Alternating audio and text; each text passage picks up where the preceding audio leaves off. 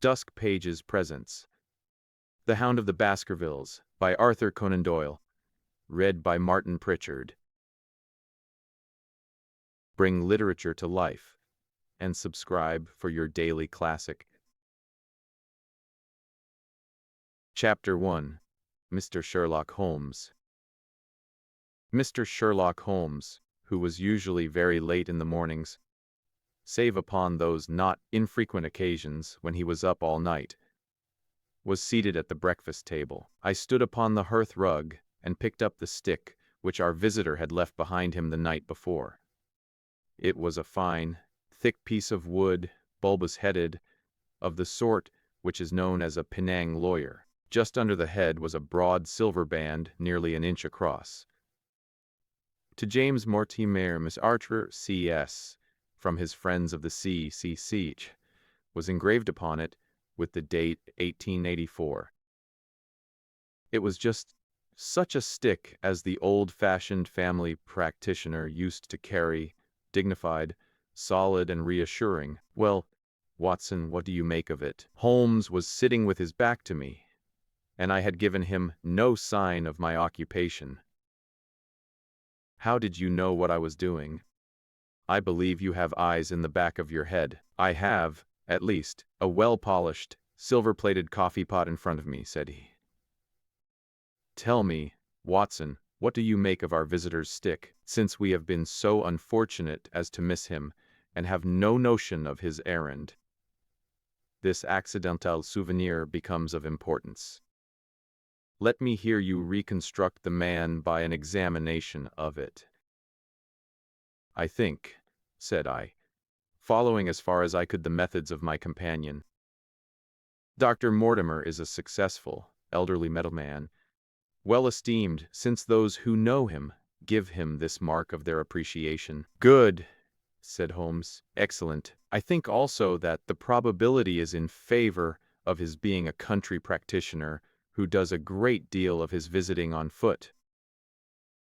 Why so? Because this stick, though originally a very handsome one, has been so knocked about that I can hardly imagine a town practitioner carrying it. The thick iron ferrule is worn down, so it is evident that he has done a great amount of walking with it. Perfectly sound, said Holmes.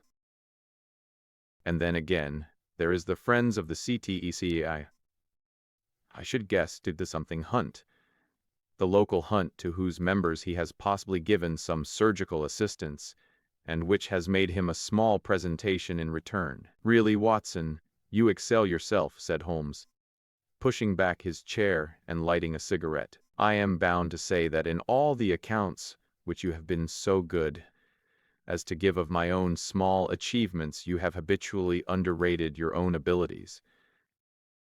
It may be that you are not yourself luminous, but you are a conductor of light. Some people without possessing genius have a remarkable power of stimulating it.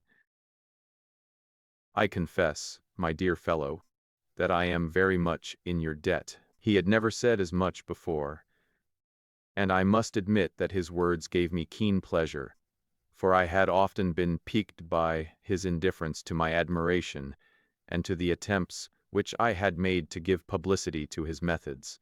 I was proud, too, to think that I had so far mastered his system as to apply it in a way which earned his approval. He now took the stick from my hands and examined it for a few minutes with his naked eyes. Then, with an expression of interest, he laid down his cigarette, and carrying the cane to the window, he looked over it again with a convex lens. Interesting, though elementary, said he as he returned to his favorite corner of the settee.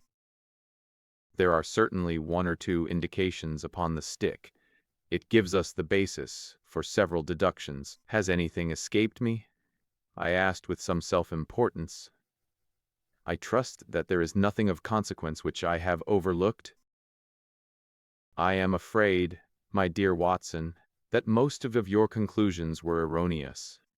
When I said that you stimulated me, I meant, to be frank, that in noting your fallacies, I was occasionally guided towards the truth. Not that you are entirely wrong in this instance.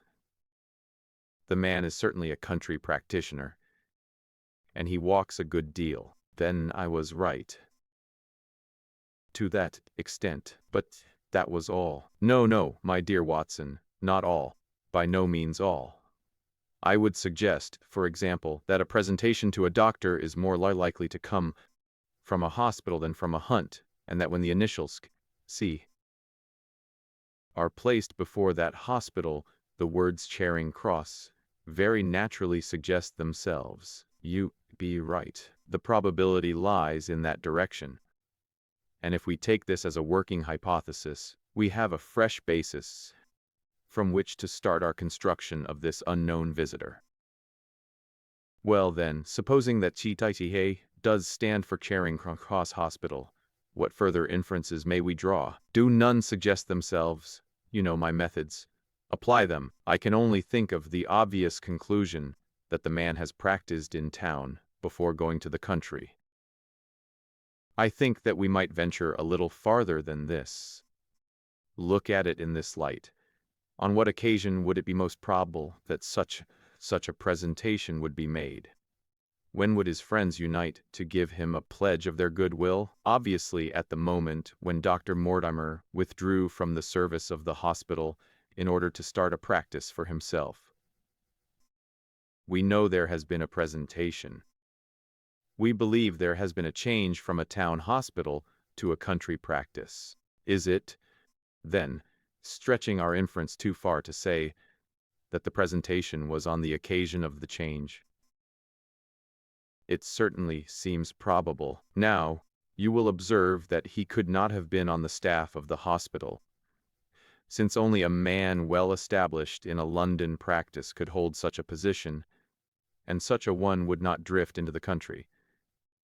What was he then? So your grave, middle-aged family practitioner vanishes into thin air, my dear Watson, and there emerges a young fellow under 30, amiable, unambitious, absent-minded, and the possessor of a favorite dog, which I should describe roughly as being larger than a terrier and smaller than a mastiff. I laughed incredulously as Sherlock Holmes leaned back in his settee and blew little wavering rings of smoke up to the ceiling. As to the latter part, I have no means of checking you, said I. But at least it is not difficult to find out a few particulars about the man's age and professional career. From my small medical shelf, I took down the medical directory and turned up the name. There were several Mortimers, but only one who could be our visitor. I read his record aloud. Mortimer James Mesarder, C.S., 1882, Grimpen, Dartmoor, Devon. House surgeon from 1880 to 82 to 1884 at Charing Cross Hospital. Winner of the Jackson Prize for Comparative Pathology, with essay entitled Is Disease a Reversion? Corresponding member of the Swedish Pathological Society. Author of Some Freaks of Atavism, Lance in Medicinato.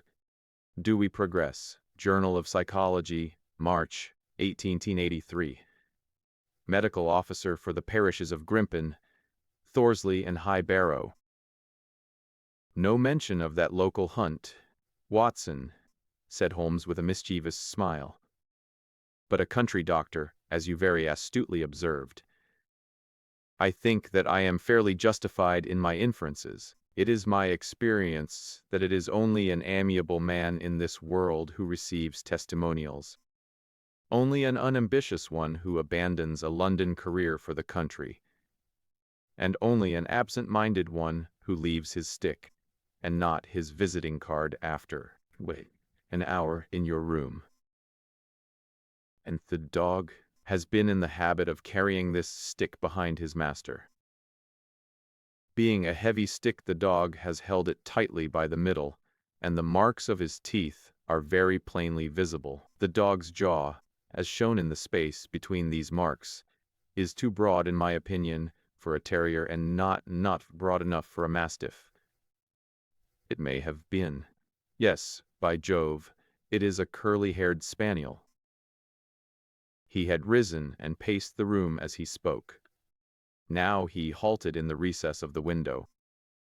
There was such a ring of conviction in his voice that I glanced up in surprise. My dear fellow, how can you possibly be so sure of that? For the very simple reason that I see the dog himself on our very doorstep, and there is the ring of its owner. Don't move, I beg you, Watson. He is a professional brother of yours, and your presence may be of assistance to me. Now is the dramatic moment of fate, Watson, when you hear a step upon the stair which is walking into your life, and you know whether for good or ill.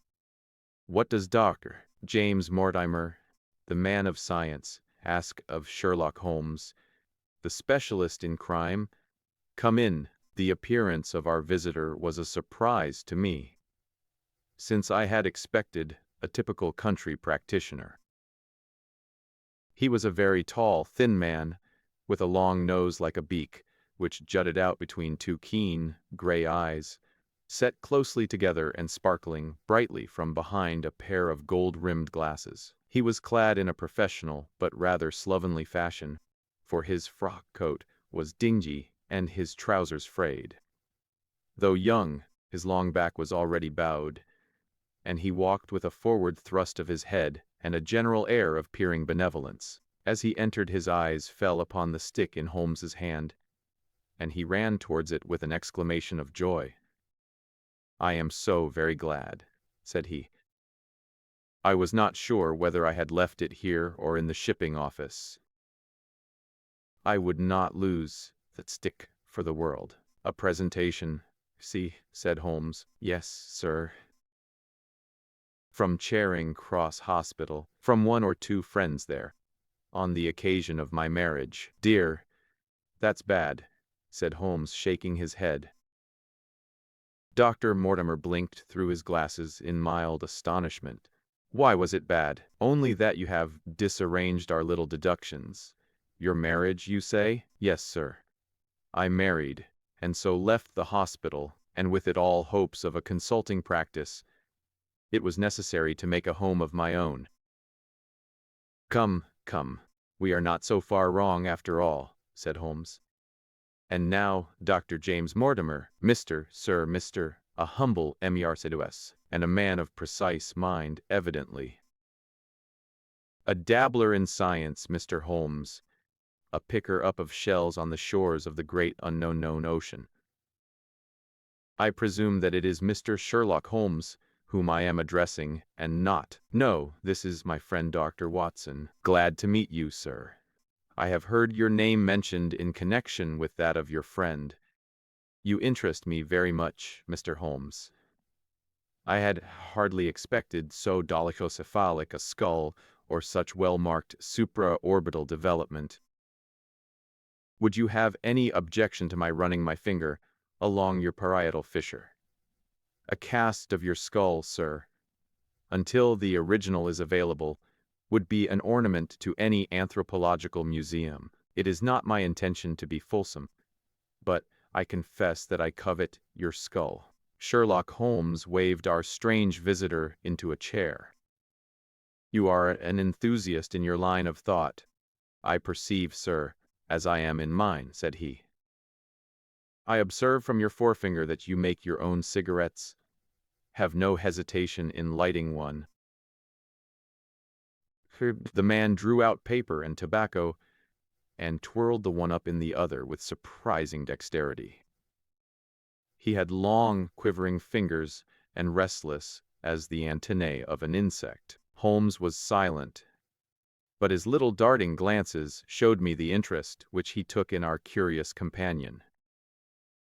"I presume, sir," said he at last, "that it was not merely for the purpose of examining my skull that you have done me the honor to call here last night and again today?" "No, sir, no, though I am happy to have had the opportunity of doing that as well. I came to you, Mr. Holmes, because I recognize that I am myself an unpractical man, and because I am suddenly confronted with a most serious and extraordinary problem, recognizing, as I do, that you are the second highest expert in Europe." "Indeed, sir. May I inquire who has the honor to be the first?" asked Holmes with some asperity. To the man of precisely scientific mind the work of Monsieur Bertillon must always appeal strongly. Then had you not better consult him? I said, sir, to the precisely scientific mind. But as a practical man of affairs it is acknowledged that you stand alone. I trust, sir, that I have not inadvertently— Just a little, said Holmes. Dr. Mortimer, you would do wisely if without more ado tell me plainly what the exact nature of the problem in which you demand my assistance. Chapter 2: Curse of the Baskervilles. I have in my pocket a manuscript, said Dr. James Mortimer. I observed it as you entered the room, said Holmes. It is an old manuscript, early 18th century, unless it is a forgery. How? That, sir? You have presented an inch or two of it to my examination all the time that you have been talking. It would be a poor expert who could not the date of a document within a decade or so. You may possibly have read my little monograph upon the subject. I put that at 1730. The exact date is 1742. Dr. Mortimer drew it from his breast pocket. This family paper was committed to my care by Sir Charles Baskerville, whose sudden and tragic death some 3 months ago created so much excitement in Devonshire. I may say that I was his personal friend as well as his medical attendant. He was a strong-minded man, sir, shrewd, practical, and as unimaginative as I am myself. Yet he took this document very seriously, and his mind was prepared for just such an end as did eventually overtake him. Holmes stretched out his hand for the manuscript and flattened it upon his knee. You will observe, Watson, the alternative use of the long S and the short. It is one of several indications which enabled me to fix the date. I looked over his shoulder at the yellow paper and the faded script. At the head was written, Baskerville Hall, and below in large, scrawling figures, 1742. It appears to be a statement of some sort. Yes, it is a statement of a certain legend which runs in the Baskerville family. But I understand that it is something more modern and practical upon which you wish to consult me. Most modern. A most practical, pressing matter, which must be decided within 24 hours. But the manuscript is short and is intimately connected with the affair. With your permission, I will read it to you. Holmes leaned back in his chair, placed his fingertips together, and closed his eyes, with an air of resignation. Dr. Mortimer turned the manuscript to the light and read in a high, cracking voice the following curious, old-world narrative. Of the origin of the Hound of the Baskervilles there have been many statements, yet I come in a direct line from Hugo Baskerville, and as I had the story from my father, who also had it from his, I have set it down with all belief that it occurred even as is here set forth. And I would have you believe, my sons, that the same justice which punishes sin may also most graciously forgive it, and that no ban is so heavy, but that by prayer and repentance it may be removed. Learn then from this story not to fear the fruits of the past, but rather to be circumspect in the future. Those foul passions whereby our family has suffered so grievously may not again loose to our undoing. Know then that, in the time of the Great Rebellion, the history of which by the learned Lord Clarendon, I most earnestly commend to your attention, this manor of Baskerville was held by Hugo of that name, nor can it be gainsaid that he was a most wild, profane, and godless man. This, his neighbors might have hardened, seeing that saints have never flourished in those parts, but there was in him a certain wanton and cruel humor which made his name a byword through the West. It chanced that this Hugo came to love, if indeed so dark a passion may be known under so bright a name, the daughter of a yeoman who held lands near the Baskerville estate. But the young maiden, being discreet and of good repute, would ever avoid him, for she feared his evil name. So it came to pass that one Michaelmas this Hugo, with 5 or 6 of his idle and wicked companions, stole down upon the farm and carried off the maiden, her father and brothers being from home, as he well knew. Now, the poor lass upstairs was like to have her wits turned at the singing and shouting and terrible oaths which came up to her from below, for they say that the words used by Hugo Baskerville, when he was in wine, were such as might blast the man. At last, in the stress of her fear, she did that which might have daunted the bravest or most active man.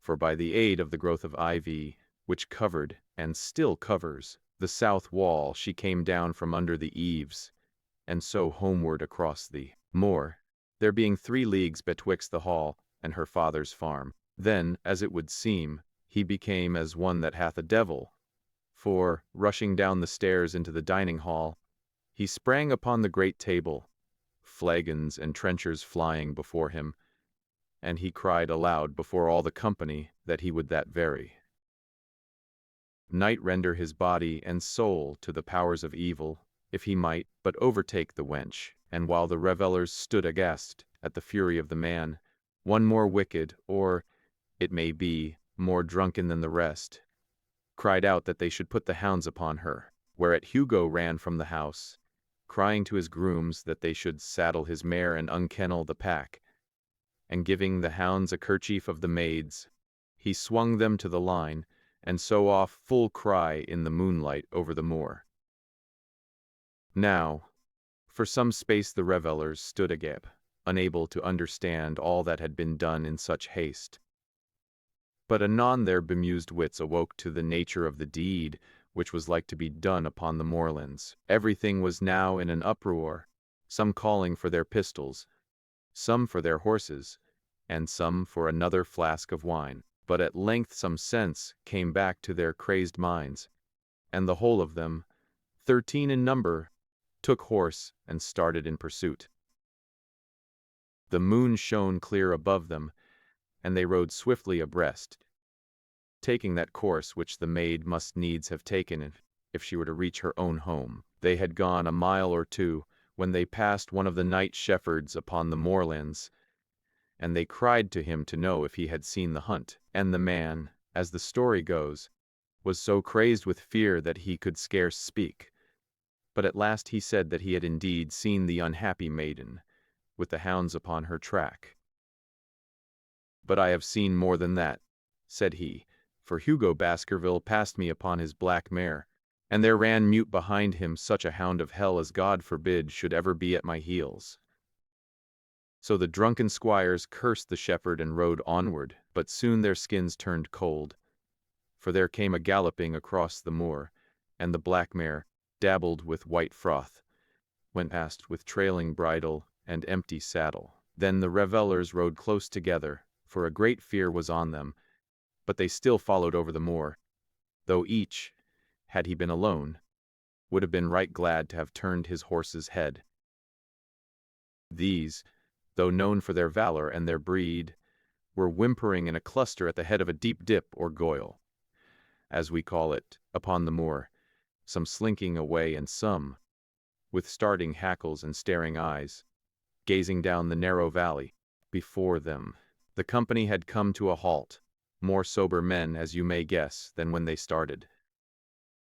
The most of them would by no means advance, but 3 of them, the boldest, or it may be the most drunken, rode forward down the goyle.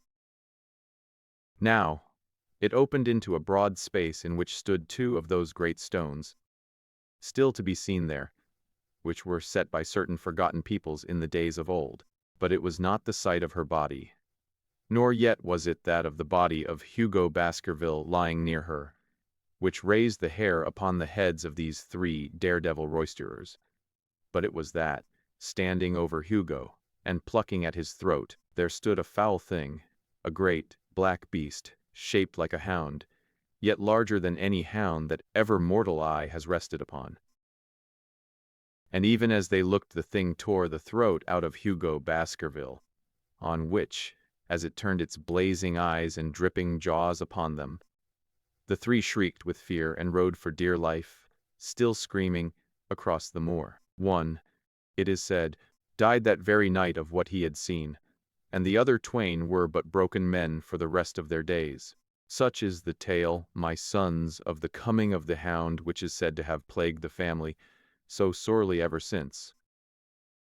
If I have set it down, it is because that which is clearly known hath less terror, which is but hinted at and guessed. Nor can it be denied that many of the family have been unhappy in their deaths, which have been sudden, bloody, and mysterious. Yet may we shelter ourselves in the infinite goodness of Providence, which would not forever punish the innocent beyond that third or fourth generation, which is threatened in Holy Writ. To that Providence, my sons, I hereby commend you, and I counsel you by way of caution to forbear from crossing the moor in those dark hours when the powers of evil are exalted. This from Hugo Baskerville to his sons Roger and John, with instructions that they say nothing thereof to their sister Elizabeth. When Dr. Mortimer had finished reading this singular narrative, he pushed his spectacles up on his forehead and stared across at Mr. Sherlock Holmes. The latter yawned and tossed the end of his cigarette into the fire. "Well," said he, "do you not find it interesting? To a collector of fairy tales." Dr. Mortimer drew a folded newspaper out of his pocket. "Now, Mr. Holmes, we will give you something a little more recent. This is the Devon County Chronicle of May 14th of this year. It is a short account of the facts elicited at the death of Sir Charles Baskerville, which occurred a few days before that date. My friend leaned a little forward and his expression became intent. Our visitor readjusted his glasses and began. The recent sudden death of Sir Charles Baskerville, whose name has been mentioned as the probable Liberal candidate for Mid-Devon at the next election, has cast a gloom over the county. Though Sir Charles had resided at Baskerville Hall for a comparatively short period, his amiability of character and extreme generosity had won the affection and respect of all who had been brought into contact with him. In these days of nouveaux riches, it is refreshing to find a case where the scion of an old county family, which has fallen upon evil days, is able to make his own fortune, and to bring it back with him to restore the fallen grandeur of his line. Sir Charles, as is well known, made large sums of money in South African speculation.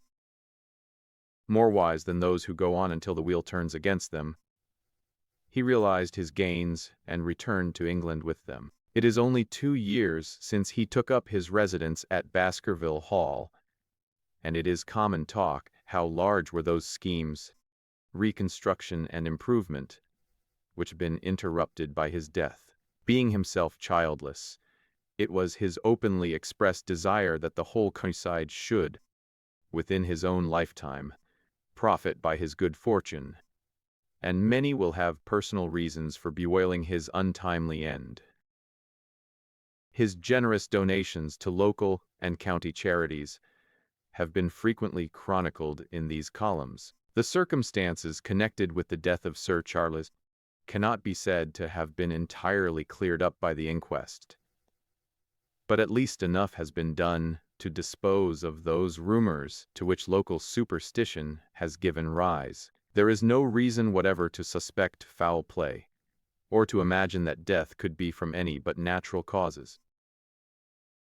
Sir Charles was a widower, and a man who may be said to have been, in some ways, of an eccentric habit of mind. Their evidence, corroborated by that of several friends, tends to show that Sir Charles's health has for some time been impaired, and points especially to some affection of the heart, manifesting itself in changes of color, breathlessness, and acute attacks of nervous depression. Dr. James Mortimer, The friend and medical attendant of the deceased has given evidence to the same effect. The facts of the case are simple. Sir Charles Baskerville was in the habit, every night before going to bed, of walking down the famous yew alley of Baskerville Hall. The evidence of the Barrymores shows that this had been his custom. On the 4th of May, Sir Charles had declared his intention of starting next day for London, and had ordered Barrymore to prepare his luggage. That night he went out as usual for his nocturnal walk, in the course of which he was in the habit of smoking a cigar. He never returned. At 12 o'clock Barrymore, finding the hall door still open, became alarmed, and lighting a lantern, went in search of his master. The day had been wet, and Sir Charles's footmarks were easily traced down the alley. Halfway down this walk, there is a gate which leads out onto the moor. There were indications that Sir Charles had stood for some little time here. He then proceeded down the alley, and it was at the far end of it that his body was discovered. One fact, which has not been explained, is the statement of Barrymore that his master's footprints altered their character from the time that he passed the moor gate, and that he appeared from thence onward to have been walking upon his toes. One Murphy, a gipsy horse-dealer, was on the moor at no great distance at the time, but he appears by his own confession to have been the worse for drink. He declares that he heard cries, but is unable to state from what direction they came. No signs of violence to be discovered upon Sir Charles's person, and though the doctor's evidence pointed to an almost incredible facial distortion, so great that Dr. Mortimer refused at first to believe that it was indeed his friend and patient who lay before him, was explained that that is a symptom which is not unusual in cases of dyspnoea and death from cardiac exhaustion. This explanation was borne out by the post-mortem examination, which showed long-standing organic disease, and the coroner's jury returned a verdict in accordance with the medical evidence. It is well that this is so, for it is obviously of the utmost importance that Sir Charles's heir should settle at the Hall, and continue the good work which has been so sadly interrupted. Had the prosaic finding of the coroner not finally put an end to the romantic stories which have been whispered in connection with the affair, it might have been difficult to find a tenant for Baskerville Hall. It is understood that the next of kin is Mr. Henry Baskerville, if he be still alive, the son of Sir Charles Baskerville's younger brother. The young man, when last heard of, was in America, and inquiries are being instituted with a view to informing him of his good fortune. Dr. Mortimer refolded his paper and replaced it in his pocket. Those are the public facts, Mr. Holmes, in connection with the death of Sir Charles Baskerville. I must thank you, said Sherlock Holmes, for calling my attention to a case which certainly presents some features of interest. I had observed some newspaper comment at the time, but I was exceedingly preoccupied by that little affair of the Vatican cameos, and in my anxiety to oblige the Pope, I lost touch with several interesting English cases. This article, you say, contains all the public facts? It does. Then let me have the private ones. He leaned back, put his fingertips together, and assumed his most impassive and judicial expression. In doing so, said Dr. Mortimer, who had begun to show signs of some strong emotion, I am telling that which I have not confided to anyone. My motive for withholding it from the coroner's inquiry is that a man of science shrinks from placing himself in the public position of seeming to endorse a popular superstition. I had the further motive that Baskerville Hall, as the paper says, would certainly remain untenanted if anything were done to increase its already rather grim reputation. For both these reasons I thought that I was justified in telling rather less than I knew, since no practical good could result from it. But with you, There is no reason why I should not be perfectly frank. The moor is very sparsely inhabited, and those who live near each other are thrown very much together. For this reason I saw a good deal of Sir Charles Baskerville, with the exception of Mr. Frankland, of Laughter Hall, and Mr.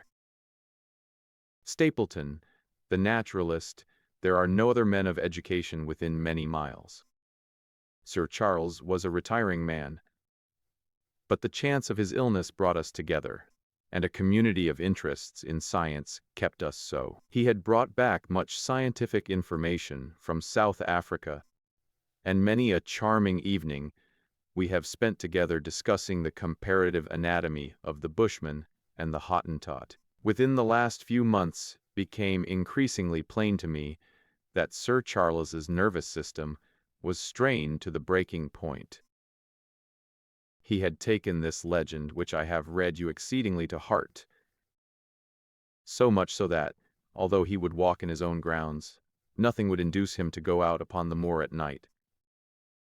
Incredible as it may appear to you, Mr. Holmes, he was honestly convinced that a dreadful fate overhung his family.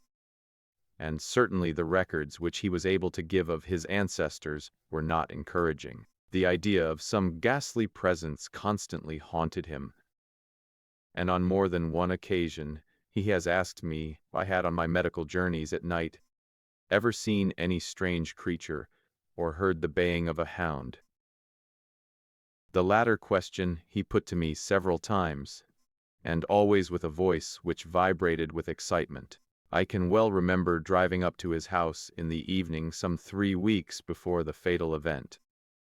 He chanced to be at his hall door. I had descended from my gig, and was standing in front of him, when I saw his eyes fix themselves over my shoulder and stare past me with an expression of the most dreadful horror.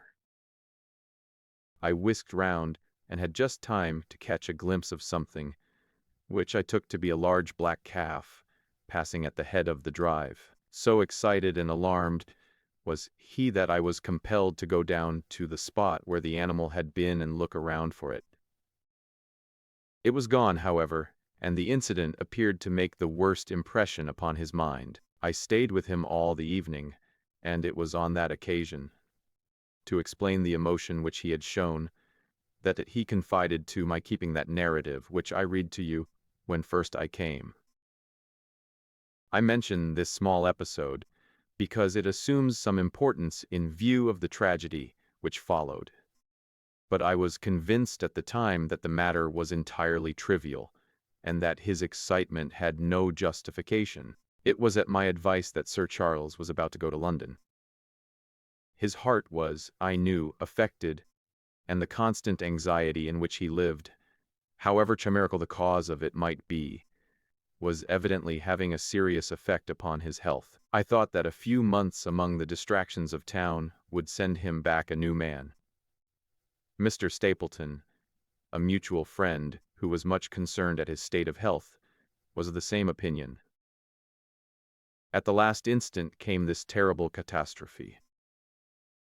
On the night of Sir Charles's death, Barrymore, the butler, who made the discovery, sent Perkins the groom on horseback to me, and as I was sitting up late, I was able to reach Baskerville Hall within an hour of the event. I followed the footsteps down the yew alley. I saw the spot at the moor gate where he seemed to have waited. I remarked the change in the shape of the prints after that point. I noted that there were no other footsteps save those of Barrymore on the soft gravel, and finally I carefully examined the body, which had not been touched until my arrival. Sir Charles lay on his face, his arms out, his fingers dug into the ground, and his features convulsed with some strong emotion to such an extent that I could hardly have sworn to his identity. There was certainly no physical injury of any kind, but one false statement was made by Barrymore at the inquest. He said that there were no traces upon the ground round the body. He did not observe any.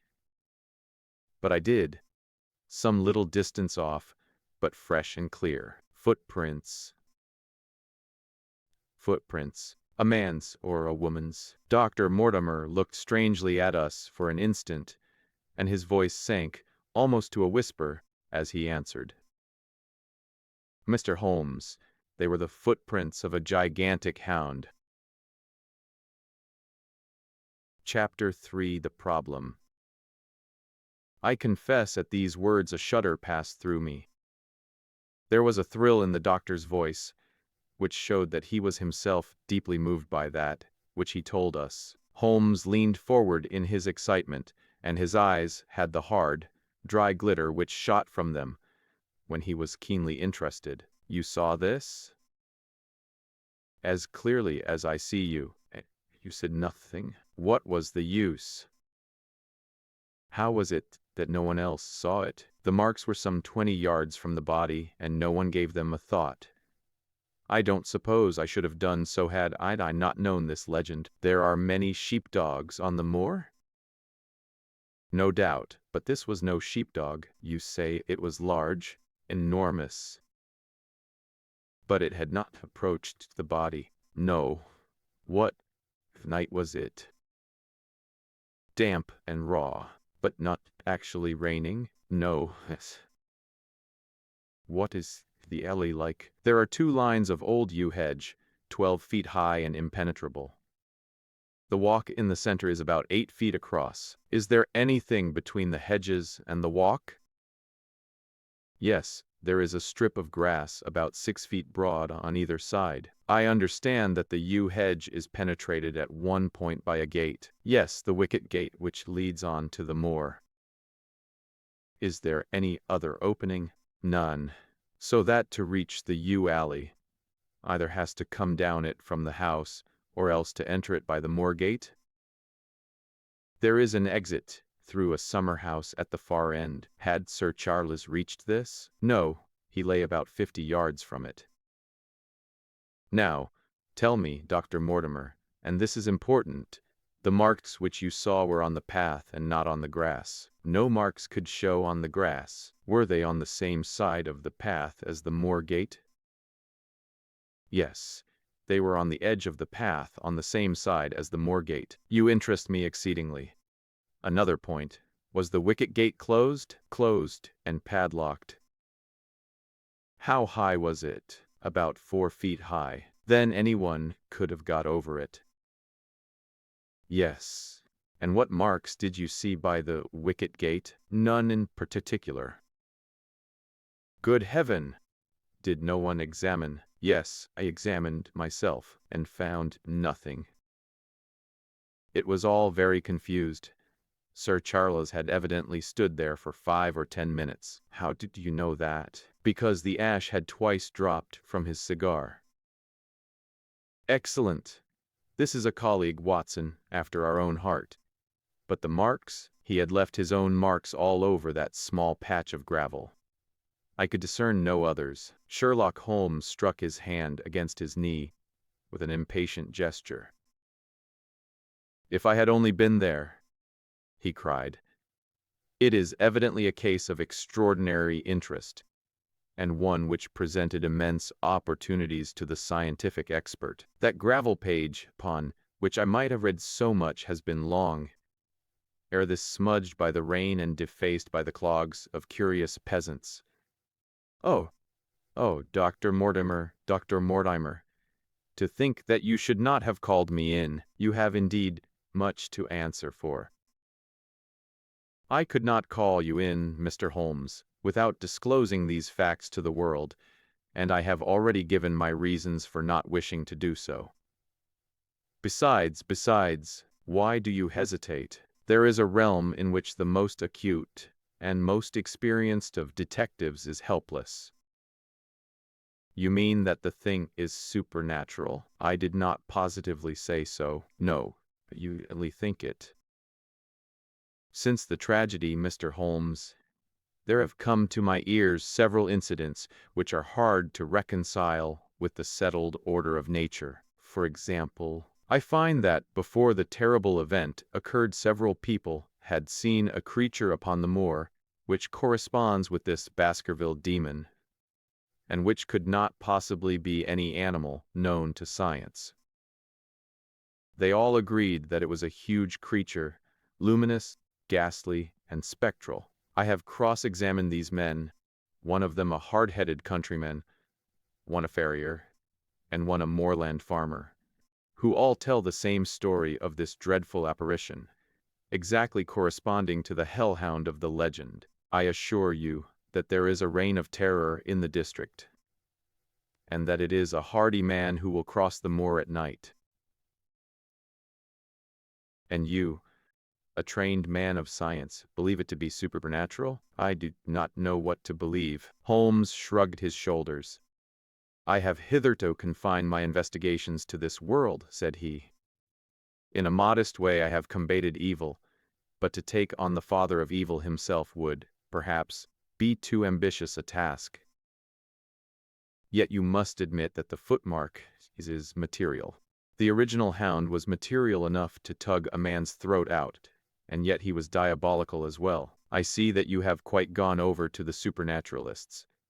But now, Dr. Mortimer, tell me this. If you hold these views, why have you come to consult me at all? You tell me in the same breath that it is useless to investigate Sir Charles's death, and that you desire me to do it. I did not say that I desired you to do it. Then, how can I assist you? By advising me as to what I should do with Sir Henry Baskerville, who arrives at Waterloo Station. Mortimer looked at his watch. In exactly 1 hour and a quarter. He being the heir. Yes. On the death of Sir Charles, we inquired for this young gentleman, and found that he had been farming in Canada. From the accounts which have reached us, he is an excellent fellow in every way. I speak now not as a medical man, but as a trustee and executor of Sir Charles's will. There is no other claimant, I presume. None. The only other kinsman whom we have been able to trace was Roger Baskerville, the youngest of 3 brothers, of whom poor Sir Charles was the elder. The second brother, who died young, is the father of this lad Henry. The third, Roger, was the black sheep of the family. He came of the old masterful Baskerville strain and was the very image, they tell me, of the family picture of old Hugo. He made England too hot to hold him, fled to Central America, and died there in 876 of yellow fever. Henry is the last of the Baskervilles. In 1 hour and 5 minutes, I meet him at Waterloo Station. I have had a wire that he arrived at Southampton this morning. Now, Mr. Holmes, what would you advise me to do with him? Why should he not go to the home of his fathers? It seems natural, does it not? And yet, consider that every Baskerville who goes there meets with an evil fate. I feel sure that if Sir Charles could have spoken with me before his death, he would have warned me against bringing this, the last of the old race, and the heir to great wealth, to that deadly place. And yet it cannot be denied that the prosperity of the whole poor, bleak countryside depends upon his presence. All the good work which has been done by Sir Charles will crash to the ground, if there is no tenant of the hall. I fear lest I should be swayed too much by my own obvious interest in the matter. And that is why I bring the case before you and ask for your advice. Holmes considered for a little time. Put into plain words, the matter is this, said he. In your opinion, there is a diabolical agency which makes Dartmoor an unsafe abode for a Baskerville. That is your opinion? At least I might go the length of saying that there is some evidence that this may be so. Exactly. But surely, if your supernatural theory be correct, it could work the young man evil in London as easily as in Devonshire. A devil with merely local powers like a parish vestry would be too inconceivable a thing. You put the matter more flippantly, Mr. Holmes, than you would probably do if you were brought into personal contact with these things. Your advice, then, as I understand it, is that the young man will be as safe in Devonshire as in London. He comes in 50 minutes. What would you recommend? I recommend, sir, that you take a cab. Call off your spaniel. who is scratching at my front door, and proceed to Waterloo to meet Sir Henry Baskerville. And then you will say nothing to him at all until I have made up my mind about the matter. How long will it take you to make up your mind? 24 hours. At 10 o'clock tomorrow, Dr. Mortimer. I will be much obliged to you if you will call upon me here, and it will be of help to me in my plans for the future if you will bring Sir Henry Baskerville with you. I will do so, Mr. Holmes. He scribbled the appointment on his shirt cuff and hurried off in his strange, absent-minded fashion. Holmes stopped him at the head of the stair. Only one more question, Dr. Mortimer. You say that, before Sir Charles Baskerville's death, several people saw this apparition upon the moor? 3 people did. Did any see it after? I have not heard of any. Thank you. Good morning. Holmes returned to his seat with that quiet look of inward satisfaction, which meant that he had a congenial task before him. Going out, Watson. Unless I can help you. No, my dear fellow, it is at the hour of action that I turn to you for aid. But this is splendid, really unique from some points of view. When you pass Bradley's, would you ask him to send up a pound of the strongest shag tobacco? Thank you. It would be as well if you could make it convenient not to return before evening. Then I should be very glad to compare impressions as to this most interesting problem which has been submitted to us this morning. I knew that seclusion and solitude were very necessary for my friend in those hours of intense mental concentration during which he weighed every particle of evidence, constructed alternative theories, balanced one against the other, and made up his mind as to which points were essential and which immaterial. I therefore spent the day at my club, did not return to Baker Street until evening. It was nearly 9 o'clock when I found myself in the sitting-room once more. My first impression as I opened the door was that a fire had broken out, for the room was so filled with smoke that the light of the lamp upon the table was blurred by it. As I entered, however, my fears were set at rest, for it was the acrid fumes of strong coarse tobacco which took me by the throat and set me coughing. Through the haze, I had a vague vision of Holmes, in his dressing-gown coiled up, in an armchair with his black clay pipe between his lips.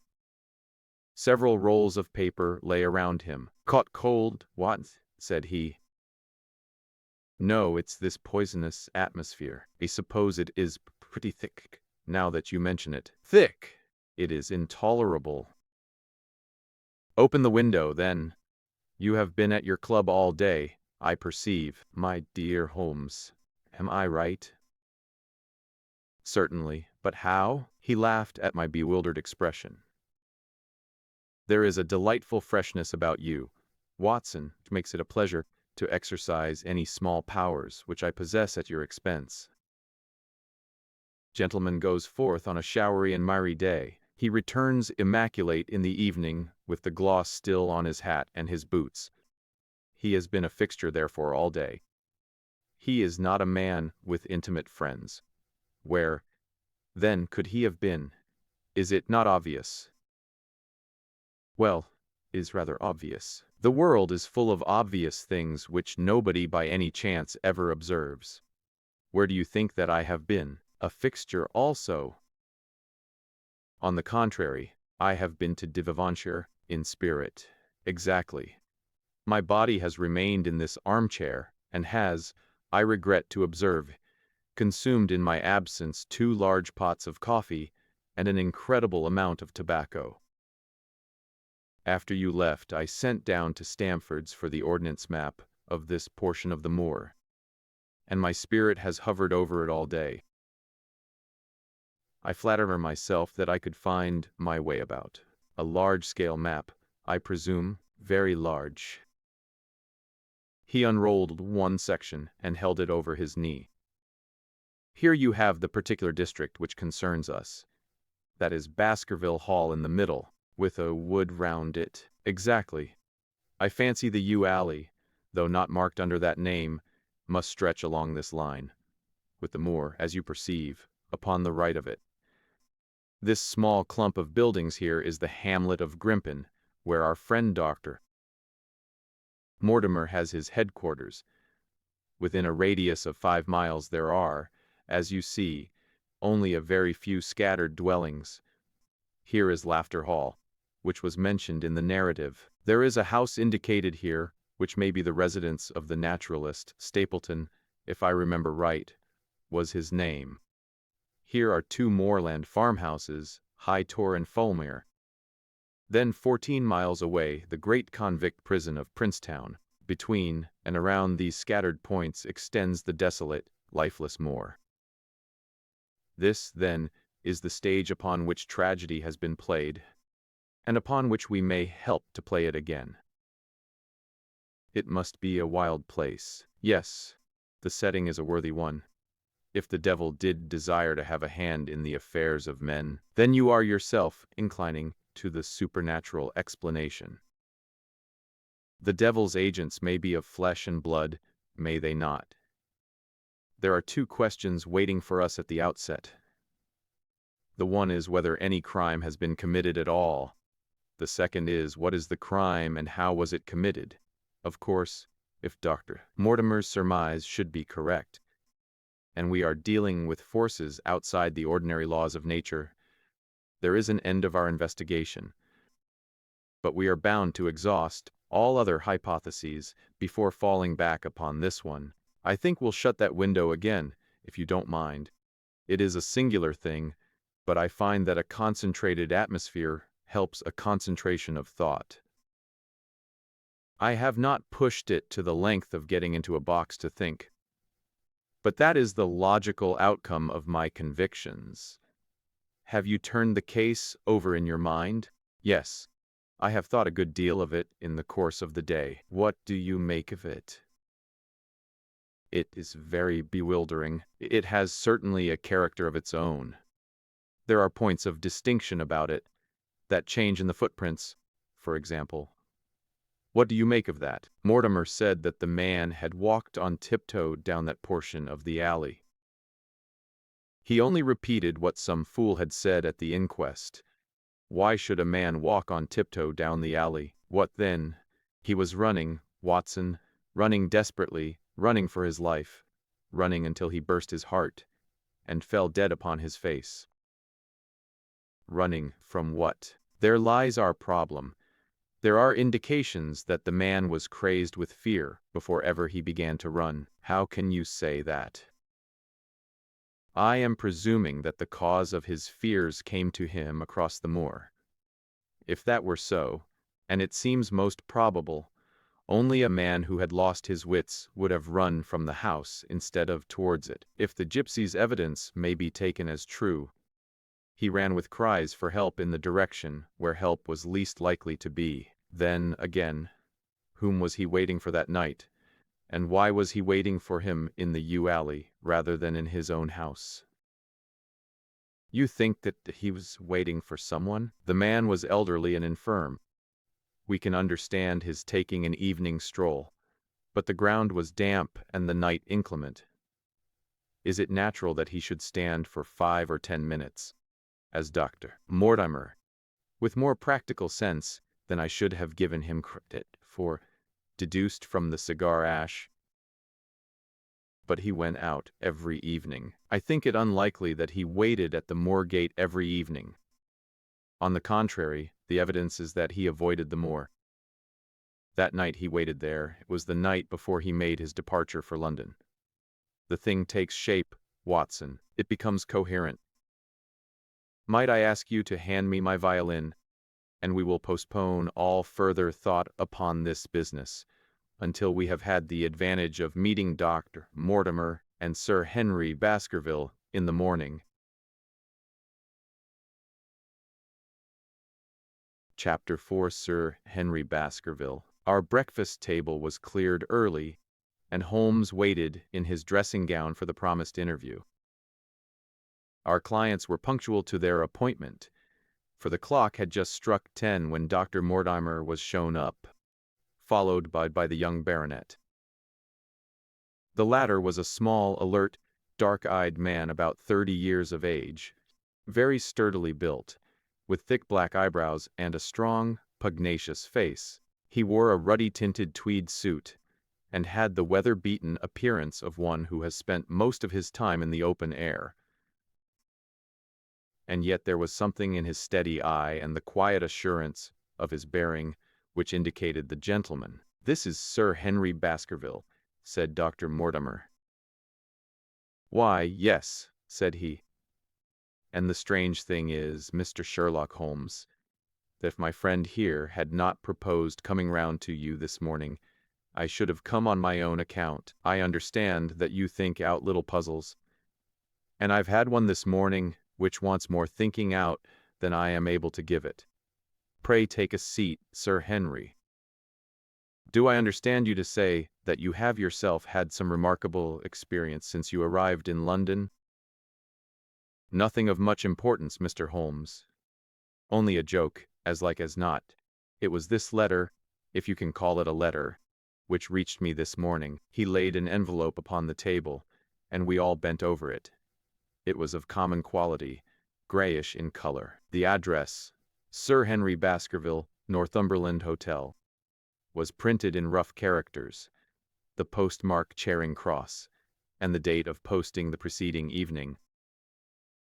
"Who knew that you were going to the Northumberland Hotel?" asked Holmes, glancing keenly across at our visitor. "No one could have known. We only decided after I met Dr. Mortimer, but Dr. Mortimer was no doubt already stopping there." "No, I had been staying with a friend," said the doctor. "There was no possible indication that we intended to go to this hotel." "Someone seems to be very deeply interested in your movements." Out of the envelope he took a half sheet of foolscap paper folded into 4. This he opened and spread flat upon the table.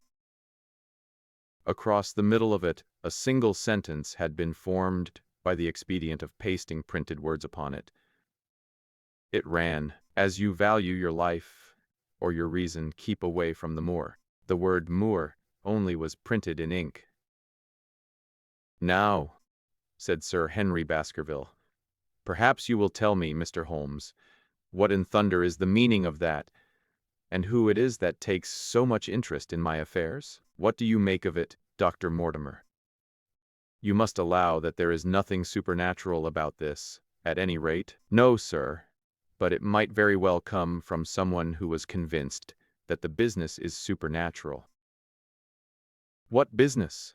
asked Sir Henry sharply. "It seems to me that all you gentlemen know a great deal more than I do about my own affairs. You shall share our knowledge before you leave this room, Sir Henry. I promise you that," said Sherlock Holmes. "We will confine ourselves for the present, with your permission, to this very interesting document, which must have been put together and posted yesterday evening. Have you yesterday's Times, Watson?" "It's in the corner." "Might I trouble you for it? The inside page, please. Please, with the leading articles."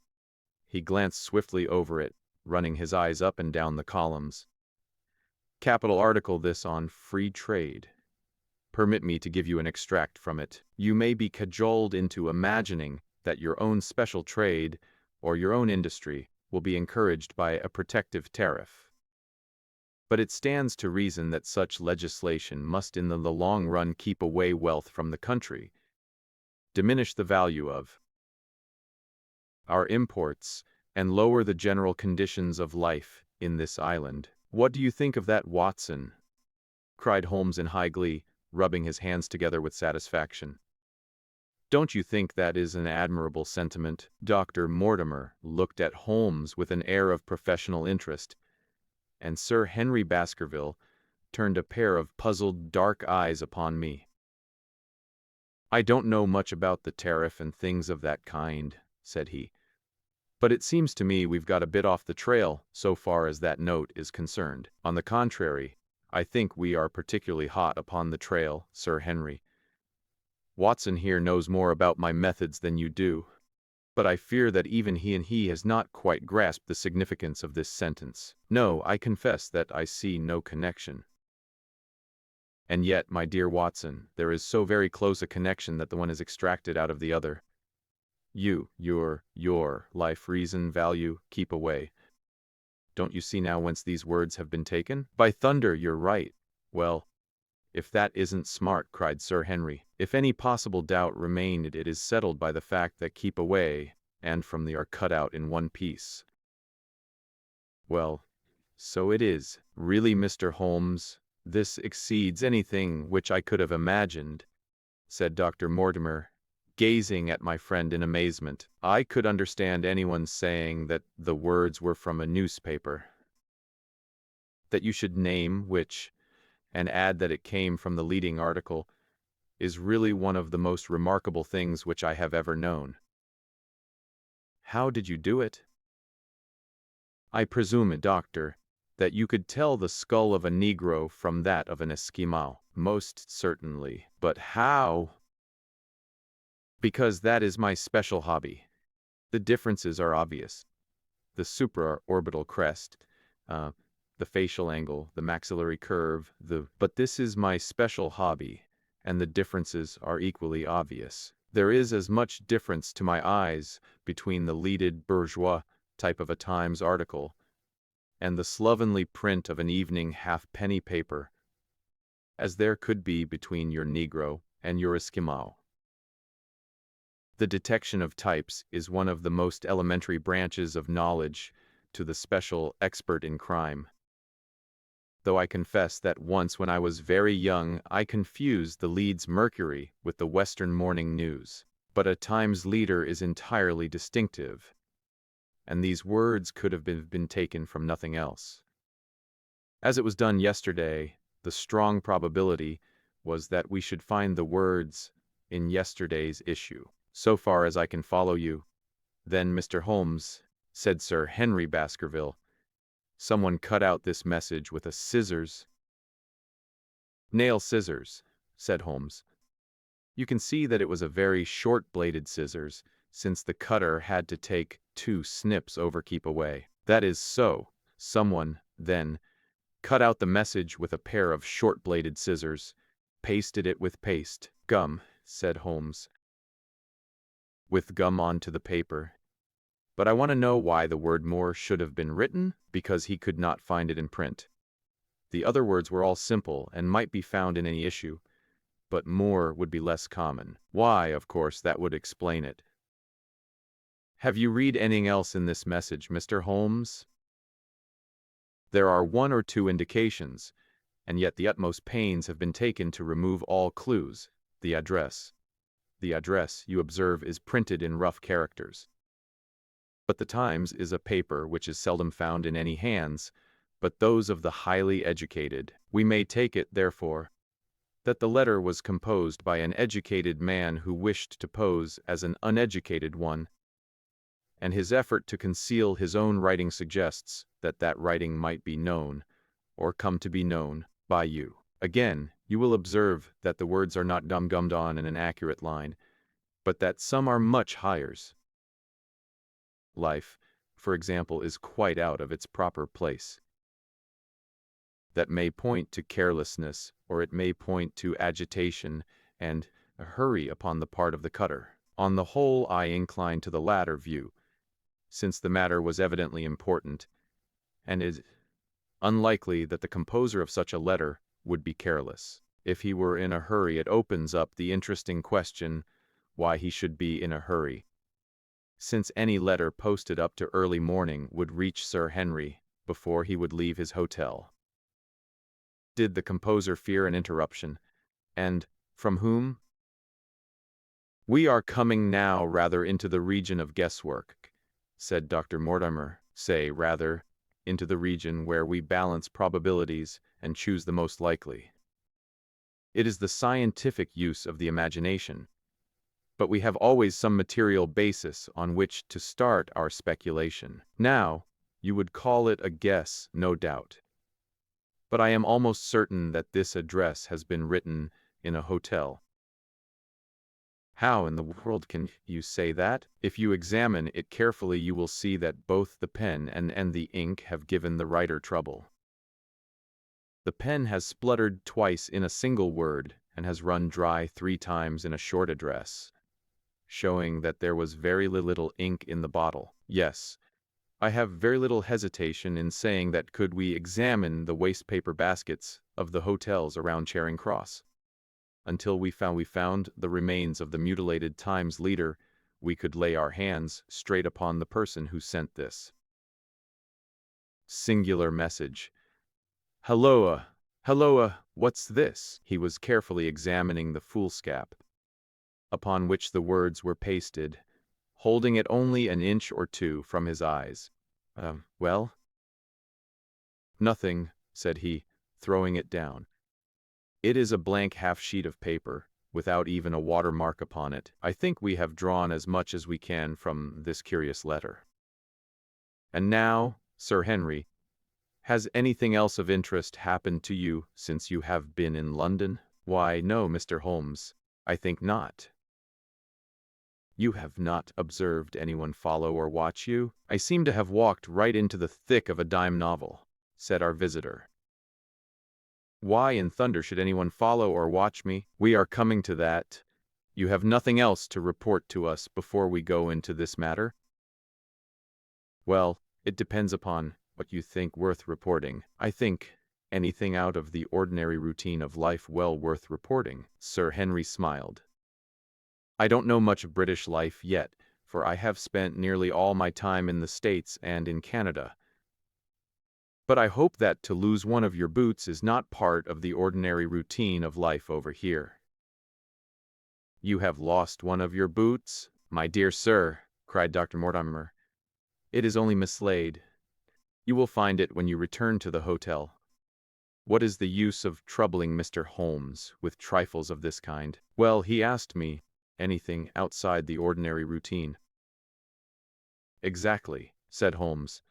However foolish the incident may seem, you have lost one of your boots, you say? Well, mislaid it, anyhow. I put 'em both outside my door last night, and there was only one in the morning. I could get no sense out of the chap who cleans them. The worst of it is that I only bought the pair last night in the Strand, and I have never had them on. If you have never worn them, why did you put them out to be cleaned? They were tan boots and had never been varnished. That was why I put them out. Then I understand that on your arrival in London yesterday, you went out at once and bought a pair of boots. I did a good deal of shopping. Dr. Mortimer here went round with me. You see, if I am to be squire down there, I must dress the part, and it may be that I have got a little careless in my ways out west. Among other things, I bought these brown boots, gave $6 for them, and had one stolen before ever I had them on my feet. It seems a singularly useless thing to steal, said Sherlock Holmes. He confessed that I share Dr. Mortimer's belief that it will not be long before the missing boot is found. And now, gentlemen, said the baronet with decision, it seems to me that I have spoken quite enough about the little that I know. It is time that you kept your promise and gave me a full account of what we are all driving at. Your request is a very reasonable one, Holmes answered. Dr. Mortimer, I think you could not do better than to tell your story as you told it to us. Thus encouraged, our scientific friend drew his papers from his pocket and presented the whole case as he had done upon the morning before. Sir Henry Baskerville listened with the deepest attention, and with an occasional exclamation of surprise. Well, I seem to have come into an inheritance with a vengeance, said he when the long narrative was finished. Of course, I've heard of the Hound ever since I was in the nursery. It's the pet story of the family, though I never thought of taking it seriously before. But as to my uncle's death, well, it all seems boiling up in my head, and I can't get it clear yet. You don't seem quite to have made up your mind whether it's a case for a policeman or a clergyman. Precisely. And now there's this affair of the letter to me at the hotel. I suppose that fits into its place. It seems to show that someone knows more than we do. What goes on upon the moor, said Dr. Mortimer. And also, said Holmes, that someone is not ill-disposed towards you, since they warn you of danger. Or it may be that they wish, for their own purposes, to scare me away. Well, of course, that is possible also. I am very much indebted to you, Dr. Mortimer, for introducing me to a problem which presents several interesting alternatives. But the practical point which we now have to decide, Sir Henry, is whether it is or is not advisable for you to go to Baskerville Hall. Why should I not go? There seems to be danger. Do you mean danger from this family fiend, or do you mean danger from human beings? Well, that is what we have to find out. Whichever it is, my answer is fixed. There is no devil in hell, Mr. Holmes, and there is no man upon earth who can prevent me from going to the home of my own people, and you may take that to be my final answer. His dark brows knitted, and his face flushed to a dusky red as he spoke. It was evident that the fiery temper of the Baskervilles was not extinct in this their last representative. Meanwhile, said he, I have hardly had time to think over all that you have told me. It's a big thing for a man to have to understand and to decide at one sitting. I should like to have a quiet hour by myself to make up my mind. Now look here, Mr. Holmes, it's 11:30 now, and I am going back right away to my hotel. Suppose you and your friend, Dr. Watson, come round and lunch with us at 2. I'll be able to tell you more clearly then how this thing strikes me. Is that convenient to you, Watson? Perfectly. Then you may expect us. Shall I have a cab called? I'd prefer to walk, for this affair has flurried me rather. I'll join you in a walk, with pleasure, said his companion. Then we meet again. Au revoir, and good morning. We heard the steps of our visitors descend the stair and the bang of the front door. In an instant Holmes had changed from the languid dreamer to the man of action. Your hat and boots, Watson, quick. Not a moment to lose. He rushed into his room in his dressing gown and was back again in 2 seconds in a frock coat. We hurried together down the stairs and into the street. Dr. Mortimer and Baskerville were still visible about 200 yards ahead of us in the direction of Oxford Street. Shall I run on and stop them? Not for the world, my dear Watson. I am perfectly satisfied with your company if you will tolerate mine. Our friends are wise, for it is certainly a very fine morning for a walk. He quickened his pace until we had decreased the distance which divided us by about half. Then, still keeping 100 yards behind, we followed into Oxford Street, and so down Regent Street. Once our friends stopped and stared into a shop window, upon which Holmes did the same. An instant afterwards he gave a little cry of satisfaction, and following the direction of his eager eyes, I saw that a hansom cab with a man inside, which had halted on the other side of the street, was now proceeding slowly onward again. There's our man, Watson, come along. We'll have a good look at him, if we can do no more. At that instant, I was aware of a bushy black beard, and a pair of piercing eyes turned upon us through the side window of the cab. Instantly the trapdoor at the top flew up. Something was screamed to the driver, and the cab flew madly off down Regent Street. Holmes looked eagerly round for another, but no empty one was in sight. Then he dashed in wild pursuit amid the stream of the traffic. But the start was too great, and already the cab was out of sight. "There now," said Holmes bitterly as he emerged panting and white with vexation from the tide of vehicles. "Was ever such bad luck and such bad management too? Watson, if you are an honest man you will record this also, and set it against my successes. Who was the man?" "I have not an idea. A spy? Well, well, it was evident from what we have heard that Baskerville had very closely shadowed someone since he has been in town.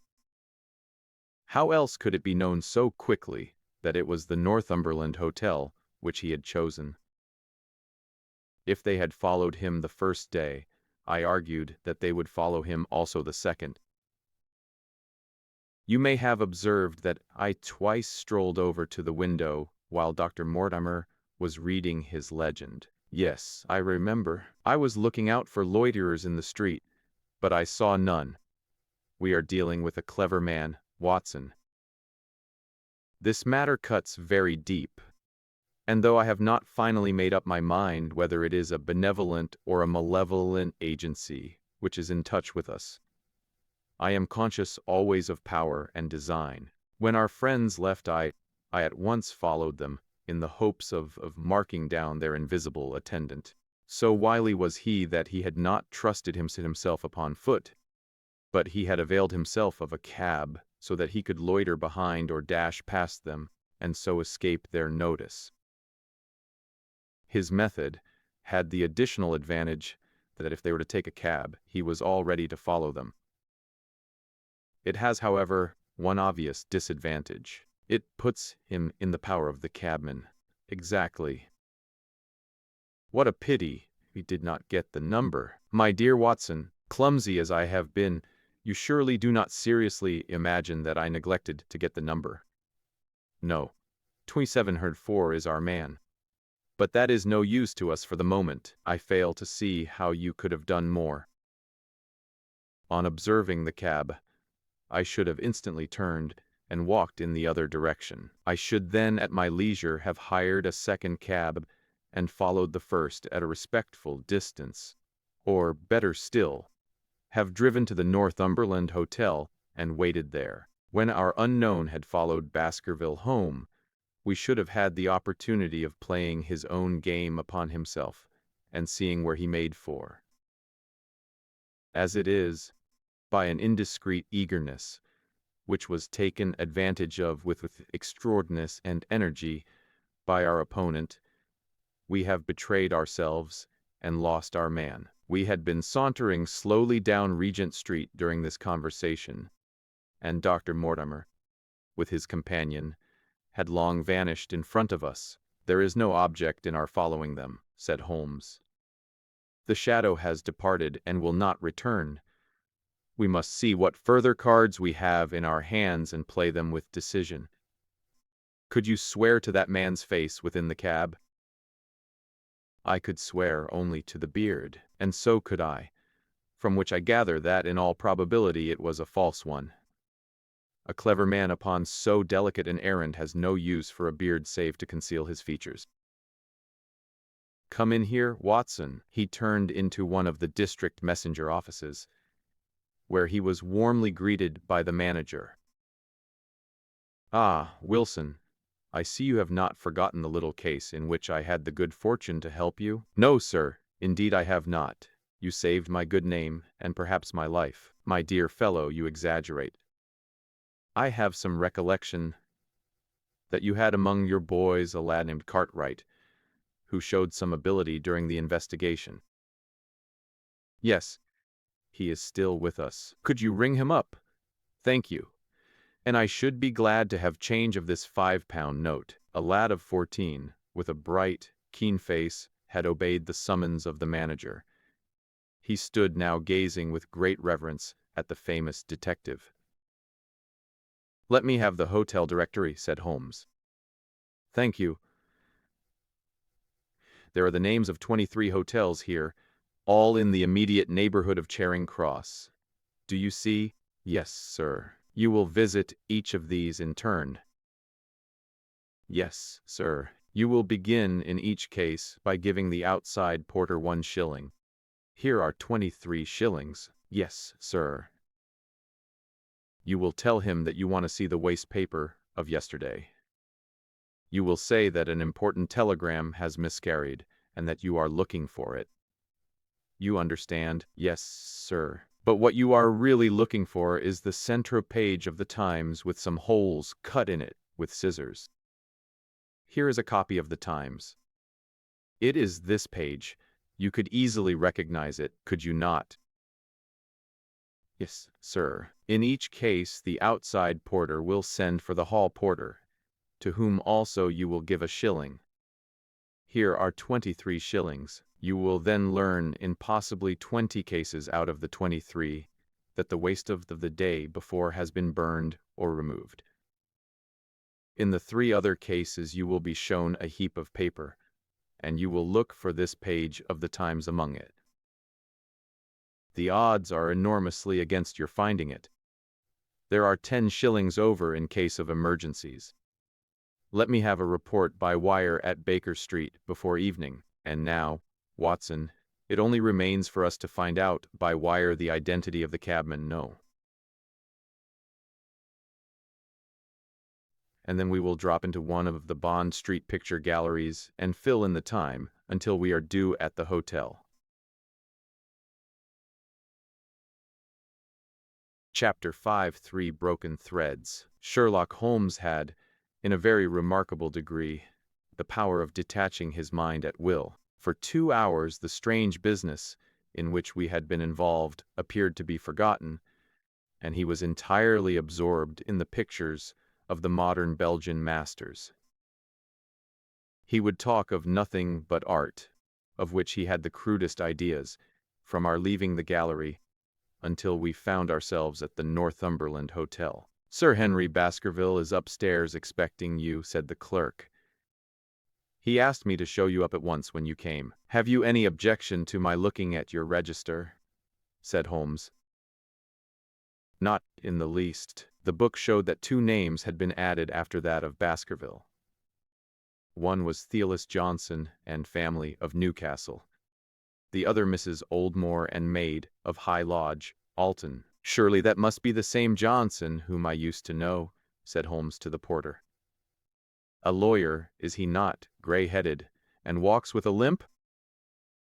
"No, sir. This is Mr. Johnson, the coal owner, a very active gentleman, not older than yourself. Surely you are mistaken about his trade?" "No, sir. He has used this hotel for many years, and he is very well known to us."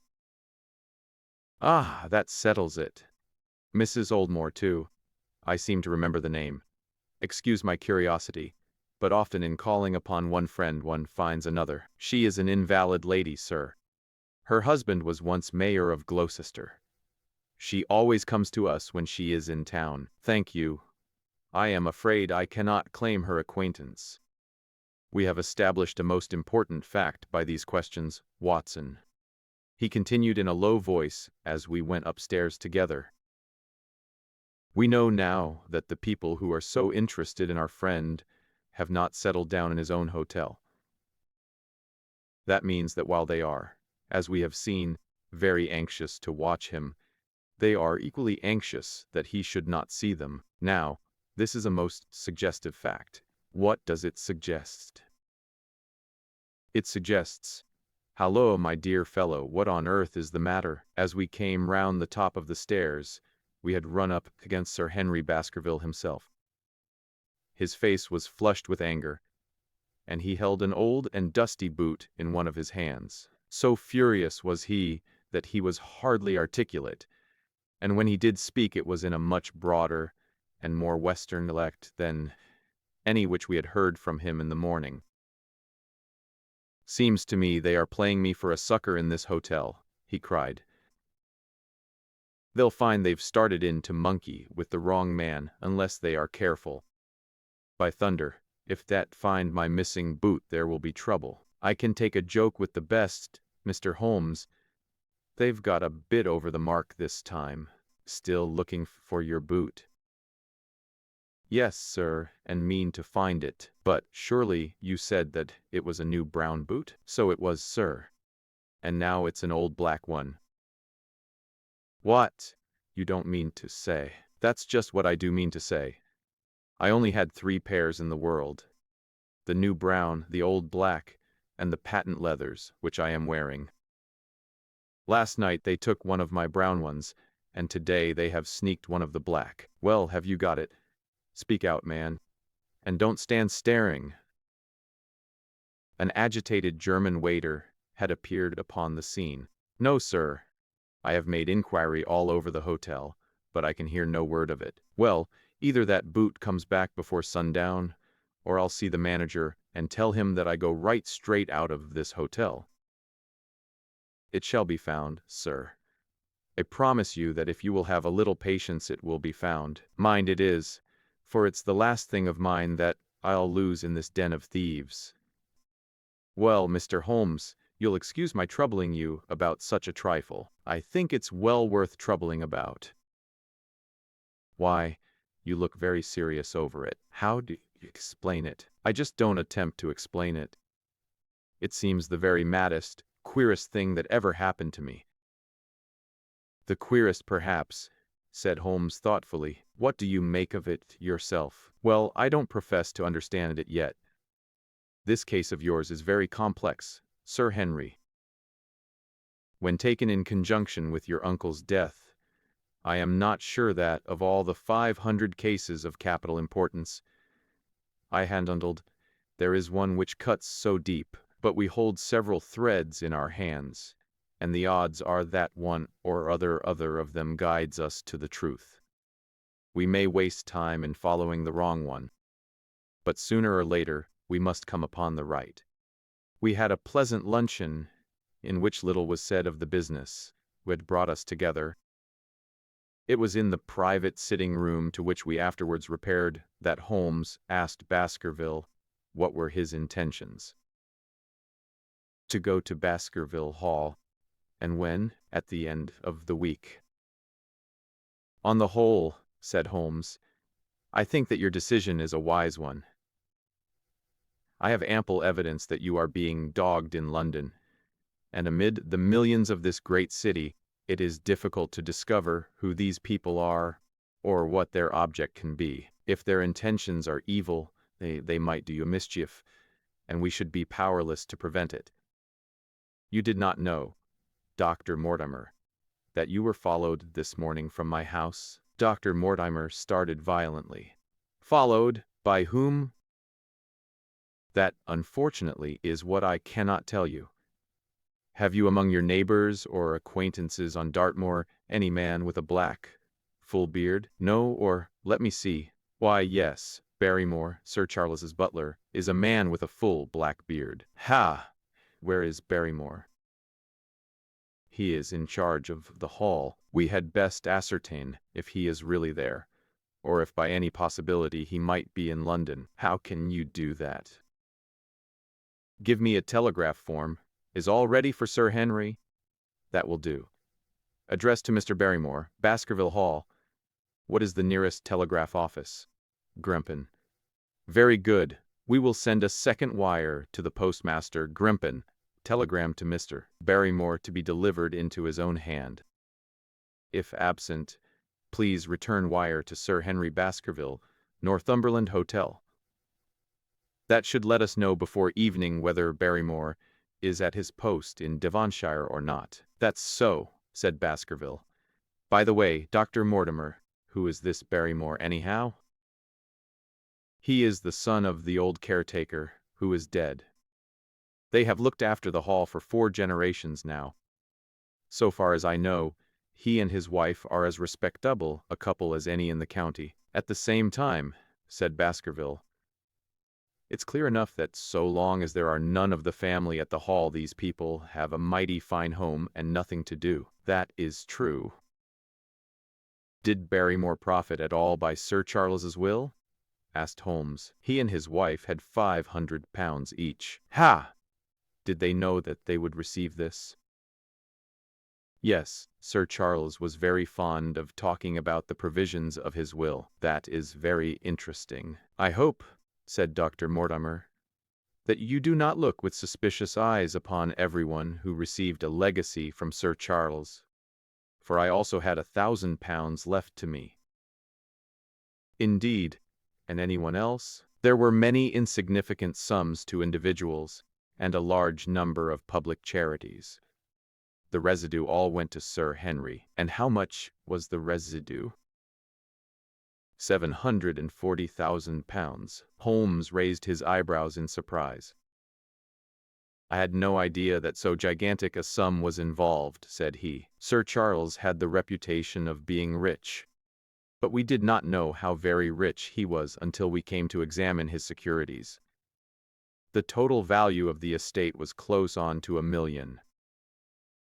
Dear me, it is a stake for which a man might well play a desperate game. And one more question, Dr. Mortimer. Supposing that anything happened to our young friend here, you will forgive the unpleasant hypothesis. Who would inherit the estate, since Roger Baskerville, Sir Charles's younger brother, died unmarried? The estate would descend to the Desmonds, who are distant cousins. James Desmond is an elderly clergyman in Westmoreland. Thank you. These details are all of great interest. Have you met Mr. James Desmond? Yes. He once came down to visit Sir Charles. He is a man of venerable appearance and of saintly life. I remember that he refused to accept any settlement from Sir Charles, though he pressed it upon him. And this man of simple tastes would be the heir to Sir Charles's thousands. He would be the heir to the estate, because that is entailed. He would also be the heir to the money, unless it were willed otherwise by the present owner, who can, of course, do what he likes with it. And have you made your will, Sir Henry? No, Mr. Holmes, I have not. I've had no time, for it was only yesterday that I learned how matters stood. But in any case, I feel that the money should go with the title and estate. That was my poor uncle's idea. How is the owner going to restore the glories of the Baskervilles if he has not money enough to keep up the property? House, land, and dollars must go together. Quite so. Well, Sir Henry, I am of one mind with you as to the advisability of your going down to Devonshire without delay.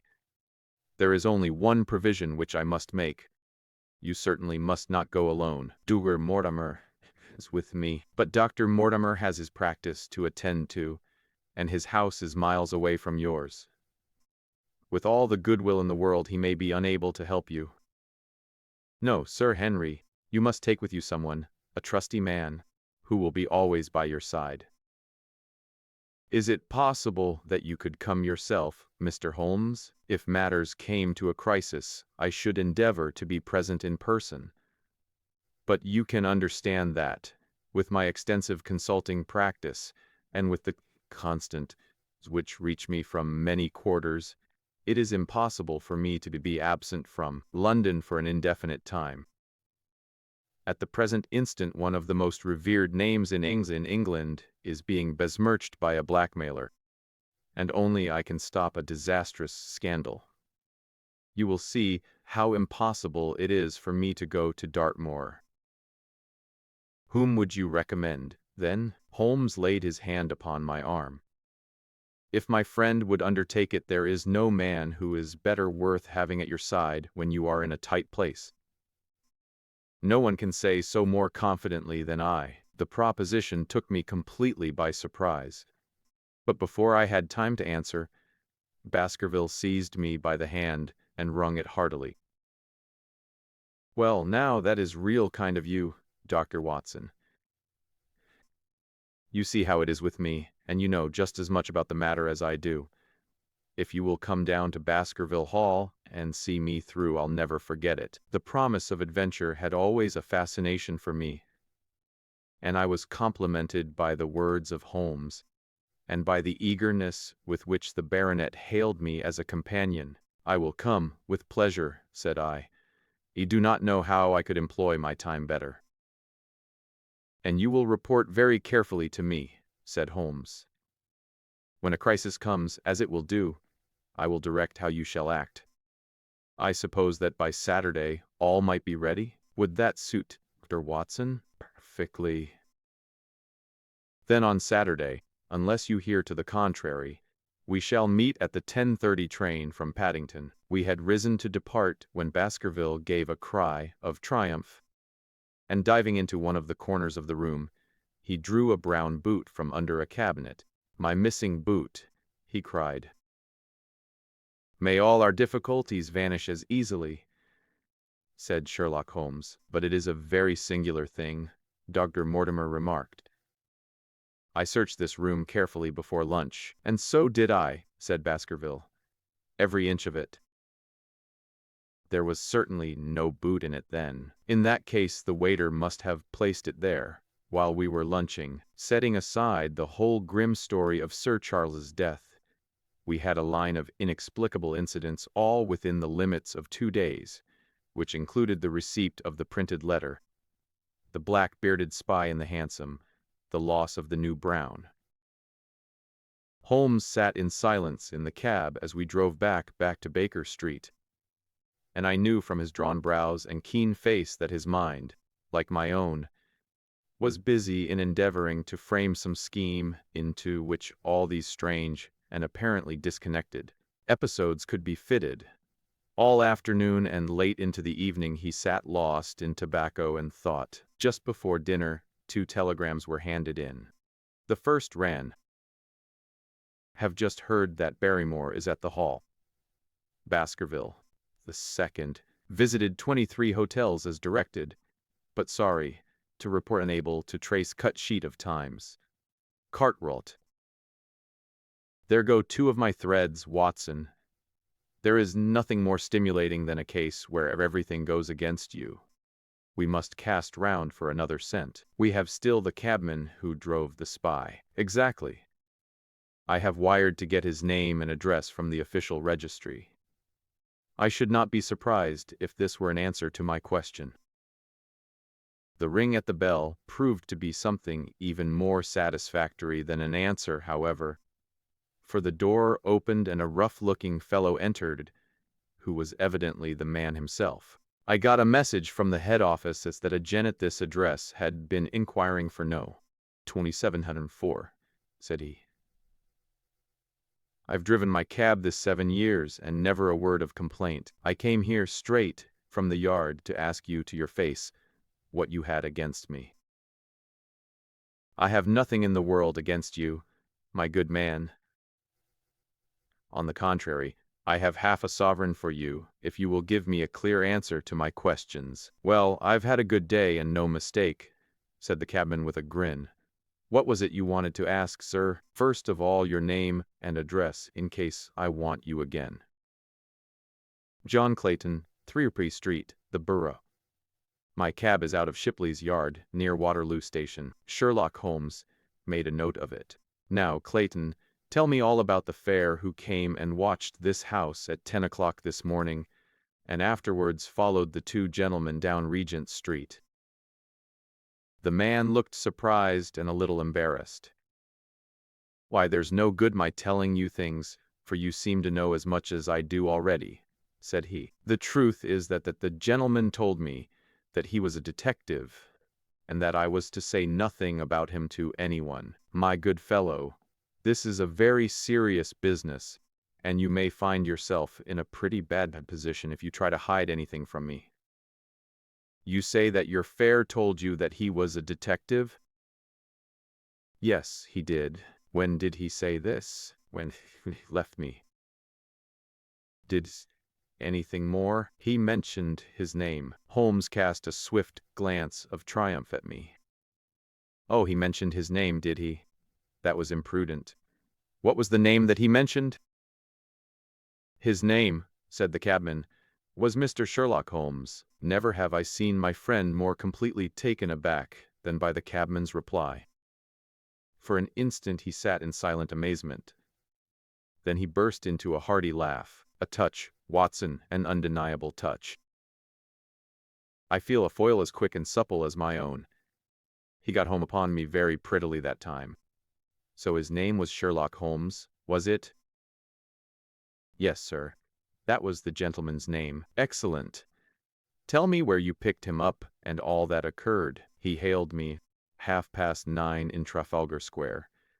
He said that he was a detective, and he offered me 2 guineas if I would do exactly what he wanted all day and ask no questions. I was glad enough to agree. First, we drove down to the Northumberland Hotel, and waited there until 2 gentlemen came out and took a cab from the rank. We followed their cab until it pulled up somewhere near here. "This very door," said Holmes. Well, I couldn't be sure of that, but I dare say my fare knew all about it. We pulled up halfway down the street and waited an hour and a half. Then the two gentlemen passed, walking, and we followed down Baker Street and along, said Holmes, until we got 3/4 down Regent Street. Then my gentleman threw up the trap, and he cried that I should drive right away to Waterloo Station as hard as I could go. I whipped up the mare, and we were there under the 10 minutes. Then he paid up his 2 guineas, like a good one, and away he went into the station. Only just as he was leaving he turned round and he said, "Interest you to know that you have been driving Mr. Sherlock Holmes." That's how I come to know the name, I see. And you saw no more of him? Not after he went into the station. And how would you describe Mr. Sherlock Holmes? The cabman scratched his head. Well, he wasn't altogether such an easy gentleman to describe. I'd put him at 40 years of age, and he was of a middle height, 2 or 3 inches shorter than you, sir. He was dressed like a toff, and he had a black beard, cut square at the end, and a pale face. I don't know as I could say more than that. Color of his eyes? No, I can't say that. Nothing more that you can remember? No, sir, nothing. Well then, here is your half-sovereign. There's another one waiting for you if you can bring any more information. Good night, sir, and thank you. John Clayton departed chuckling, and Holmes turned to me with a shrug of his shoulders and a rueful smile. Snap goes our third thread, and we end where we began, said he. The cunning rascal, he knew our number, knew that Sir Henry Baskerville had consulted me, spotted who I was in Regent Street, conjectured that I had got the number of the cab, and would lay my hands on the driver, and so sent back this audacious message. I tell you, Watson, this time we have got a foeman who is worthy of our steel. I've been checkmated in London. I can only wish you better luck in Devonshire. But I'm not easy in my mind about it. About what? About sending you. It's an ugly business, Watson. An ugly, dangerous business. And the more I see of it, the less I like it. Yes, my dear fellow, you may laugh. But I give you my word that I shall be very glad to have you back safe and sound in Baker Street once more. Chapter 6. Baskerville Hall. Sir Henry Baskerville and Dr. Mortimer were ready upon the appointed day, and we started as arranged for Devonshire. Mr. Sherlock Holmes drove with me to the station and gave me his last parting injunctions and advice. I will not bias your mind by suggesting theories or suspicions, Watson, said he. I wish you simply to report facts in the fullest manner to me, and you can leave me to do the theorizing. What sort of facts? I asked. Anything which may seem to have a bearing, however indirect, upon the case, and especially the relations between young Baskerville and his neighbors, or any fresh particulars concerning the death of Sir Charles. I have made some inquiries myself in the last few days, but the results have, I fear, been negative. One thing only appears to be certain, and that is that Mr. James Desmond, who is the next heir, is an elderly gentleman of a very amiable disposition, so that this persecution does not arise from him. I really think that we may eliminate him entirely from our calculations.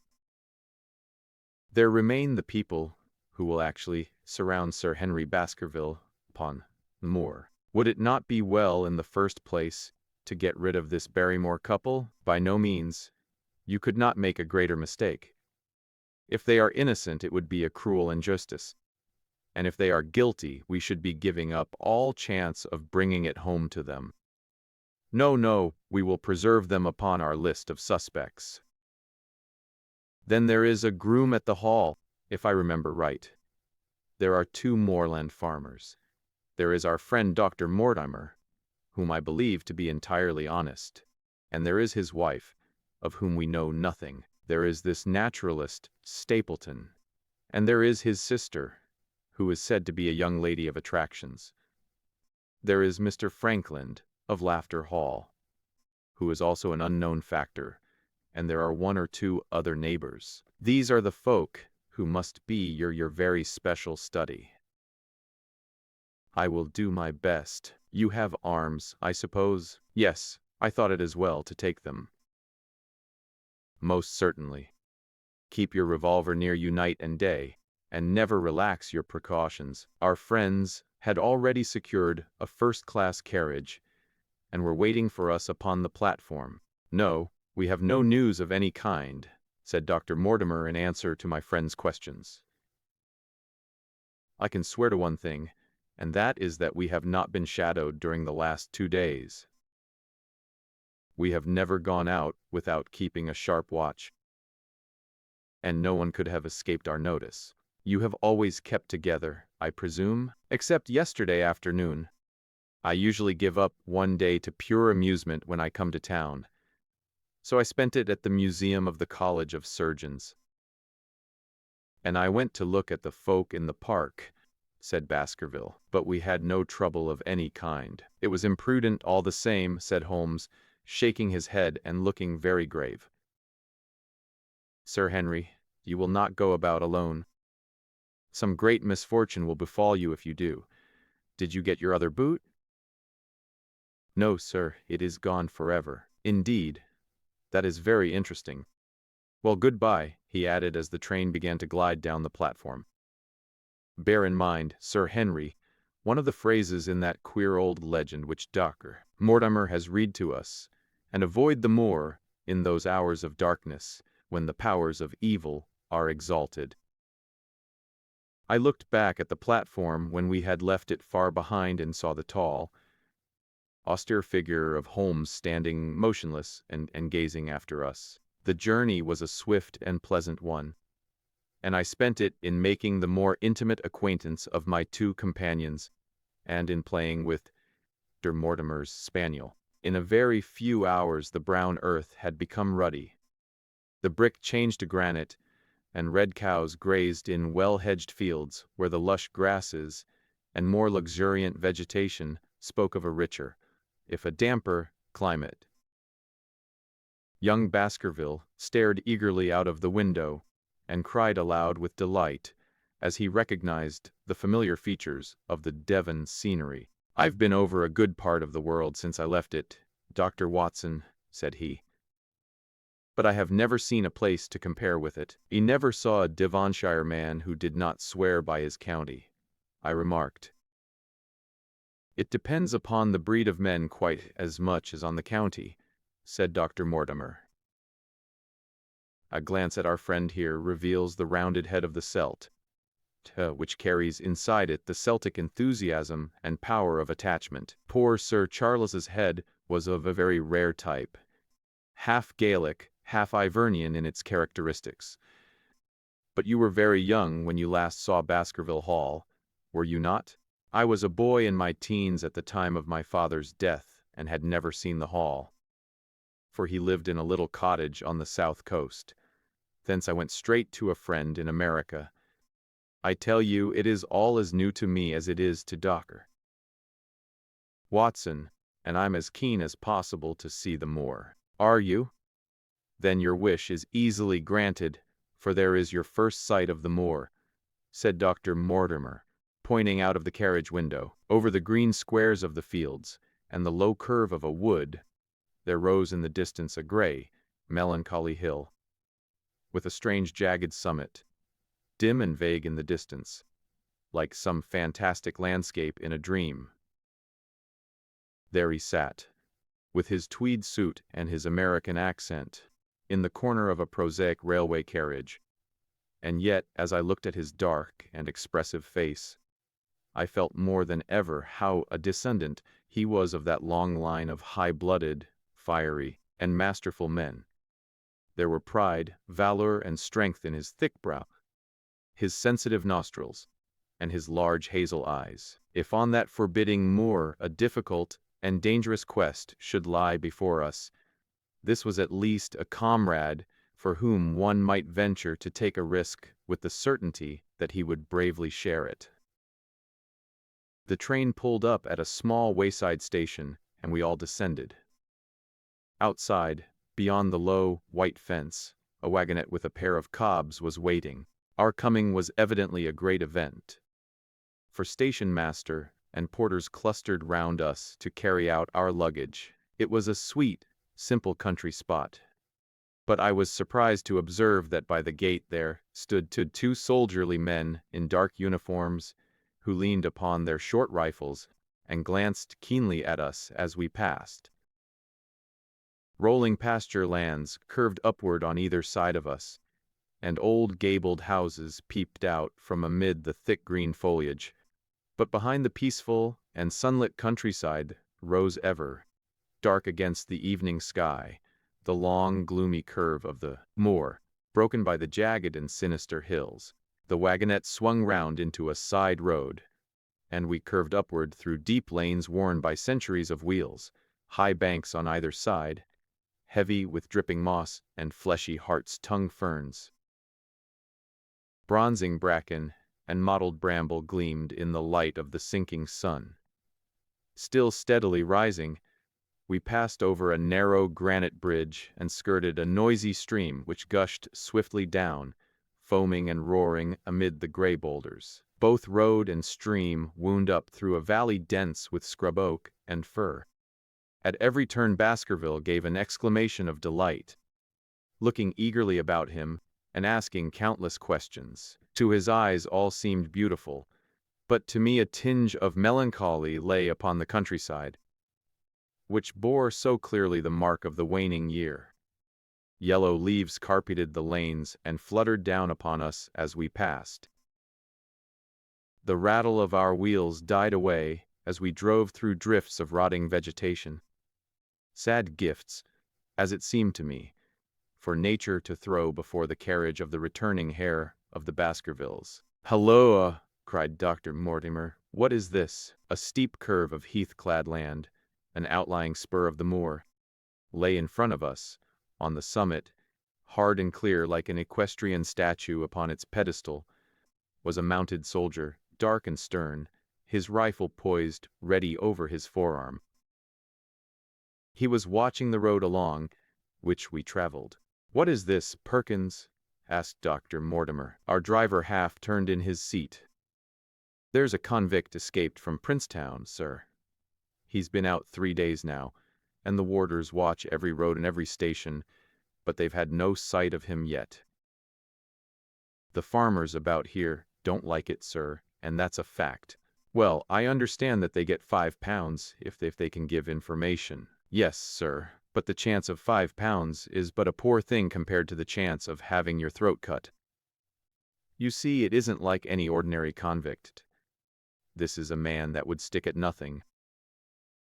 "Who is he, then?" "It is Selden, the Notting Hill murderer." I remembered the case well, for it was one in which Holmes had taken an interest on account of the peculiar ferocity of the crime and the wanton brutality which had marked all the actions of the assassin. The commutation of his death sentence had been due to some doubts as to his complete sanity, so atrocious was his conduct. Our wagonette had topped a rise, and in front of us rose the huge expanse of the moor, mottled with gnarled and craggy cairns and tors. A cold wind swept down from it and set us shivering. Somewhere there, on that desolate plain, was lurking this fiendish man, hiding in a burrow like a wild beast, part of malignancy against the whole race, which had cast him out. It needed but this to complete the grim suggestiveness of the barren waste, the chilling wind, and the darkling sky. Even Baskerville fell silent and pulled his overcoat more closely around him. We had left the fertile country behind and beneath us. We looked back on it now, the slanting rays of a low sun, turning the streams to threads of gold and glowing on the red earth, turned by the plough and the broad tangle of the woodlands. The road in front of us grew bleaker and wilder over huge russet and olive slopes, sprinkled with giant boulders. Now and then we passed a moorland cottage, walled and roofed with stone, with no creeper to break its harsh outline. Suddenly we looked down into a cup-like depression, patched with stunted oaks and firs which had been twisted and bent by the fury of years of storm. Two high, narrow towers rose over the trees. The driver pointed with his whip. "Baskerville Hall," said he. Its master had risen and was staring with flushed cheeks and shining eyes. A few minutes later we had reached the lodge gates, a maze of fantastic tracery in wrought iron, with weather-bitten pillars on either side, blotched with lichens, and surmounted by the boars' heads of the Baskervilles. The lodge was a ruin of black granite and bared ribs of rafters. But facing it was a new building, half constructed, the first fruit of Sir Charles's South African gold. Through the gateway we passed into the avenue, where the wheels were again hushed amid the leaves, and the old trees shot their branches in a sombre tunnel over our heads. Baskerville shuddered as he looked up the long, dark drive to where the house glimmered like a ghost at the farther end. "Was it here?" he asked in a low voice. No, Yelly is on the other side." The young hare glanced round with a gloomy face. "It's no wonder my uncle felt as if trouble were coming on him in such a place," said he. "It's enough to scare any man. I'll have a row of electric lamps up here inside of 6 months, and you won't know it again. With 1,000 candle power, Swan. Edison right here in front of the hall door." The avenue opened into a broad expanse of turf, and the house lay before us. In the fading light, I could see that the center was a heavy block of building from which a porch projected. The whole front was draped in ivy, with a patch clipped bare here and there where a window or a coat of arms broke through the dark veil. From this central block rose the twin towers, ancient, crenellated, and pierced with many loopholes. To right and left of the turrets were more modern wings of black granite. A dull light shone through heavy mullioned windows, and from the high chimneys which rose from the steep, high-angled roof sprang a single black column of smoke. "Welcome, Sir Henry. Welcome to Baskerville Hall." A tall man had stepped from the shadow of the porch to open the door of the wagonette. The figure of a woman was silhouetted against the yellow light of the hall. She came out and helped the man to hand down our bags. "You don't mind my driving straight home, Sir Henry?" said Dr. Mortimer. "My wife is expecting me." "Surely you will stay and have some dinner." "No, I must go. I shall probably find some work awaiting me. I would stay to show you over the house, but Barrymore will be a better guide than I. Goodbye, and never hesitate night or day to send for me if I can be of service." The wheels died away down the drive while Sir Henry and I turned into the hall, and the door clanged heavily behind us. It was a fine apartment in which we found ourselves, large, lofty, and heavily raftered with huge balks of age-blackened oak. In the great old-fashioned fireplace behind the high iron dogs a log fire crackled and snapped. Sir Henry and I held out our hands to it, for we were numb from our long drive. Then we gazed round us at the high, thin window of old stained glass, the oak paneling, the stags' heads, the coats of arms upon the walls, all dim and somber in the subdued light of the central lamp. "It's just as I imagined it," said Sir Henry. "Is it not the very picture of an old family home? To think that this should be the same hall in which for 500 years my people have lived. It strikes me solemn to think of it." I saw his dark face lit up with a boyish enthusiasm as he gazed about him. The light beat upon him where he stood, but long shadows trailed down the walls and hung like a black canopy above him. Barrymore had returned from taking our luggage to our rooms. He stood in front of us now with the subdued manner of a well-trained servant.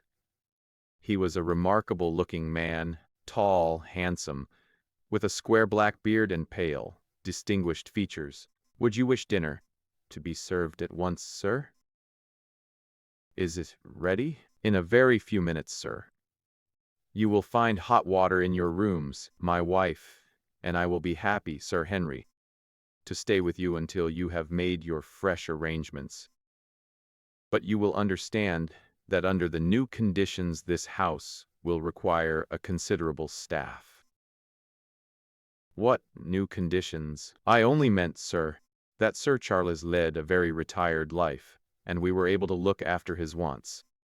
You would, naturally, wish to have more company, and so you will need changes in your household. Do you mean your wife and you wish to leave? Only when it is quite convenient to you, sir. But your family have been with us for several generations, have they not? I should be sorry to begin my life here by breaking an old family connection. I seem to discern some signs of emotion upon the butler's white face. I feel that also, sir, and so does my wife. But to tell the truth, sir, we were both very much attached to Sir Charles, and his death gave us a shock and made these surroundings very painful to us. I fear that we shall never again be easy in our minds at Baskerville Hall. But what do you intend to do? I have no doubt, sir, that we shall succeed in establishing ourselves in some business. Sir Charles's generosity has given us the means to do so. And now, sir, perhaps I had best show you to your rooms. A square balustrated gallery ran round the top of the old hall, approached by a double stair. From this central point, 2 long corridors extended the whole length of the building, from which all the bedrooms opened. My own was in the same wing as Baskervilles, and almost next door to it.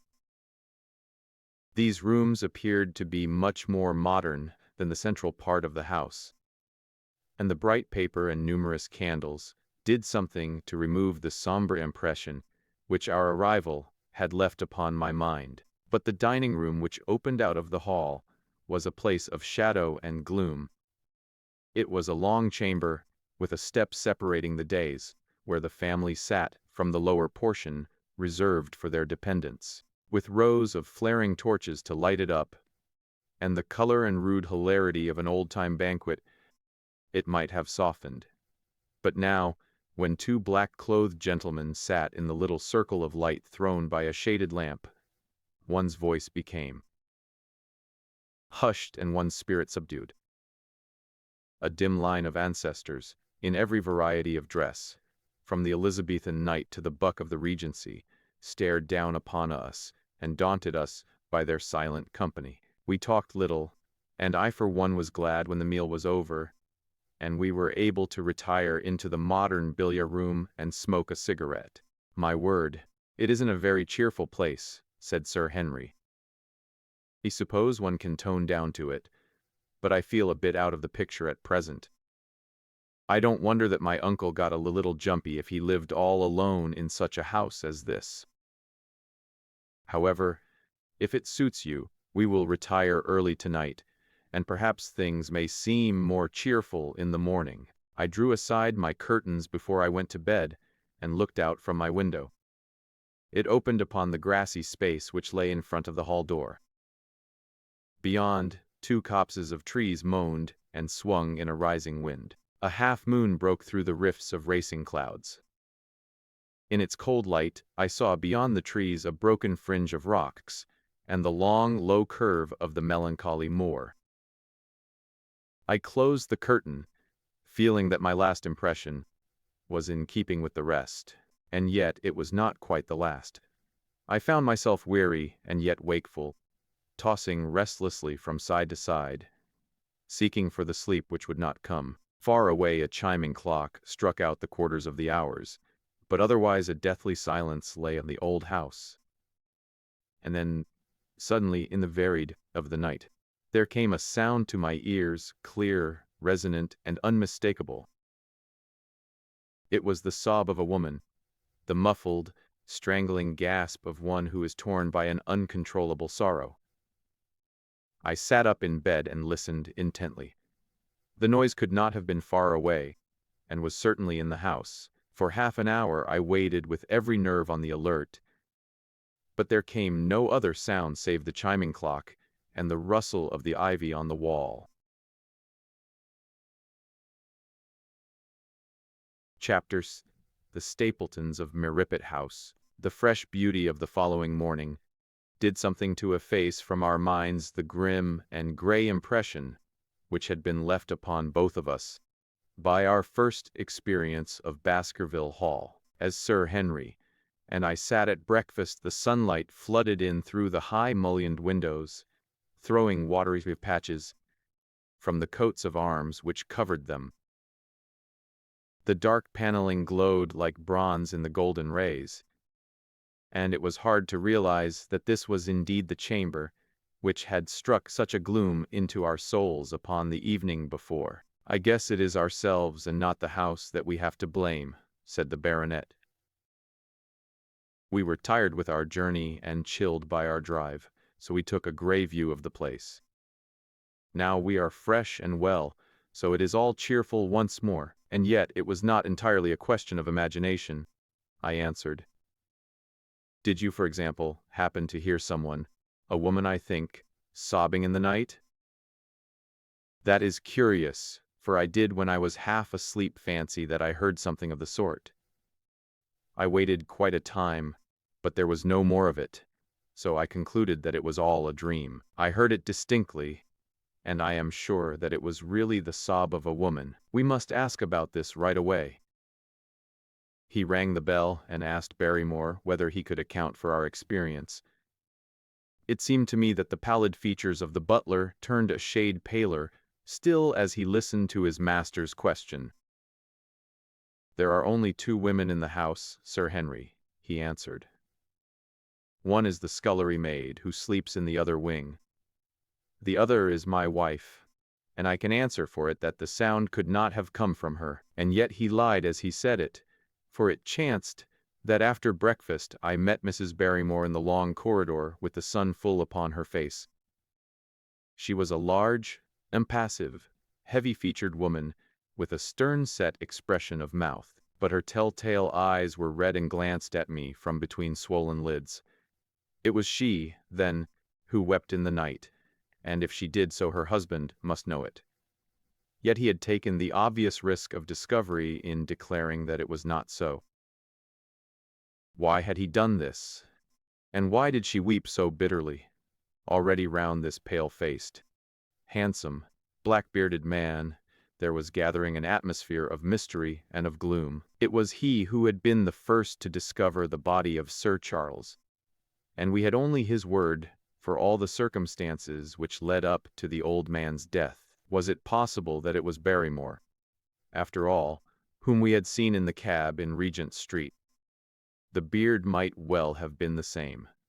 The cabman had described a somewhat shorter man, but such an impression might easily have been erroneous. How could I settle the point forever? Obviously, the first thing to do was to see the Grimpen postmaster, and find whether the test telegram had really been placed in Barrymore's own hands. Be the answer what it might, I should at least have something to report to Sherlock Holmes. Sir Henry had numerous papers to examine after breakfast, so that the time was propitious for my excursion. It was a pleasant walk of 4 miles along the edge of the moor, leading me at last to a small grey hamlet, in which 2 larger buildings, which proved to be the inn and the house of Dr. Mortimer, stood high above the rest. The postmaster, who was also the village grocer, had a clear recollection of the telegram. "Certainly, sir," said he. "I had the telegram delivered to Mr. Barrymore exactly as directed." "Delivered it? My boy here." "James, you delivered that telegram to Mr. Barrymore at the Hall last week, did you not?" "Yes, I delivered it." "Into his own hands?" I asked. "Well, he was up in the loft at the time, so that I could not put it into his own hands, but I gave it into Mrs. Barrymore's hands, and she promised to deliver it at once." "Did you see Mr. Barrymore?" "No, sir. I tell you he was in the loft." "If you didn't see him, how do you know he was in the loft?" "Well, Surely his own wife ought to know where he is, said the postmaster testily. Didn't get the telegram. If there is any mistake, it is for Mr. Barrymore himself to complain. It seemed hopeless to pursue the inquiry any farther. But it was clear that in spite of Holmes's ruse, we had no proof that Barrymore had not been in London all the time. Suppose that it were so. Suppose that the same man had been the last who had seen Sir Charles alive, and the first to dog the new heir when he returned to England. What then? Was he the agent of others, or had he some sinister design of his own? What interest could he have in persecuting the Baskerville family? I thought of the strange warning clipped out of the leading article of the Times. Was that his work, or was it possibly the doing of someone who was bent upon counteracting his schemes? The only conceivable motive, that which had been suggested by Sir Henry, that if the family could be scared away, a comfortable and permanent home would be secured for the Barrymores. But surely such an explanation as that would be quite inadequate to account for the deep and subtle scheming which seemed to be weaving an invisible round the young baronet. Holmes himself had said that no more complex case had come to him in all the long series of his sensational investigations. I prayed, as I walked back along the gray, lonely road, that my friend might soon be freed from his preoccupations and able to come down to take this heavy burden of responsibility from my shoulders. Suddenly my thoughts were interrupted by the sound of running feet behind me and by a voice which called me by name. I turned, expecting to see Dr. Mortimer, but to my surprise it was a stranger who was pursuing me. He was a small, slim, clean-shaven, prim-faced man, flaxen-haired and lean-jawed, between 30 and 40 years of age, dressed in a gray suit and wearing a straw hat. A tin box for botanical specimens hung over his shoulder, and he carried a green butterfly net in one of his hands. "You will, I am sure, excuse my presumption, Dr. Watson," said he as he came panting up to where I stood. "Here on the moor we are homely folk, and do not wait for formal introductions. You may possibly have heard my name from our mutual friend, Mortimer M. Stapleton of Merripit House." "Your net and box would have told me as much," said I, for I knew that Mr. Stapleton was a naturalist. "But how did you know me?" "I have been calling on Mortimer, and he pointed you out to me from the window of his surgery as you passed. As our road lay the same way, I thought that I would overtake you and introduce myself. I trust that Sir Henry isn't the worse for his journey?" "He is very well, thank you. We were all rather afraid that after the sad death of Sir Charles the new baronet might refuse to live here. It is asking much of a wealthy man to come down and bury himself in a place of this kind. But I need not tell you that it means a very great deal to the countryside. Sir Henry has, I suppose, no superstitious fears in the matter.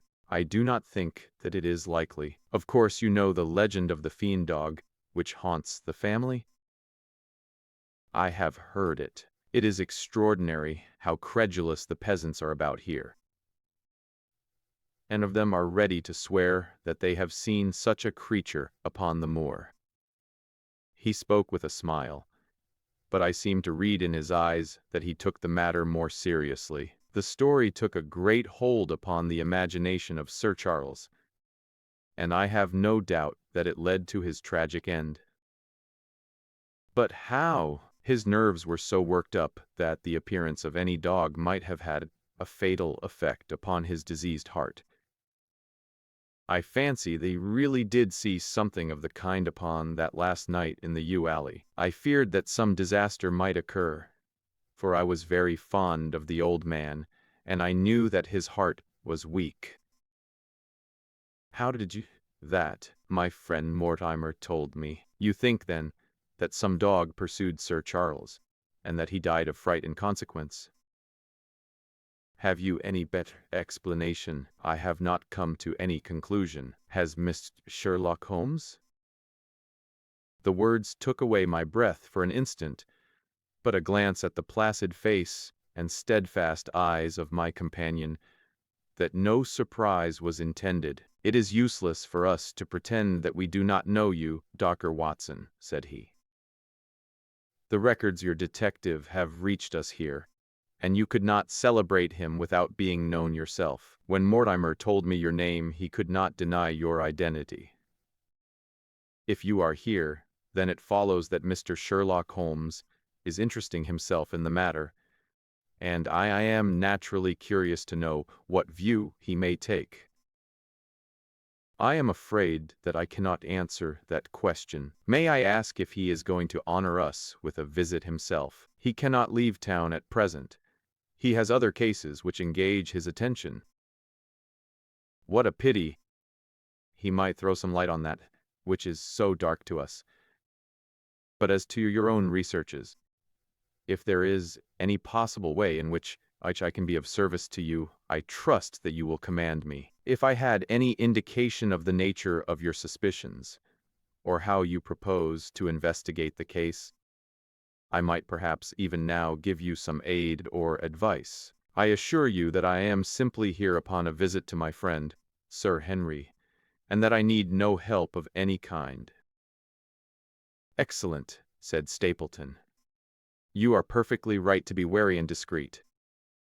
I am justly reproved for what I feel was an unjustifiable intrusion, and I promise you that I will not mention the matter again. We had come to a point where a narrow grassy path struck off from the road and wound away across the moor. A steep, boulder-sprinkled hill lay upon the right, which had in bygone days been cut into a granite quarry. The face which was turned towards us formed a dark cliff, with ferns and brambles growing in its niches. From over a distant rise there floated a gray plume of smoke. A moderate walk along this moor-path brings us to Merripit House, said he. Perhaps you will spare an hour, that I may have the pleasure of introducing you to my sister. My first thought was that I should be by Sir Henry's side. But then I remembered the pile of papers and bills with which his study table was littered. It was certain that I could not help with those, and Holmes had expressly said that I should study the neighbors upon the moor. I accepted Stapleton's invitation, and we turned together down the path. It is a wonderful place, the moor, said he, looking round over the undulating downs, long green rollers, with crests of jagged granite foaming up into fantastic surges. You never tire of the moor. You cannot think the wonderful secrets which it contains. It is so vast and so barren and so mysterious. You know well then. I have only been here 2 years. The residents would call me a newcomer. We came shortly after Sir Charles settled, but my tastes led me to explore every part of the country round, and I should think that there are few men who know it better than I do. Is it hard to know? Very hard. You see, for example, this great plain to the north here with the queer hills breaking out of it. Do you observe anything remarkable about that? It would be a rare place for a gallop. You would naturally think so, and the thought has cost several their lives before now. You notice those bright green spots scattered thickly over it? Yes, they seem more fertile than the rest. Stapleton laughed. That is the great Grimpen Mere, said he. A false step yonder means death to man or beast. Only yesterday I saw one of the moor ponies wander into it. He never came out. I saw his head for quite a long time craning out of the bog hole. But it sucked him down at last. Even in dry seasons it is a danger to cross it. But after these autumn rains, it is an awful place.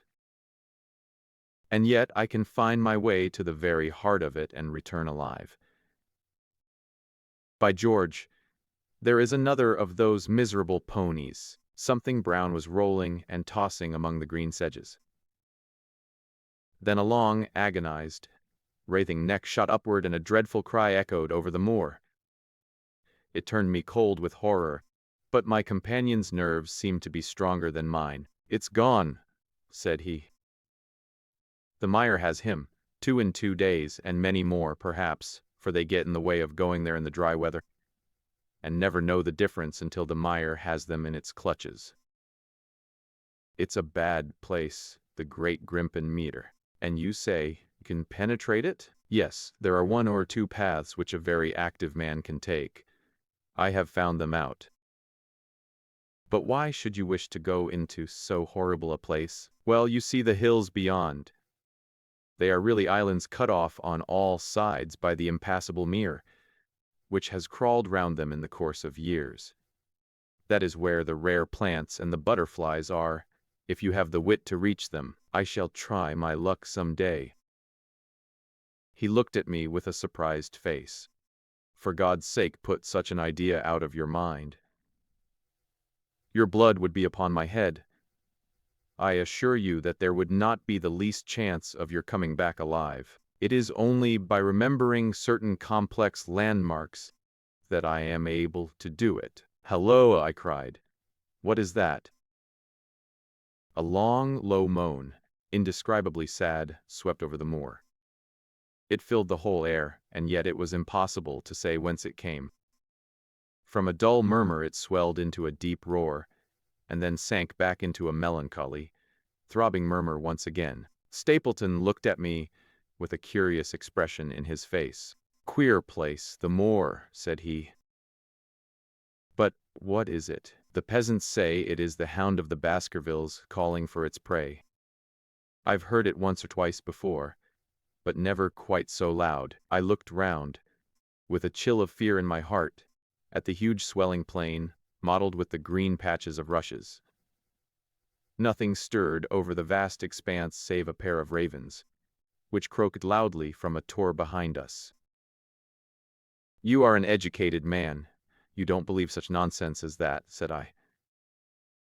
"What do you think is the cause of so strange a sound? Bogs make queer noises sometimes.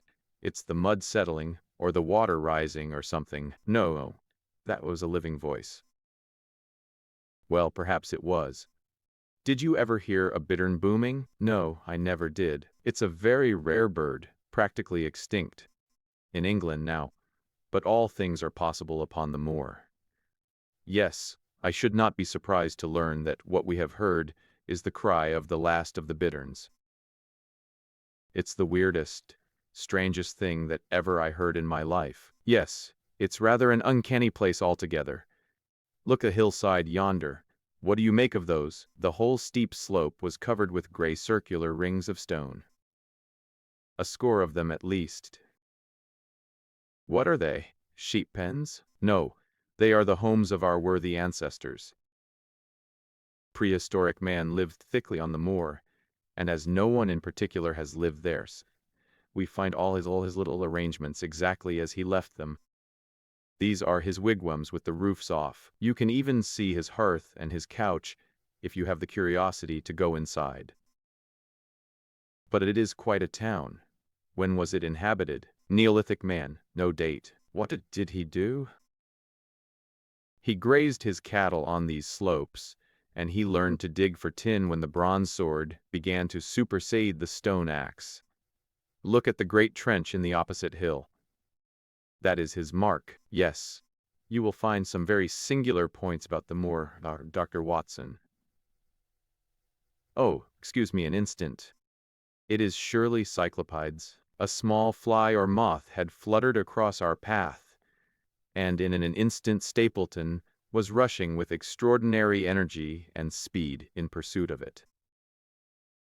To my dismay the creature flew straight for the great mire, and my acquaintance never paused for an instant, bounding from tuft to tuft behind it, his green net waving in the air. His gray clothes and jerky, zigzag, irregular progress made him not unlike some huge moth himself. I was standing watching his pursuit with a mixture of admiration for his extraordinary activity and fear lest he should lose his footing in the treacherous mire, when I heard the sound of steps, and, turning round, found a woman near me upon the path.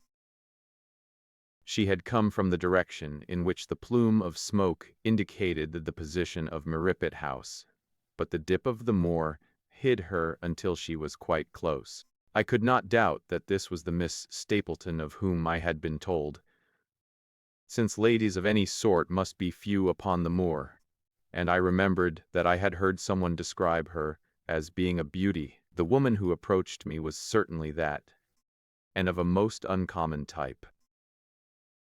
There could not have been a greater contrast between brother and sister, for Stapleton was neutral-tinted, with light hair and gray eyes, while she was darker than any brunette whom I have seen in England, slim, elegant, and tall. She had a proud, finely cut face, so regular that it might have seemed impassive, were it not for the sensitive mouth, and the beautiful dark, eager eyes. With her perfect figure and elegant dress she was, indeed, a strange apparition upon a lonely moorland path. Her eyes were on her brother as I turned, and then she quickened her pace towards me. I had raised my hat, and was about to make some explanatory remark, when her own words turned all my thoughts into a new channel. "Go back," she said. "Go straight back to London." Instantly, I could only stare at her in stupid surprise. Her eyes blazed at me, and she tapped the ground impatiently with her foot. "Why should I go back?" I asked. "I cannot explain." She spoke in a low, eager voice, with a curious spin in her utterance. "But for God's sake do what I ask you. Go back and never set foot upon the moor again." "But I have only just come." Man," she cried. "Can you not tell when a warning is for your own good? Go back to London. Get away from this place at all costs. Hush, my brother is coming. Not a word of what I have said. Would you mind getting that orchid for me among the mare's tails yonder? We are very rich in orchids on the moor, though, of course. You are rather late to see the beauties of the place." Stapleton had abandoned the chase, and came back to us breathing hard and flushed with his exertions. "Halloa, Beryl," said he, and it seemed to me that the tone of his greeting was not altogether a cordial one. "Well, Jack, you are very hot." "Yes, I was chasing a cyclopides. He is very rare and seldom found in the late autumn. What a pity that I should have missed him." He spoke unconcernedly, but his small light eyes glanced incessantly from the girl to me. "You have introduced yourselves, I can see." "Yes. I was telling Sir Henry that it was rather late for him to see the true beauties of the moor." "Why, who do you think this is?" "I imagine that it must be Sir Henry Baskerville." "No," said I. "Only a humble commoner, but his friend. My name is Dr. Watson." A flush of vexation passed over her expressive face. "We have been talking at cross purposes," said she. "Why, you had not very much time for talk," her brother remarked with the same questioning eyes. "I talked as if Dr. Watson were a resident instead of being merely a visitor," said she. "It cannot much matter to him whether it is early or late for the orchids.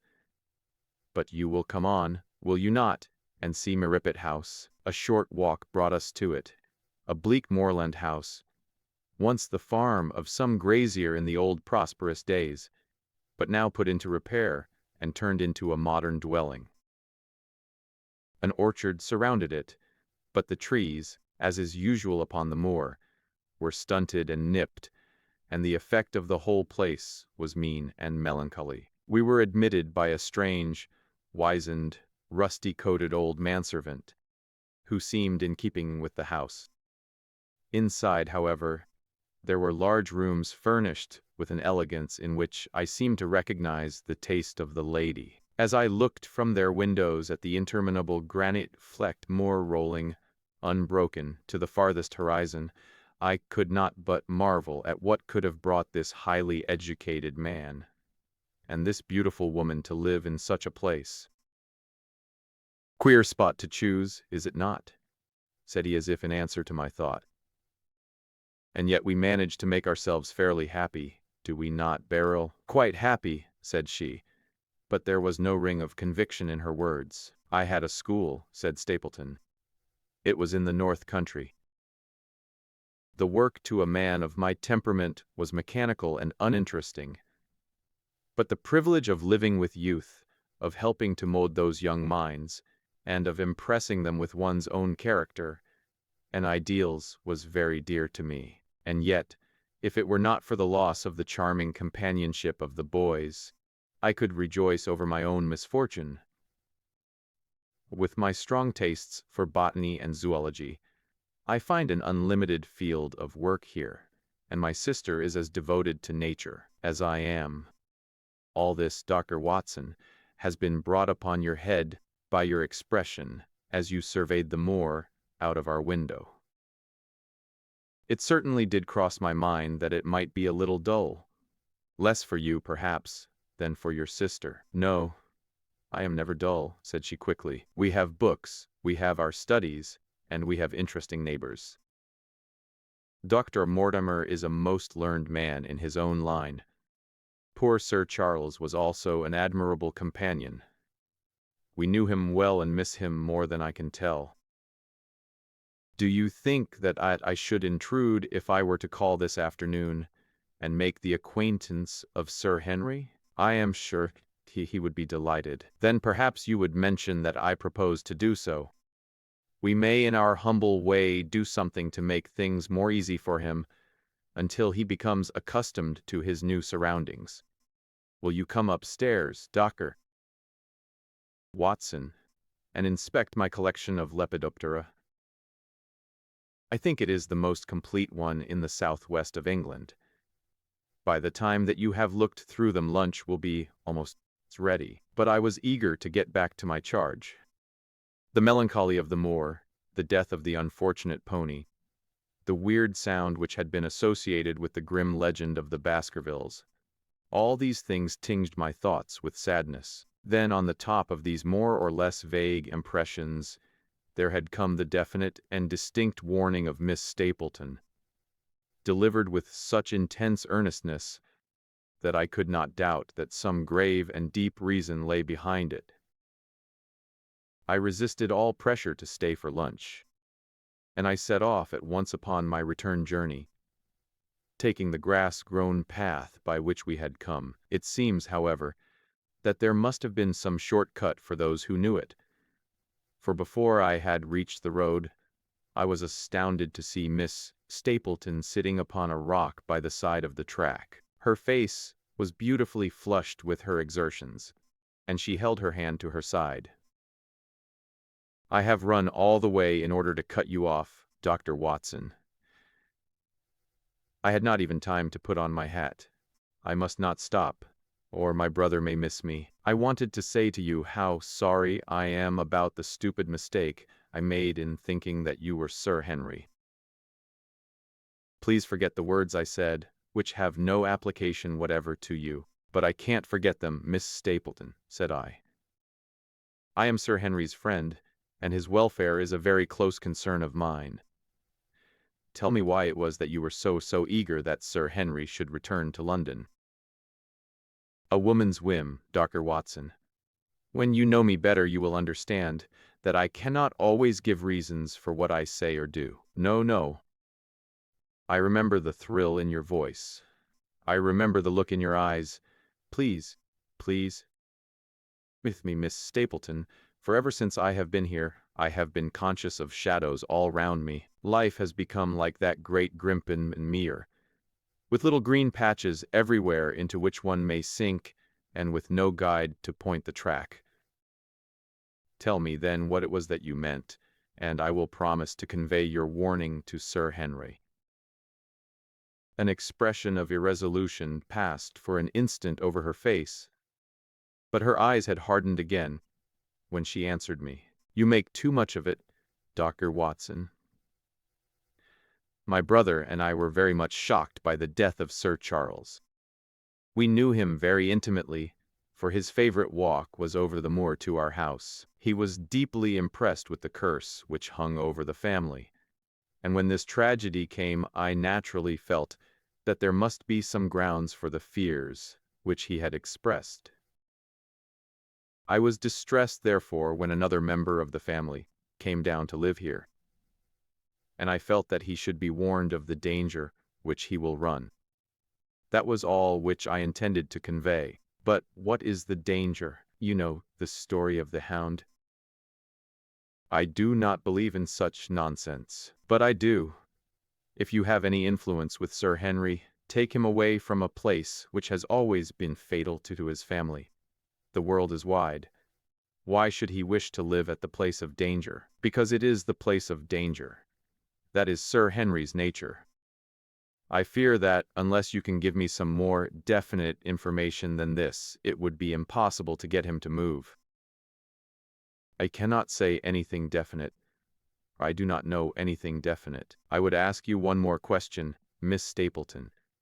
If you meant no more than this when you first spoke to me, why should you not wish your brother to overhear what you said?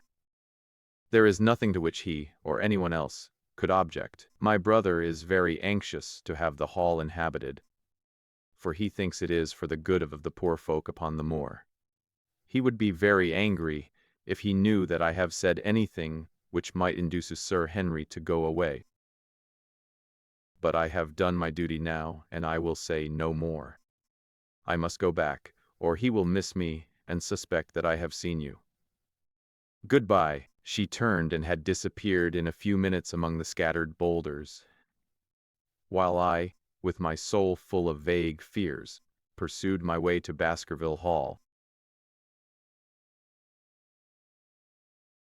Chapter 8. First Report of Dr. Watson. From this point onward, I will follow the course of events by inscribing my own letters to Mr. Sherlock Holmes, which lie before me on the table. One page is missing, but otherwise they are exactly as written and show my feelings and suspicions of the moment more accurately than my memory, clear as it is upon these tragic events, can possibly do. Baskerville Hall, October 13th. My dear Holmes, my previous letters and telegrams kept you pretty well up to date as to all that has occurred in this most God-forsaken corner of the world. The longer one stays here, the more does the spirit of the moor sink into one's soul, its vastness, and also its grim charm. When you are once out upon its bosom, you have left all traces of modern England. But on the other hand, you are conscious everywhere of the homes and the work of the prehistoric people. As you look at their gray stone huts against the hillsides, you leave your own age behind you, and if you were to see a skin-clad, hairy man crawl out from the low door fitting a flint-tipped arrow onto the string of his bow, you would feel that his presence there was more natural than your own.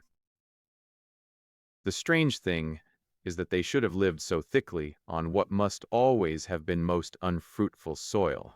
I am no antiquarian, but I could imagine that they were some unwarlike and harried race, who were forced to accept that which none other would occupy. All this, however, is foreign to the mission on which you sent me, and will probably be very uninteresting to your severely practical mind. I can still remember your complete indifference as to whether the sun round the earth or the earth round the sun. Let me, therefore, return to the facts concerning Henry Baskerville. If you have not had any report within the last few days, it is because, up to today, there was nothing of importance to relate. Then a very surprising circumstance occurred, which I shall tell you in due course. But first of all, I must keep you in touch with some of the other factors in the situation. One of these, concerning which I have said little, is the escaped convict upon the moor. There is strong reason to believe that he has got right away, which is a considerable relief to lonely householders of this district. A fortnight has passed since his flight, during which he has not been seen and nothing has been heard of him. It is surely inconceivable that he could have held out upon the moor during all that time. Of course, so far as his concealment goes, there is no difficulty at all. Any one of these stone huts would give him a hiding place. But there is nothing to eat, unless he were to catch and slaughter one of the moor sheep. We think, therefore, that he has gone, and the outlying farmers sleep the better in consequence. We are 4 able-bodied men in this household, so that we could take good care of ourselves. But I confess that I have had uneasy moments when I have thought of the Stapletons. They live miles from any help. There are one maid, an old manservant, the sister, and the brother, the latter not a very strong man. They would be helpless in the hands of a desperate fellow like this Notting Hill criminal, if he could once effect an entrance. Both Sir Henry and I were concerned at their situation, and it was suggested that Perkins the groom should go over to sleep there. But Stapleton would not hear of it. The fact is that our friend, the baronet, begins to display a considerable interest in our fair neighbor. It is not to be wondered at, for tyings heavily in this lonely spot to an active man like him. And she is a very fascinating and beautiful woman. There is something tropical and exotic about her, which forms a singular contrast to her cool and unemotional brother. Yet he also gives the idea of hidden fires. He has certainly a very marked influence over her, for I have seen her continually glance at him as she talked, as if seeking approbation for what she said. I trust that he is kind to her. There is a dry glitter in his eyes, and a firm set of his thin lips, which goes with a positive and possibly a harsh nature. You would find him an interesting study. He came over to call upon Baskerville on that first day, and the very next morning he took us both to show us the spot where the legend of the wicked Hugo is supposed to have had its origin. It was an excursion of some miles across the moor to a place which is so dismal that it might have suggested the story. We found a short valley between rugged tors, which led to an open, grassy space flecked over with the white cotton grass. In the middle of it rose 2 great stones, worn and sharpened at the upper end until they looked like the huge corroding fangs of some monstrous beast. In every way it corresponded with the scene of the old tragedy. Sir Henry was much interested, and asked Stapleton than once whether he did really believe in the possibility of the interference of the supernatural in the affairs of men. He spoke lightly, but it was evident that he was very much in earnest. Stapleton was guarded in his replies, but it was easy to see that he said less than he might, and that he would not express his whole opinion out of consideration for the feelings of the baronet. He told us of similar cases where families had suffered from some evil influence, and he left us with the impression that he shared the popular view upon the matter. On our way back we stayed for lunch at Merripit House, and it was there that Sir Henry, the acquaintance of Miss Stapleton, from the first moment that he saw her he appeared to be strongly attracted by her, and I am much mistaken if the feeling was not mutual.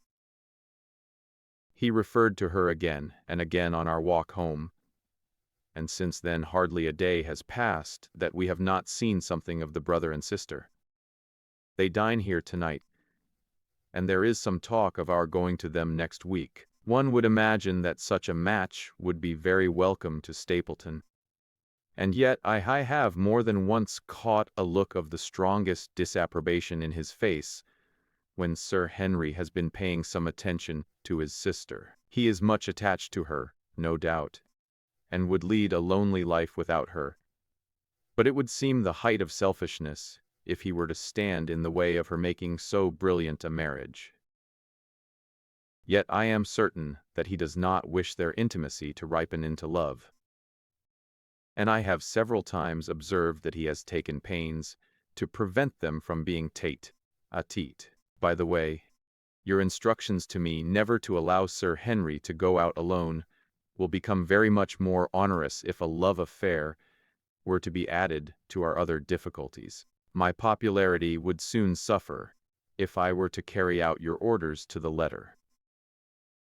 The other day, Thursday to be more exact, Moore lunched with us. He has been excavating a barrow at Long Down, and has got a prehistoric skull, which fills him with great joy. Never was there such a single-minded enthusiast as he. The Stapletons came in afterwards, and the good doctor took us all to the yew alley at Sir Henry's request to show us exactly how everything occurred upon that fatal night. It is a long, dismal walk, the yew alley, between two high walls of clipped hedge, with a narrow band of grass upon either side. At the far end is an old tumble-down summer-house. Halfway down is the moor gate, where the old gentleman left his cigar-ash. It is a white wooden gate with a latch. Beyond it lies the wide moor. I remembered your theory of the affair, and tried to picture all that had occurred. As the old man stood there, he saw something coming across the moor, something which terrified him, so that he lost his wits, and ran until he died of sheer horror and exhaustion. There was the long, gloomy tunnel down which he fled, and from what? A sheepdog of the moor? Or a spectral hound, black, silent, and monstrous? Was there a human agency in the matter? Did the pale, watchful Barrymore know more than he cared to say? It was all dim and vague, but always there is the dark shadow of crime behind it. One other neighbor I have met since I wrote last. This is Mr. Frankland, of Laughter Hall, who lives some 4 miles to the south of us. He is an elderly man, red-faced, white-haired, and choleric. His passion is for the British law, and he has spent a large fortune in litigation. He fights for the mere pleading, and is equally ready to take up either side of a question, so that it is no wonder that he has found it a costly amusement. Sometimes he will shut up a right-of-way and defy the parish to make him open it. He is learned in old manorial and communal rights, and he applies his knowledge sometimes in favor of the villagers of Fernworthy, and sometimes against them, so that he is periodically carried in triumph down the village street, or else burned in effigy, according to his latest exploit. He is said to have about 7 lawsuits upon his hands at present, which will probably swallow up the remainder of his fortune, and so draw his sting and leave him harmless for the future.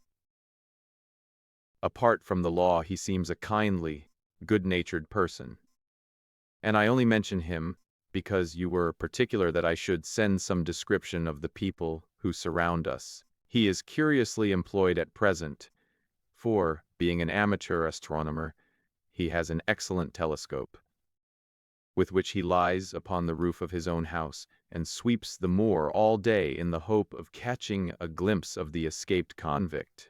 If he would confine his energies to this, all would be well. But there are rumors that he intends to prosecute Dr. Mortimer for opening a grave without the consent of the next of kin, because he dug up the Neolithic skull in the barrow on Long Down. He helps to keep our lives from being monotonous, and gives a little comic relief where it is badly needed. And now, having brought you up to date in the escaped convict, the Stapletons, Dr. Mortimer, and Frankland of Laughter Hall, let me end on that which is most important and tell you more about the Barrymores, and especially about the surprising development of last night. First of all, about the test telegram, which you sent from London in order to make sure that Barrymore was really here. I have already explained that the testimony of the postmaster shows that the test was worthless, and that we have no proof one way or the other. I told Sir Henry how the matter stood, and he at once, in his downright fashion, had Barrymore up and asked him whether he had received the telegram himself. Barrymore said that he had. "Did the boy deliver it into your own hands?" asked Sir Henry. Barrymore looked surprised, and considered for a little time. "No," said he. "I was in the box-room at the time, and my wife brought it up to me." "Did you yourself?" "No. I told my wife what to answer, and she went down to write it." In the evening he recurred to the subject of his own accord. I could not quite understand the object of your questions this morning, Sir Henry. Trust that they do not mean that I have done anything to forfeit your confidence. Sir Henry had to assure him that it was not so and pacify him by giving him a considerable part of his old wardrobe. The London outfit having now all arrived, Mrs. Barrymore is of interest to me. She is a heavy, solid person, very limited, intensely respectable, and inclined to be puritanical. You could hardly conceive a less emotional subject. Yet I have told you how, on the first night here, I heard her sobbing bitterly, and since then I have more than once observed traces of tears upon her face. Some deep sorrow gnaws ever at her heart. Sometimes I wonder if she has a guilty memory which haunts her, and sometimes I suspect Barrymore of being a domestic tyrant. I have always felt that there was something singular and questionable in this man's character. But the adventure of last night brings all my suspicions to a head. And yet it may seem a small matter in itself.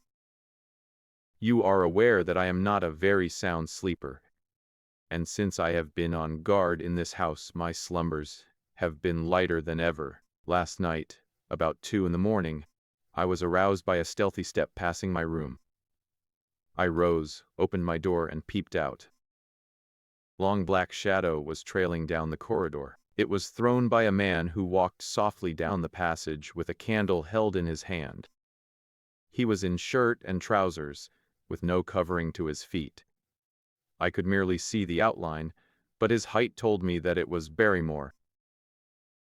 He walked very slowly and circumspectly, and there was something indescribably guilty and furtive in his whole appearance. I have told you that the corridor is broken by the balcony which round the hall, but that it is resumed upon the farther side.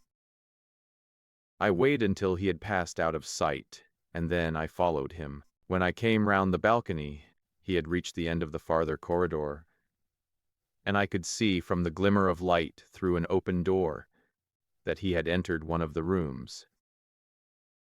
Now, all these rooms are unfurnished and unoccupied, so that his expedition became more mysterious than ever. The light shone steadily as if he were standing motionless. I crept down the passage as noiselessly as I could, and peeped round the corner of the door. Barrymore was crouching at the window, with the candle held against the glass. His profile was half turned towards me, and his face seemed to be rigid with expectation as he stared out into the blackness of the moor. For some minutes he stood watching intently. Then he gave a deep groan, and with an impatient gesture he put out the light. Instantly I made my way back to my room, and very shortly came the stealthy steps, passing once more upon their return journey. Long afterwards, when I had fallen into a light sleep, I heard a key turn somewhere in a lock, but I could not tell whence the sound came. What it all means I cannot guess, but there is some secret business going on in this of gloom which sooner or later we shall get to the bottom of. I do not trouble you with my theories, for you asked me to furnish you only with facts. I have had a long talk with Sir Henry this morning, and we have made a plan of campaign founded upon my observations of last night. I will not speak about it just now, but it should make my next report interesting reading. Chapter 9. The Light upon the Moor. Second Report of Dr. Watson. Baskerville Hall, Oct. 15th. If I was compelled to leave you without much news during the early days of my mission, you must acknowledge that I am making up for lost time, and that events are now crowding thick and fast upon us. In my last report, I ended upon my top note with Barrymore at the window, and now I have quite a budget already which will, unless I am much mistaken, considerably surprise you. Things have taken a turn which I could not have anticipated. In some ways they have, within the last 48 hours, become much clearer, and in some ways they have become more complicated. But I will tell you all, and you shall judge for yourself. Before breakfast on the morning following my adventure, I went down the corridor and examined the room in which Barrymore had been on the night before. The western window through which he had stared so intently has, I noticed, one peculiarity above all the windows in the house.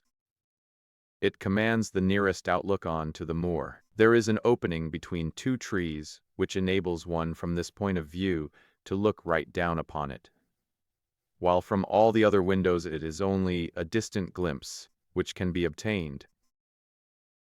It follows, therefore, that Barrymore, since only this window would serve the purpose, must have been looking out for something or somebody upon the moor.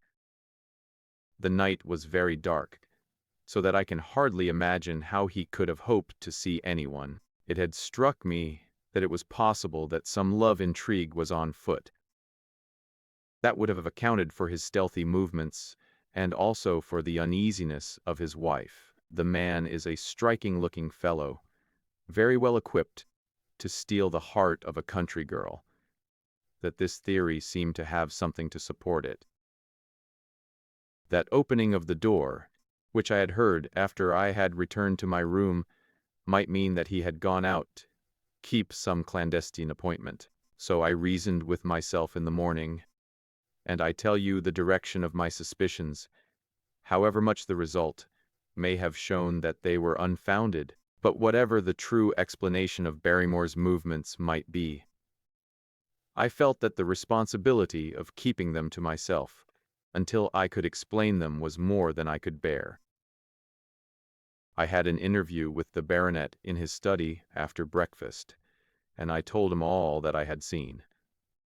He was less surprised than I had expected. I knew that Barrymore walked about nights, and I had a mind to speak to him about it, said he. 2 or 3 times I have heard his steps in the passage, coming and going, just about the hour you name. Perhaps then he pays a visit every night to that particular window, I suggested. Perhaps he does. If so, we should be able to shadow him and see what it is that he is after. I wonder what your friend Holmes would do if he were here. I believe that he would do exactly what you now suggest, said I. He would follow Barrymore and see what he did. Then we shall do it together. But surely he would hear us. The man is rather deaf, and in any case we must take our chance of that. We'll sit up in my room tonight and wait until he passes. Sir Henry rubbed his hands with pleasure, and it was evident that he hailed the adventure as a relief to his somewhat quiet life upon the moor. The baronet has been in communication with the architect who prepared the plans for Sir Charles, and with a contractor from London, so that we may expect great changes to begin here soon. There have been decorators and furnishers up from Plymouth, and it is evident that our friend has large ideas and means to spare no pains or expense to restore the grandeur of his family. When the house is renovated and refurnished, all that he will need will be a wife to make it complete. Between ourselves there are pretty clear signs that will not be wanting if the lady is willing, for I have seldom seen a man more infatuated with a woman than he is with our beautiful neighbor, Miss Stapleton. And yet the course of true love does not run quite as smoothly as one would under the circumstances expect. Say, for example, its surface was broken by a very unexpected ripple, which has caused our friend considerable perplexity and annoyance. After the conversation which I have quoted about Barrymore, Sir Henry put on his hat and prepared to go out. As a matter of course, I did the same. "What, are you coming, Watson?" he asked, looking at me in a curious way. "That depends on whether you are going on the moor," said I. "Yes, I am." "Well, you know what my instructions are. I am sorry to intrude, but you heard how earnestly Holmes insisted that I should not leave you, and especially that you should not go alone upon the moor." Sir Henry put his hand upon my shoulder with a pleasant smile. "My dear fellow," said he, Holmes, with all his wisdom, did not foresee some things which have happened since I have been on the moor. You understand me? I am sure you are the last man in the world who would wish to be a spoil sport. I must go out alone. It put me in a most awkward position. I was at a loss what to say or what to do, and before I had made up my mind, he picked up his cane and was gone. But when I came to think the matter over, my conscience reproached me for having on any pretext allowed him to go out of my sight. I imagined what my feelings would be if I had to return to you, and to confess that some misfortune had occurred through my disregard for your instructions. I assure you my cheeks flushed at the very thought. It might not even now be too late to overtake him, so I set off at once in the direction of Maripit House. I hurried along the road at the top of my speed without seeing anything of Sir Henry, until I came to the point where the moor path branches off. There, fearing that perhaps I had come in the wrong direction after all, I mounted a hill from which I could command a view, the same hill which is cut into the dark quarry. Thence I saw him at once. He was on the moor path about a quarter of a mile off, and a lady was by his side who could only be Miss Stapleton. It was clear that there was already an understanding between them, and that they had met by appointment. They were walking slowly along in deep conversation, and I saw her making quick little movements of her hands, as if she were very earnest in what she was saying, while he listened intently, and once or twice shook his head in strong dissent. I stood among the rocks watching them, very much puzzled as to what I should do next. To follow them and break into their intimate conversation seemed to be an outrage, and yet my clear duty was never for an instant to let him out of my sight. To act the spy upon a friend was a hateful task. Still, I could see no better course than to observe him from the hill, and to clear my conscience by confessing to him afterwards what I had done. It is true that if any sudden danger had threatened him, I was too far away to be of use, and yet I am sure that you will agree with me the position was very difficult, and that there was nothing more which I could do. Our friend, Sir Henry, and the lady had halted on the path, and were standing deeply absorbed in their conversation, when I was suddenly aware that I was not the only witness of their interview. A wisp of green floating in the air caught my eye, and another glance showed me that it was carried on a stick by a man who was moving among the broken ground. It was stapled with his butterfly net. He was very much closer to the pair than I was, and he appeared to be moving in their direction. At this instant Sir Henry suddenly drew Miss Stapleton to his side.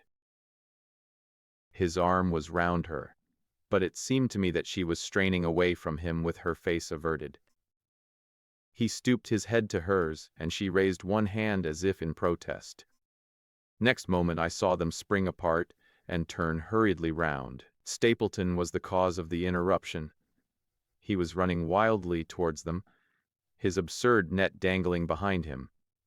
He gesticulated and almost danced with excitement in front of the lovers. What the scene meant I could not imagine, but it seemed to me that Stapleton was abusing Sir Henry, who offered explanations, which became more angry as the other refused to accept them. The lady stood by in haughty silence. Finally Stapleton turned upon his heel and beckoned in a peremptory way to his sister, who, after an irresolute glance at Sir Henry, walked off by the side of her brother. The naturalist's angry gestures showed that the lady was included in his displeasure. The baronet stood for a minute looking after them, and then he walked slowly back the way that he had come, his head hanging, the very picture of dejection. What all this meant I could not imagine, but I was deeply ashamed to have witnessed so intimate a scene without my friend's knowledge. I ran down the hill, therefore, and met the baronet at the bottom. His face was flushed with anger, and his brows were wrinkled, like one who is at his wits' ends what to do. "Halloa, Watson, where have you dropped from?" said he. "You don't mean to say that you came after me in spite of all?" I explained everything to him. How I had found it impossible to remain behind, how I had followed him, and how I had witnessed all that had occurred. For an instant his eyes blazed at me. Frankness disarmed his anger, and he broke at last into a rather rueful laugh. "You would have thought the middle of that prairie a fairly safe place for a man to be private," said he. "But by thunder, the whole countryside seems to have been out to see me do my wooing. And a mighty poor wooing at that, where you engaged a seat." "I was in that hill, quite in the back row, eh? But her brother was well up to the front. Did you see him come out on us?" "Yes, I did." "Did he ever strike you as being crazy, this brother of hers?" "I can't say that he ever did." "I dare say not. I always thought him sane enough until today, but you can take it from me that either he or I ought to be in a straitjacket. What's the matter with me, anyhow? You've lived near me for some weeks, Watson. Tell me straight, now. Is there anything that would prevent me from making a good husband to a woman that I loved?" "I should say not. He can't object to my worldly position, so it must be myself that he has this down on. What has he against me? I never hurt man or woman in my life that I know of, and yet he would not so much as let me touch the tips of her fingers." "Did he say so?" "That, and a deal more. I tell you, Watson, I've only known her these few weeks, but from the first I just felt that she was made for me, and she too. She was happy when she was with me, and that I'll swear. There's a light in a woman's eyes that speaks louder than words. But he has never let us get together, and it was only today, for the first time, that I saw a chance of having a few words with her alone. She was glad to meet me, but when she did it was not love that she would talk about. And she wouldn't have let me talk about it either if she could have stopped it. She kept coming back to it, that this was a place of danger, and that she would never be happy until I had left it. I told her that since I had seen her, I was in no hurry to leave it, and that if she really wanted me to go, the only way to work it was for her to arrange to go with me. With that I offered in as many words to marry her, but before she could answer, down came this brother of hers, running at us with a face on him like a madman. He was just white with rage, and those light eyes of his were blazing with fury. What was I doing with the lady? How dared I offer her attentions which were distasteful to her? Did I think that, because I was a baronet, I could do what I liked?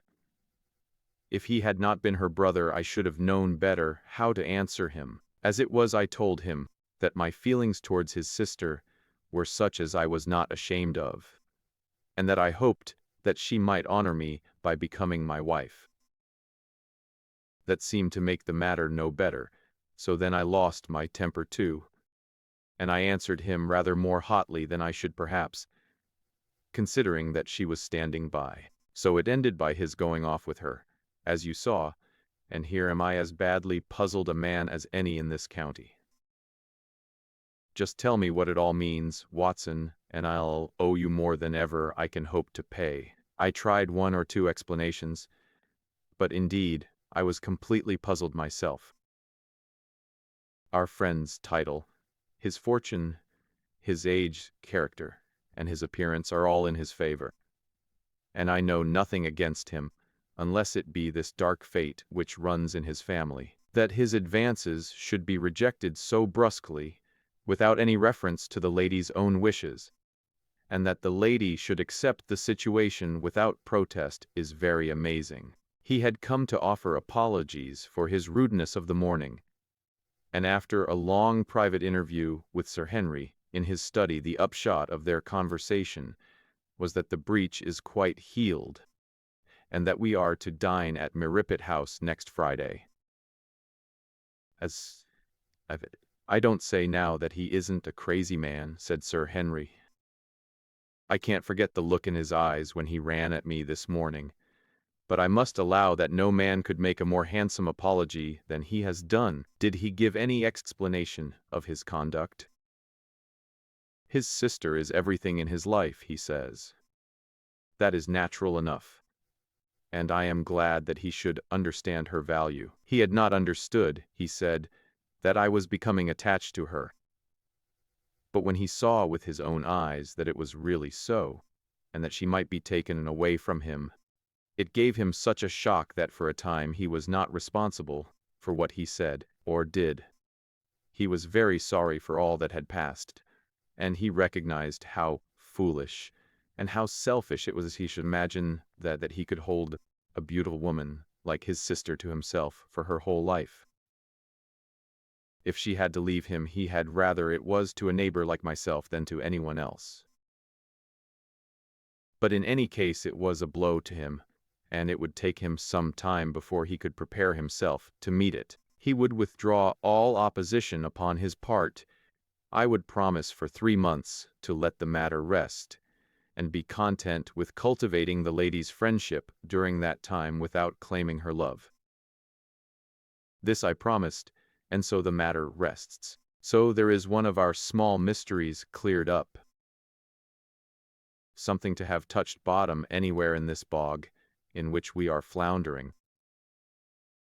We know now why Stapleton looked with disfavor upon his sister's suitor, even when that suitor was so eligible a one as Sir Henry. And now I pass on to another thread, which I have extricated out of the tangled skein, the mystery of the sobs in the night, of the tear-stained face of Mrs. Barrymore, of the seek journey of the butler to the western lattice window. Congratulate me, my dear Holmes, and tell me that I have not disappointed you as an agent, that you do not regret the confidence which you showed in me when you sent me down.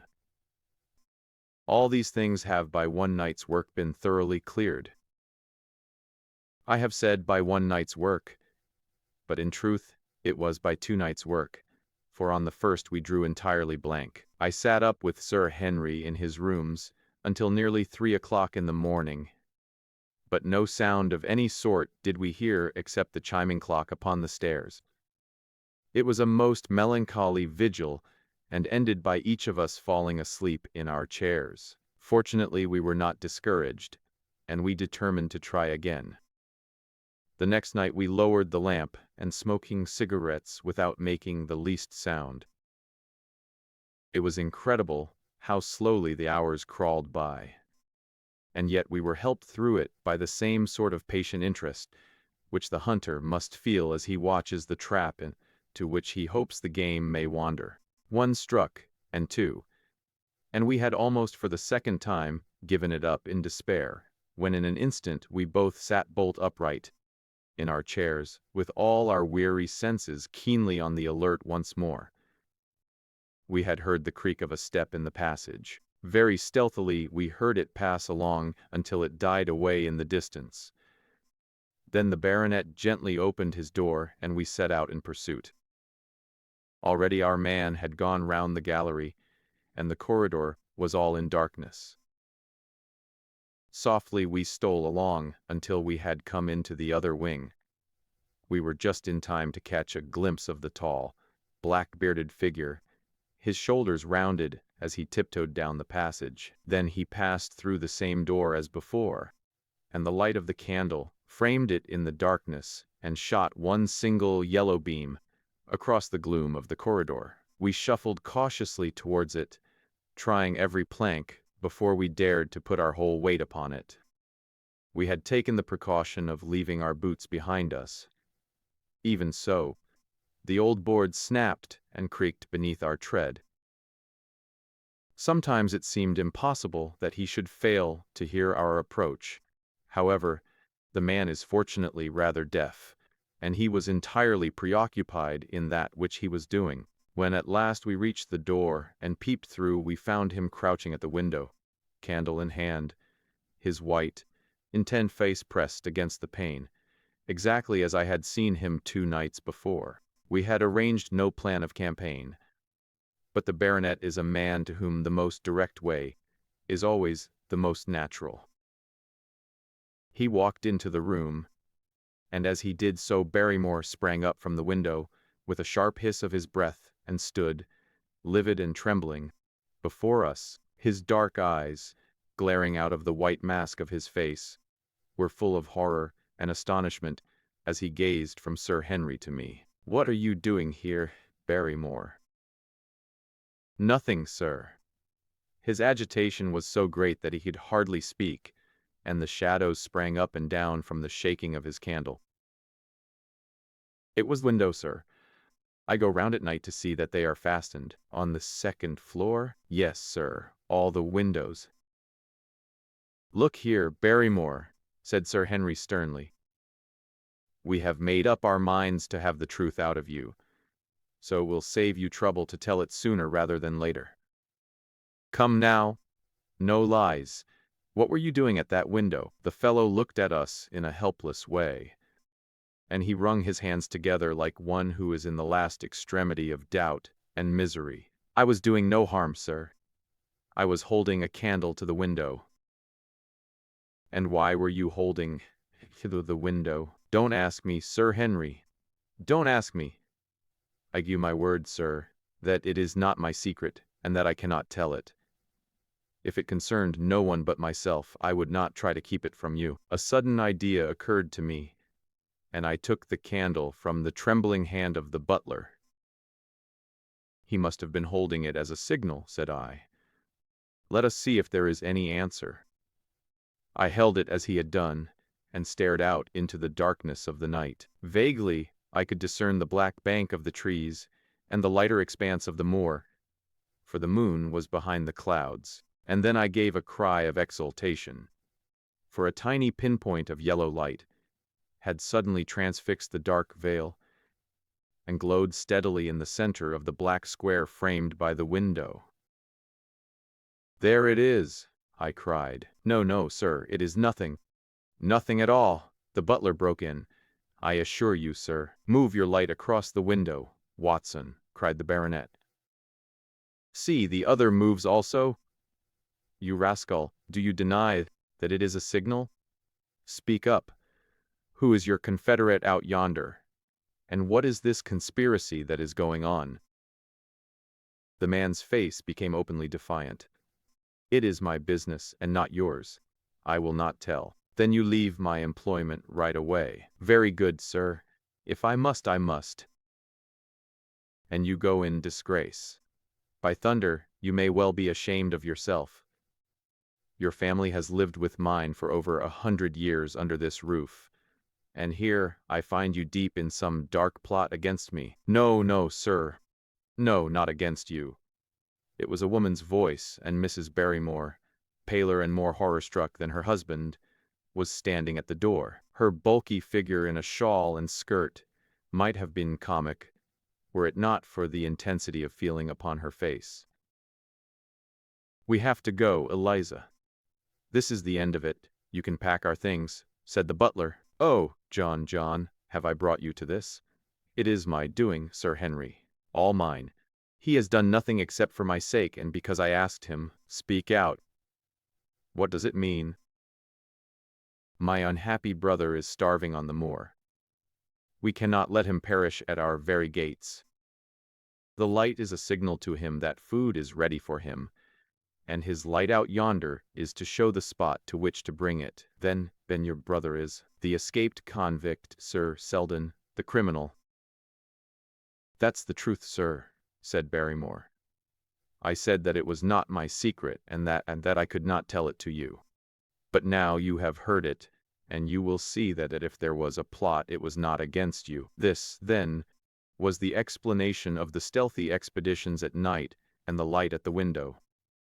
Sir Henry and I both stared at the woman in amazement. Was it possible that this stolidly respectable person, of the same blood as one of the most notorious criminals in the country? "Yes, sir. My name was Selden, and he is my younger brother. We humored him too much when he was a lad and gave him his own way in everything until he came that the world was made for his pleasure, and that he could do what he liked in it. Then as he grew older he met wicked companions, And the devil entered into him until he broke my mother's heart and dragged our name in the dirt. From crime to crime he sank lower and lower, until it is only the mercy of God which has snatched him from the scaffold. But to me, sir, he was always the little curly-headed boy that I had nursed and played with as an elder sister would. That was why he broke prison, sir. He knew that I was here and that we could not refuse to help him. When he dragged himself here one night, weary and starving, with the warders hard at his heels, what could we do? We took him in and fed him and cared for him.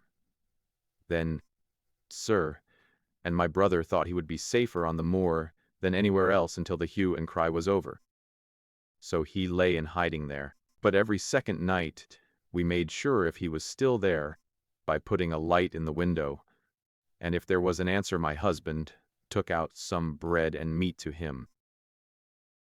Every day we hoped that he was gone, but as long as he was there we could not desert him. That is the whole truth, as I am an honest Christian woman, and you will see that if there is blame in the matter, it does not lie with my husband, but with me, for whose sake he has done all that he has. The woman's words came with an intense earnestness, which carried conviction with them. Is this true, Barrymore? Yes, Sir Henry, every word of it. Well, I cannot blame you for standing by your own wife. Forget what I have said. Go to your room, you two, and we shall talk further about this matter in the morning. When they were gone, we looked out of the window again. Sir Henry had flung it open, and the cold night wind beat in upon our faces.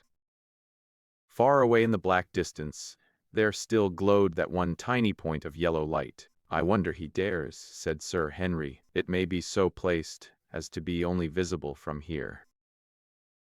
Very likely. How far do you think it is? Out by the cleft tor, I think. Not more than a mile or two off. Hardly that. Well, it cannot be far if Barrymore had to carry out the food to it. And he is waiting, this villain, beside that candle. By thunder, Watson, I am going out to take that man. The same thought had crossed my own mind. It was not as if the Barrymores had taken us into their confidence. Their secret had been forced from them. The man was a danger to the community, an unmitigated scoundrel for whom there was neither pity nor excuse. We were only doing our duty in taking this chance of putting him back where he could do no harm. With his brutal and violent nature, others would have to pay the price if we held our hands. Any night, for example, our neighbors the Stapletons might be attacked by him, and it may have been the thought of this which made Sir Henry so keen upon the adventure. I will come, said I. Then get your revolver and put on your boots.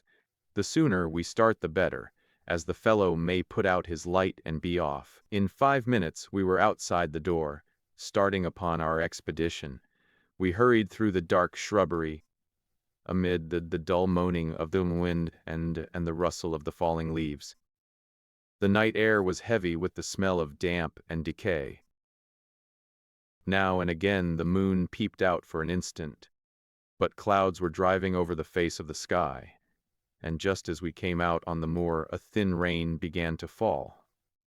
The light still burned steadily in front. Are you armed? I asked. I have a hunting crop. We must close in on him rapidly, for he is said to be a desperate fellow. We shall take him by surprise, and have him our mercy before he can resist. I say, Watson, said the baronet, what would Holmes say to this? How about that hour of darkness in which the power of evil is exalted? As if in answer to his words there rose suddenly out of the vast gloom of the moor that strange cry, which I had already heard upon the borders of the great Grimpen Mere. It came with the wind through the silence of the night, a long, deep mutter, then a rising howl, and then the sad moan in which it died away. Again and again it sounded, the whole air throbbing with it, striled and menacing. The baronet caught my sleeve, and his face glimmered white through the darkness. My God, what's that, Watson? I don't know. It's a sound they have on the moor. I heard it once before, it died away, and an absolute silence closed in upon us. We stood straining our ears, but nothing came. "Watson," said the baronet, "it was the cry of a hound." My blood ran cold in my veins, for there was a break in his voice, which told of the sudden horror which had seized him. "What do they call this sound?" he asked. "Who? The folk on the countryside." "Oh, they are ignorant people. Why should you mind what they call it? Tell me, Watson, what do they say of it?" I hesitated but could not escape the question. "They say it is the cry of the Hound of the Baskervilles." He groaned, and was silent for a few moments. "A hound it was," he said at last, "but it seemed to come from miles away. Over yonder, I think. It was hard to say whence it came. It rose and fell with the wind. Isn't that the direction of the great Grimpen Meade?" "Yes, it is." "Well, it was up there. Come now, Watson, didn't you think yourself that it was the cry of a hound? I am not a child. You need not fear to speak the truth. Stapleton was with me when I heard it last. He said that it might be the calling of a strange bird." "No, no, it was a hound." My God, can there be some truth in all these stories? Is it possible that I am really in danger from so dark a cause? You don't believe it? Do you, Watson? No. And yet it was one thing to laugh about it in London, and it is another to stand out here in the darkness of the moor and to hear such a cry as that. And my uncle, there was the footprint of the hound beside him as he lay. It all fits together. I don't think that I am a coward, Watson, but that sound seemed to freeze my very blood. Feel my hand. It was as cold as a block of marble. You'll be right tomorrow. I don't think I'll get that cry out of my head. What do you advise that we do now? Shall we turn back? No, by thunder. We have come out to get our man, and we will do it. We after the convict, and a hellhound as likely as not after us. Come on, we'll see it through if all the fiends of the pit were loose upon the moor. We stumbled slowly along in the darkness, with the black loom of the craggy hills around us, and the yellow speck of light burning steadily in front. There is nothing deceptive as the distance of a light upon a pitch-dark night. And sometimes the glimmer seemed to be far away upon the horizon, and sometimes it might have been within a few yards of us. But at last we could see whence it came, and then we knew that we were indeed very close.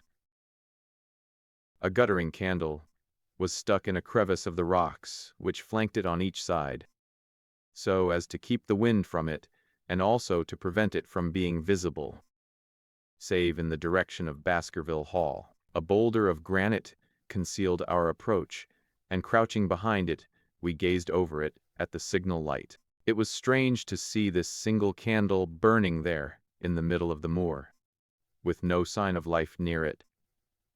Just the one straight yellow flame and the gleam of the rock each side of it. "What shall we do now?" whispered Sir Henry. "Wait here. He must be near his light. Let us see if we can get a glimpse of him." The words were hardly out of my mouth when we both saw him.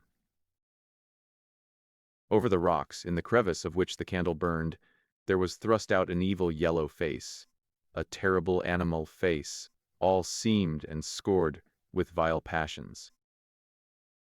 Foul with mire, with a bristling beard, and hung with matted hair, it might well have belonged to one of those old savages who dwelt in the burrows on the hillsides. The light beneath him was reflected in his small, cunning eyes, which peered fiercely to right and left through a crafty and savage animal who has heard the steps of the hunters. Something had evidently his suspicions. It may have been that Barrymore had some private signal which we had neglected to give, or the fellow may have had some other reason for thinking that all was not well. But I could read his fears upon his wicked face. Any instant he might dash out the light and vanish in the darkness. I sprang forward therefore, and Sir Henry did the same. At the same moment the convict screamed out a curse at us and hurled a rock, which splintered up against the boulder which had sheltered us. I caught one glimpse of his short, squat, strongly built figure as he sprang to his feet and turned to run. At the same moment, by a lucky chance, the moon broke through the clouds. We rushed over the brow of the hill, and there was our man running with great speed down the other side, springing over the stones in his way with the activity of a mountain goat. A lucky long shot of my revolver might have crippled him, but I had brought it only to defend myself if attacked and not to shoot an armed man who was running away. We were both swift runners and in fairly good training, but we soon found that we had no chance of overtaking him. We saw him for a long time in the moonlight, until he was only a small speck moving swiftly among the boulders upon the side of a distant hill. We ran and ran until we were completely blown, but the space between us grew ever wider. Finally we stopped and sat panting on two rocks, while we watched him disappearing in the distance. And it was at this moment that there occurred a most strange and unexpected thing. We had risen from our rocks, and were turning to go home, having abandoned the hopeless chase. The moon was low upon the right, and the jagged pinnacle of a granite tor stood up against the lower curve of its silver disk. Outlined as black as an ebony statue on that shining background, I saw the figure of a man upon the tor. Do not think that it was a delusion, Holmes. I assure you that I have never in my life seen anything more clearly. As far as I could judge, the figure was that of a tall, thin man. He stood with his legs a little separated, his arms folded, his head bowed, as if he were brooding over that enormous wilderness of peat and granite which lay before him. He might have been the very spirit of that terrible place. It was not the convict. This man was far from the place where the latter had disappeared. Besides, he was a much taller man. With a cry of surprise, I pointed him out to the baronet. But in the instant during which I had turned to grasp his arm, the man was gone.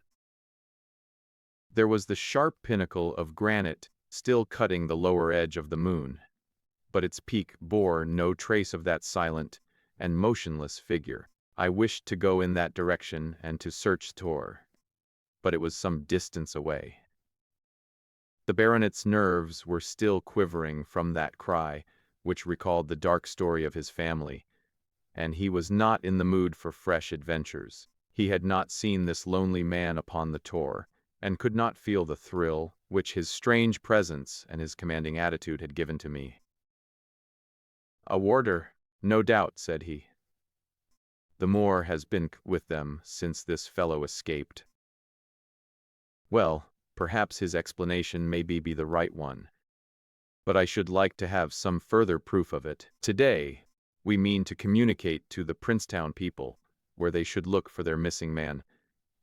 But it is hard lines that we have not actually had the triumph of bringing him back as our own prisoner. Such are the adventures of last night, and you must acknowledge, my dear Holmes, that I have done you very well in the matter of a report. Much of what I tell you is no doubt quite irrelevant, but still I feel that it is best that I should let you have all the facts and leave you to select for yourself those which will be of most service to you in helping you to your conclusions. We are certainly making some progress. So far as the Barrymores go, we have found the motive of their actions, and that has cleared up the situation very much. But the moor with its mysteries and its strange inhabitants remains as inscrutable as ever. Perhaps in my next, I may be able to throw some light upon this also. Best of all would it be if you could come down to us. In any case, you will hear from me again in the course of the next few days. Chapter 10. Extract from the Diary of Dr. Watson. So far I have been able to quote from the reports which I have forwarded during these early days to Sherlock Holmes. Now, however, I have arrived at a point in my narrative where I am compelled to abandon this method and to trust once more to my recollections, aided by the diary which I kept at the time. A few extracts from the latter will carry me on to those scenes which are indelibly fixed in every detail upon my memory. I proceed, then, from the morning which followed our abortive chase of the convict and our other strange experiences upon the moor. October 16th. A dull and foggy day, with a drizzle of rain. The house is banked in with rolling clouds, which rise now and then to show the dreary curves of the moor, with thin, silver veins upon the sides of the hills, and the distant boulders gleaming where the light strikes upon their wet faces. It is melancholy outside and in. The baronet is in a black reaction after the excitements of the night. I am conscious myself of a weight at my heart and a feeling of impending danger. Ever-present danger, which is the more terrible because I am unable to define it. And have I not cause for such a feeling? Consider the long sequence of incidents which have all pointed to some sinister influence which is at work around us. There is the death of the last occupant of the hall, fulfilling so exactly the conditions of the family legend. And there are the repeated reports from peasants of the appearance of a strange creature upon the moor. Twice I have with my own ears heard the sound which resembled the distant baying of a hound. It is incredible, impossible, that should really be outside the ordinary laws of nature. A spectral hound, which leaves material footmarks and fills the air with its howling, is surely not to be thought of. Stapleton may fall in with such a superstition, and Mortimer also. But if I have one quality upon earth, it is common sense, and nothing will persuade me to believe in such a thing. To do so would be to descend to the level of these poor peasants, who are not content with a mere fiend dog, but must needs describe him with hellfire shooting from his mouth and eyes. Holmes would not listen to such fancies, and I am his agent, but facts are facts, and I have twice heard this crying upon the moor. Suppose that there were really some huge hound loose upon it, that would go far to explain everything. But where could such a hound lie concealed? Where did it get its food? Where did it come from? How was it? No one saw it by day.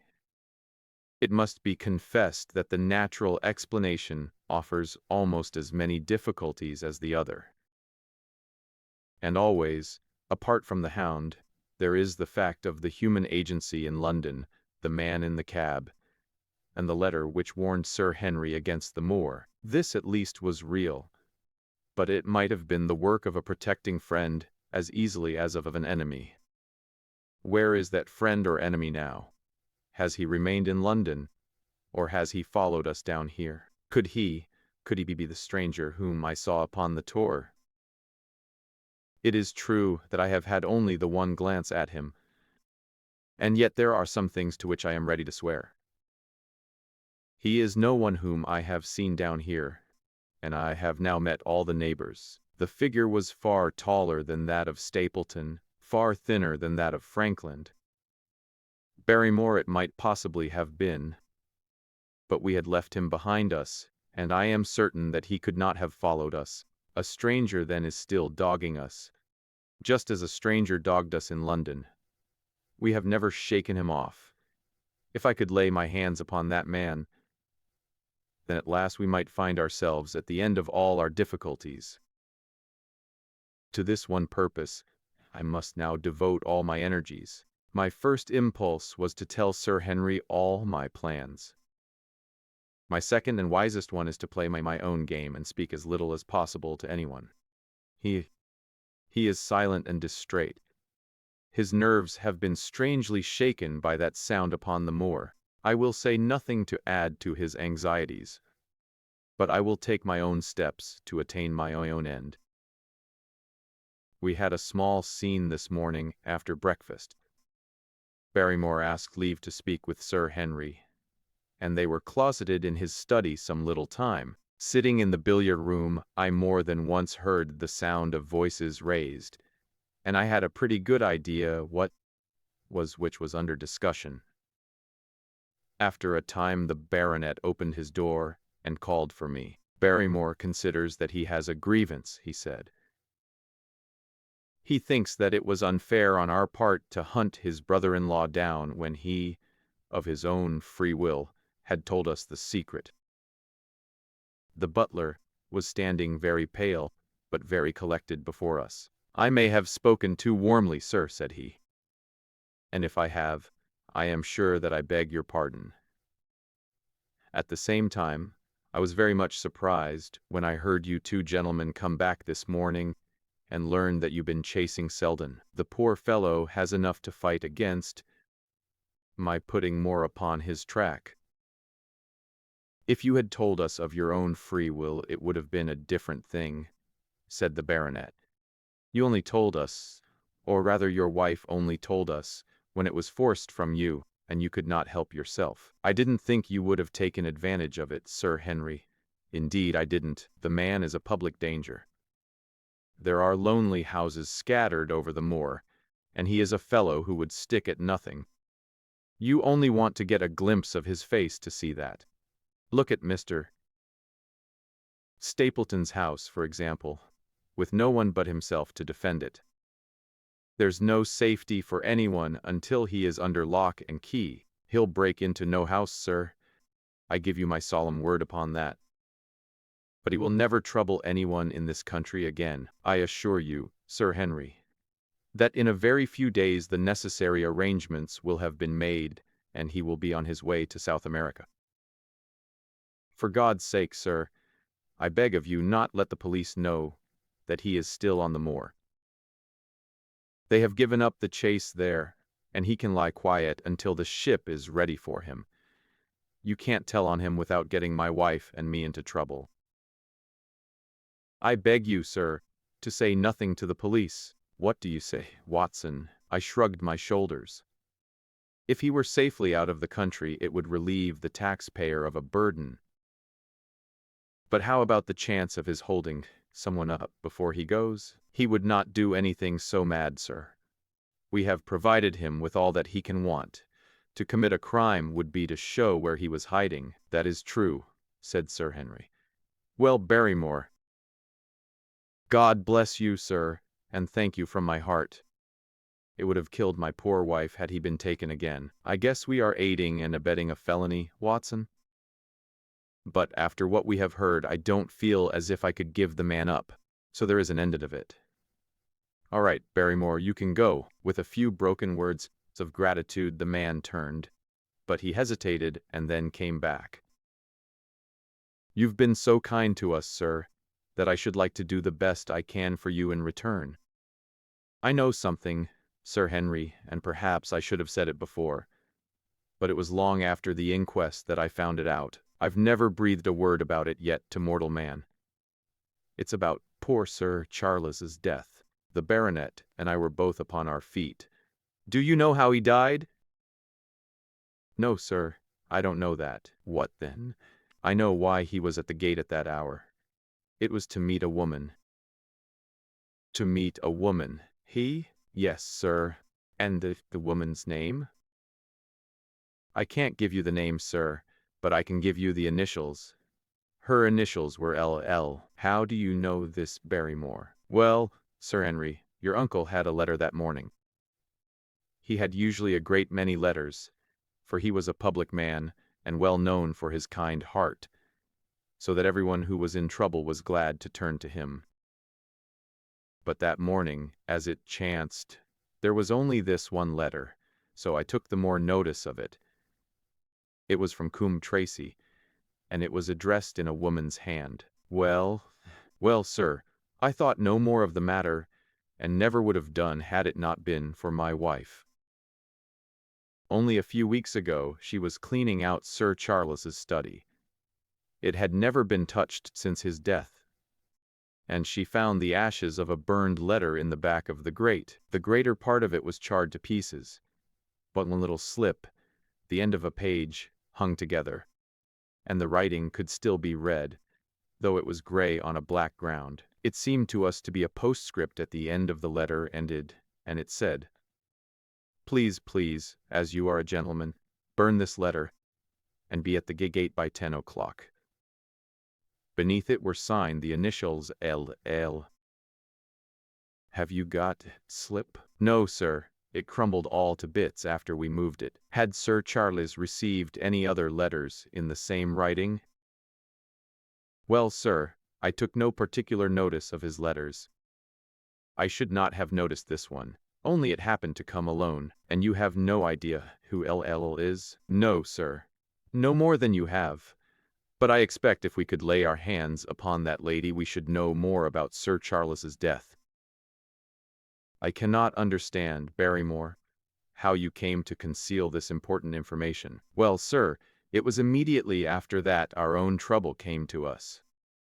And then again, sir, we were both of us very fond of Sir Charles, as we well might be considering all that he has done for us. To rake this up couldn't help our poor master, and it's well to go carefully when there's a lady in the case. Even the best of us. You thought it might injure his reputation? Well, sir, I thought no good could come of it. But now you have been kind to us, and I feel as if it would be treating you unfairly not to tell you all that I know about the matter. Very good, Barrymore, you can go. When the butler had left us, Sir Henry turned to me.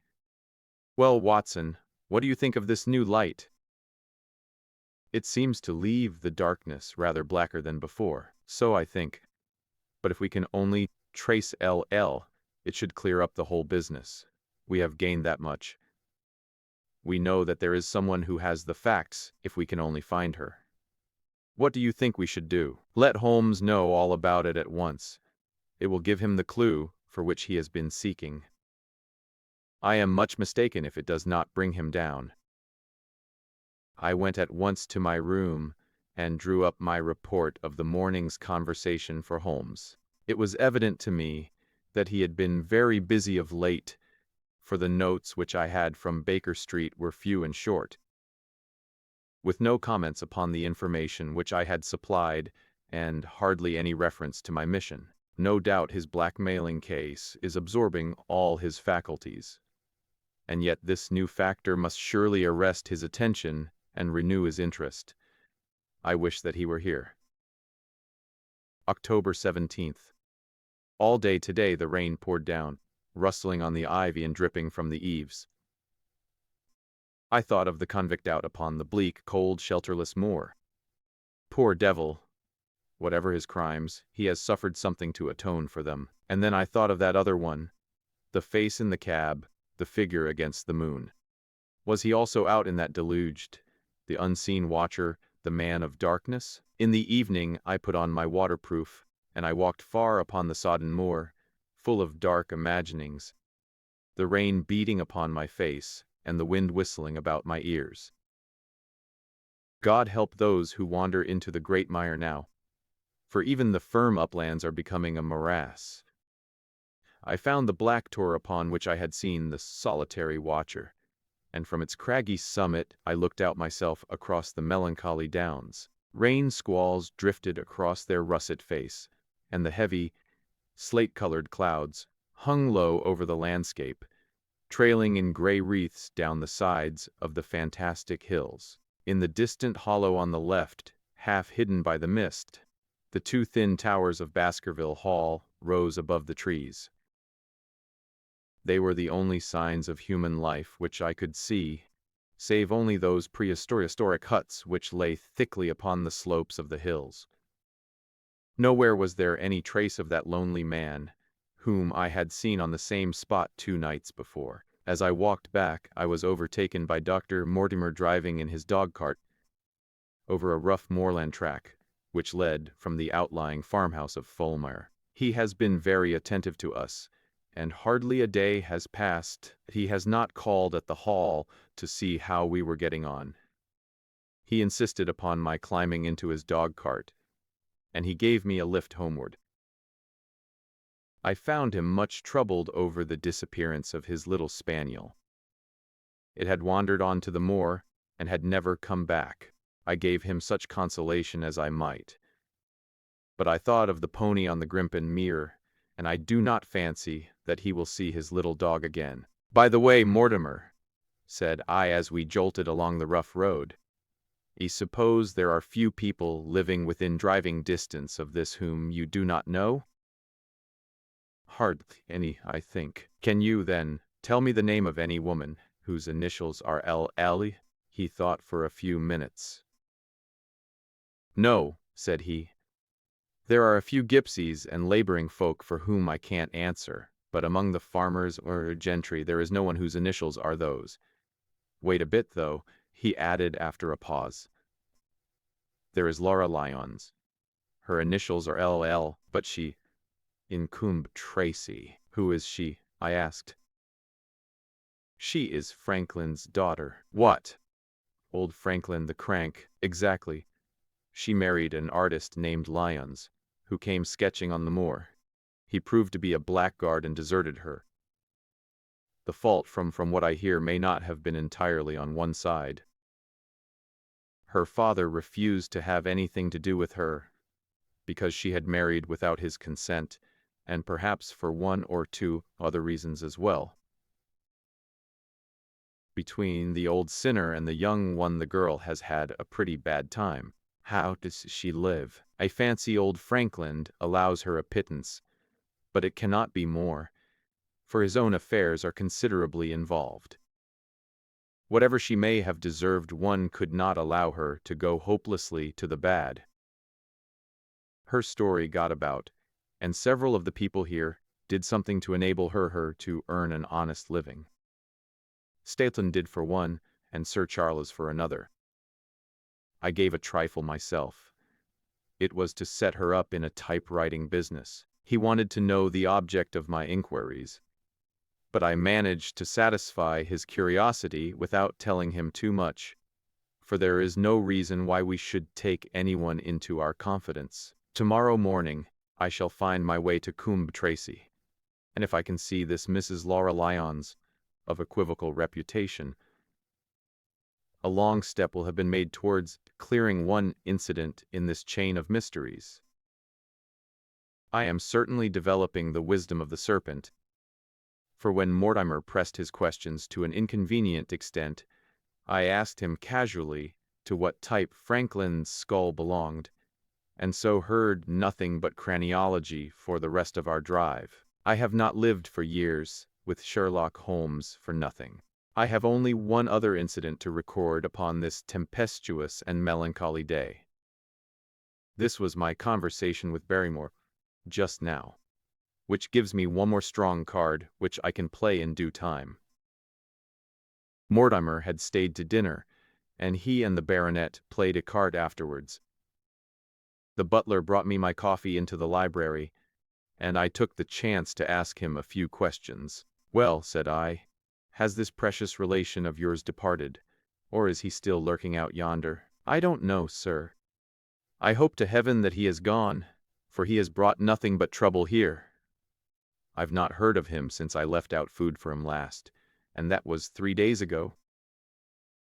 Did you see him then? No, sir, but the food was gone when next I went that way. Then he was certainly there? So you would think, sir, unless it was the other man who took it. I sat with my coffee cup halfway to my lips and stared at Barrymore. You know, there is another man then? Yes, sir, there is another man upon the moor. Have you seen him? No, sir. How know of him then? Selden told me of him, sir. A week ago or more. He's in hiding too, but he's not a convict as far as I can make out. I don't like it, Dr. Watson. I tell you straight, sir, that I don't like it. He spoke with a sudden passion of earnestness. Now listen to me, Barrymore. I have no interest in this matter but that of your master. I have come here with no object except to help him. Tell me, frankly, what it is that you don't like. Barrymore hesitated for a moment, as if he regretted his outburst or found it difficult to express his own feelings in words. It's all these goings-on, sir, he cried at last, waving his hand towards the rain-lashed window which faced the moor. There's foul play somewhere, and there's black villainy brewing, to that I'll swear. Very glad I should be, sir, to see Sir Henry on his way back to London again. But what is it that alarms you? Look at Sir Charles's death. That was bad enough, for all that the coroner said. Look at the noises on the moor at night. There's not a man would cross it after sundown if he was paid for it. Look at this stranger hiding out yonder, and watching and waiting. What's he waiting for? What does it mean? It means no good to anyone of the name of Baskerville. Very glad I shall be to be quit of it all on the day that Sir Henry's new servants are ready to take over the hall. But about this stranger, said I. Can you tell me anything about him? What did Selden say? Did he find out where he hid, or what he was doing? He saw him once or twice, but he is a deep one and gives nothing away. At first he thought that he was the police, but soon he found that he had some lay of his own. A kind of gentleman he was, as far as he could see, but what he was doing he could not make out. And where did he say that he lived? Among the old houses on the hillside, the stone huts where the old folk used to live. But how about his food? Selden found out that he has got a lad who works for him and brings all he needs. I dare say he goes to Coombe Tracey for what he wants. Very good, Barrymore. We may talk further of this some other time. When the butler had gone, I walked over to the black window, and I looked through a bird pane at the driving clouds, and at the tossing outline of the wind-swept trees. It is a wild night indoors, and what must it be in a stone hut upon the moor? What passion of hatred can it be which leads a man to lurk in such a place at such a time?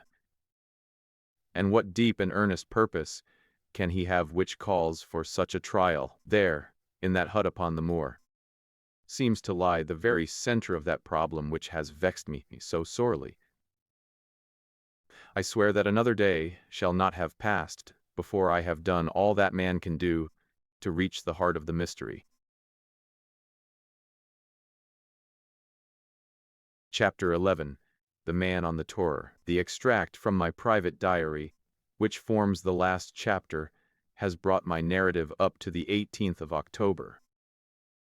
A time when these strange events began to move swiftly towards their terrible conclusion. The incidents of the next few days are indelibly graven upon my recollection, and I can tell them without to the notes made at the time. Laura Lyons of Coombe Tracey had written to Sir Charles Baskerville and made an appointment with him at the very place and hour that he met his death. The other that the lurking man upon the moor was to be found among the stone huts upon the hillside. With these two facts in my possession, I felt that either my intelligence or my courage must be deficient if I could not throw some further light upon these dark places. I had no opportunity to tell the baronet what I had learned about Mrs. Lyons upon the evening before, for Dr. Mortimer remained with him at cards until it was very late. At breakfast, however, I informed him about my discovery, and asked him whether he would care to accompany me to Coombe Tracey. At first he was very eager to come, but on second thoughts it seemed to both of us that if I went alone the results might be better. The more formal we made the visit, the less information we might obtain. I left Sir Henry behind, therefore, not without some prickings of conscience, and drove off upon my new quest. When I reached Coombe Tracey, I told Perkins to put up the horses, and I made inquiries for the lady whom I had come to interrogate. I had no difficulty in finding her rooms, which were central and well appointed. A maid showed me in without ceremony, and as I entered the sitting room a lady, who was sitting before a Remington typewriter, sprang up with a pleasant smile of welcome. Her face fell, however, when she saw that I was a stranger, and she sat down again, and asked me the object of my visit. The first impression left by Mrs. Lyons was one of extreme beauty. Her eyes and hair were of the same rich hazel color, and her cheeks, though considerably freckled, were flushed with the exquisite bloom of the brunette, the dainty pink which lurks at the heart of the sulphur rose. Admiration was, I repeat, the first impression. But the second was criticism. There was something subtly wrong with the face, some coarse of expression, some hardness, perhaps, of eye, some looseness of lip, which marred its perfect beauty. But these, of course, are afterthoughts. At the moment, I was simply conscious that I was in the presence of a very handsome woman, and that she was asking me the reasons for my visit. I had not quite understood until that instant how delicate my mission was. "I have the pleasure," said I, "of knowing your father." It was a clumsy introduction, and the lady made me feel it. "There is nothing in common between my father and me," she said. "I owe him nothing, and his friends are not mine. If it were not for the late Sir Charles Baskerville, and some other kind hearts, I might have starved for all that my father cared. It was about the late Sir Charles Baskerville that I have come here to see you." The freckles started out on the lady's face. "What can I tell you about him?" she asked, and her fingers played nervously over the stops of her typewriter. "You knew him, did you not?" "I have already said that I owe a great deal to his kindness. If I am able to support myself, it is largely due to the interest which he took in my unhappy situation. Did you correspond with him?" The lady looked quickly up with an angry gleam in her hazel eyes. "What is the object of these questions?" she asked sharply. "The object is to avoid a public scandal. It is better that I should ask them here than that the matter should pass outside our control." She was silent, and her face was still very pale. At last she looked up, something reckless and defiant in her manner. "Well, I'll answer," she said. "What are your questions? Did you correspond with Sir Charles?" "I certainly wrote to him once or twice to acknowledge his delicacy and his generosity." "Have you the dates of those letters? Have you ever met him?" "Yes, once or twice, when he came into Coombe Tracey. He was a very retiring man, and he preferred to do good by stealth. But if you saw him so seldom and wrote so seldom, how did he know enough about your affairs to be able to help you, as you say that he has done?" She met my difficulty with the utmost readiness.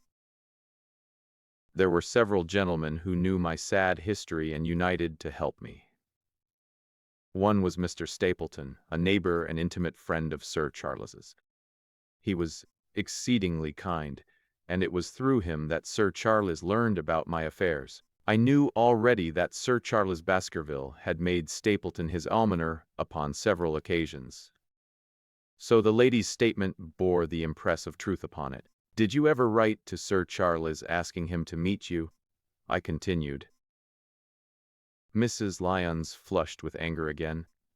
"Really, sir, this is a very extraordinary question." "I am sorry, madam, but I must repeat it." "Then I answer, certainly not." "Not on the very day of Sir Charles's death." The flush had faded in an instant, and a deathly face was before me. Her dry lips could not speak the "no," which I saw rather than heard. "Surely your memory deceives you," said I. Could I? I could even quote a passage of your letter. It ran, "Please, please, as you are a gentleman, burn this letter, and be at the gate by 10 o'clock." I thought that she had fainted, but she recovered herself by a supreme effort. "Is there no such thing as a gentleman?" she gasped. "You do Sir Charles an injustice. He did burn the letter. But sometimes a letter may be legible even when burned. You acknowledge now that you wrote it?" "Yes, I did write it," she cried, pouring out her soul in a torrent of words. "I did write it. Why should I deny it? I have no reason to be ashamed of it. I wished him to help me. I believed that if I had an interview I could gain his help, so I asked him to meet me. But why at such an hour?" "Because I had only just learned that he was going to London next day, and might be away for months. There were reasons why I could not get there earlier. But why a rendezvous in the garden, instead of a visit to the house? Do you think a woman could go alone at that hour to a bachelor's house? Well, what happened when you did get there? He never went, Mrs. Lyons. No, I swear it to you on all I hold sacred. I never went. Something intervened to prevent my going. What was that? That is a private matter. I cannot tell it. You acknowledge then that you made an appointment with Sir Charles at the very hour and place at which he met his death.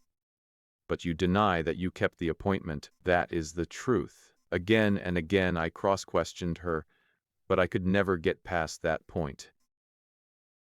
Miss Lyons, said I as I rose from this long and inconclusive interview, you are taking a very great responsibility and putting yourself in a very false position by not making an absolutely clean breast of all that you know. If I have to call in the aid of the police, you will find how seriously you are compromised.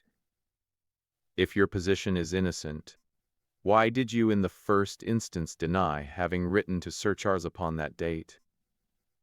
Because I feared that some false conclusion might be drawn from it, and that I might find myself involved in a scandal.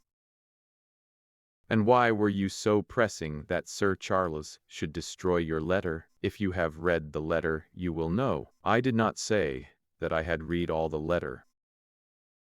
You quoted some of it. I quoted the postscript. The letter had, as I said, been burned, and it was not all legible. Ask you once again why it was that you were so pressing that Sir Charles should destroy this letter, which he received on the day of his death. The matter is a very private one. The more reason why you should avoid a public investigation. I will tell you, then. If you have heard anything of my unhappy history, you will know that I made a rash marriage, and had reason to regret it. I have heard so much. My life has been one incessant persecution from a husband whom I abhor. The law is upon his side, and every day I am faced by the possibility that he may force me to live with him. At the time that I wrote this letter to Sir Charles, I had learned that there was a prospect of my regaining my freedom if certain expenses could be met. It meant everything to me, peace of mind, happiness, self-respect, everything. I knew Sir Charles's generosity, and I thought that if he heard the story from my own lips, he would help me. Then how is it that you did not go? Because I received help in the interval from another source. Why then did you not write to Sir Charles and explain this? So I should have done. I not seen his death in the paper next morning. The woman's story hung coherently together, and all my questions were unable to shake it. I could only check it by finding if she had indeed instituted divorce proceedings against her husband at, or about the time of the tragedy. It was unlikely that she would dare to say that she had not been to Baskerville Hall, if she really had been, for a trap would be necessary to take her there, and could not have returned to Coombe Tracey until the early hours of the morning. Such an excursion could not be kept secret. The probability was therefore that she was the truth, or at least a part of the truth. I came away baffled and disheartened. Once again I had reached that dead wall, which seemed to be built. Every path by which I tried to get at the object of my mission, and yet the more I thought of the lady's face and of her manner, the more I felt that something was being held back from me. Why should she turn so pale? Why should she fight against every admission until it was forced from her? Why should she have been so reticent at the time of the tragedy? Surely the explanation of all this could not be as innocent as she would have me believe. For the moment I could proceed no farther in that direction, but must turn back to that other clue, which was to be sought for among the stone upon the moor, and that was a most vague direction. I realized it as I drove back, and noted how hill after hill showed traces of the ancient people. Barrymore's only indication had been that the stranger lived in one of these abandoned huts, and many hundreds of them are scattered throughout the length and breadth of the moor. But I had my own experience for a guide, since it had shown me the man himself standing upon the summit of the Black Tor.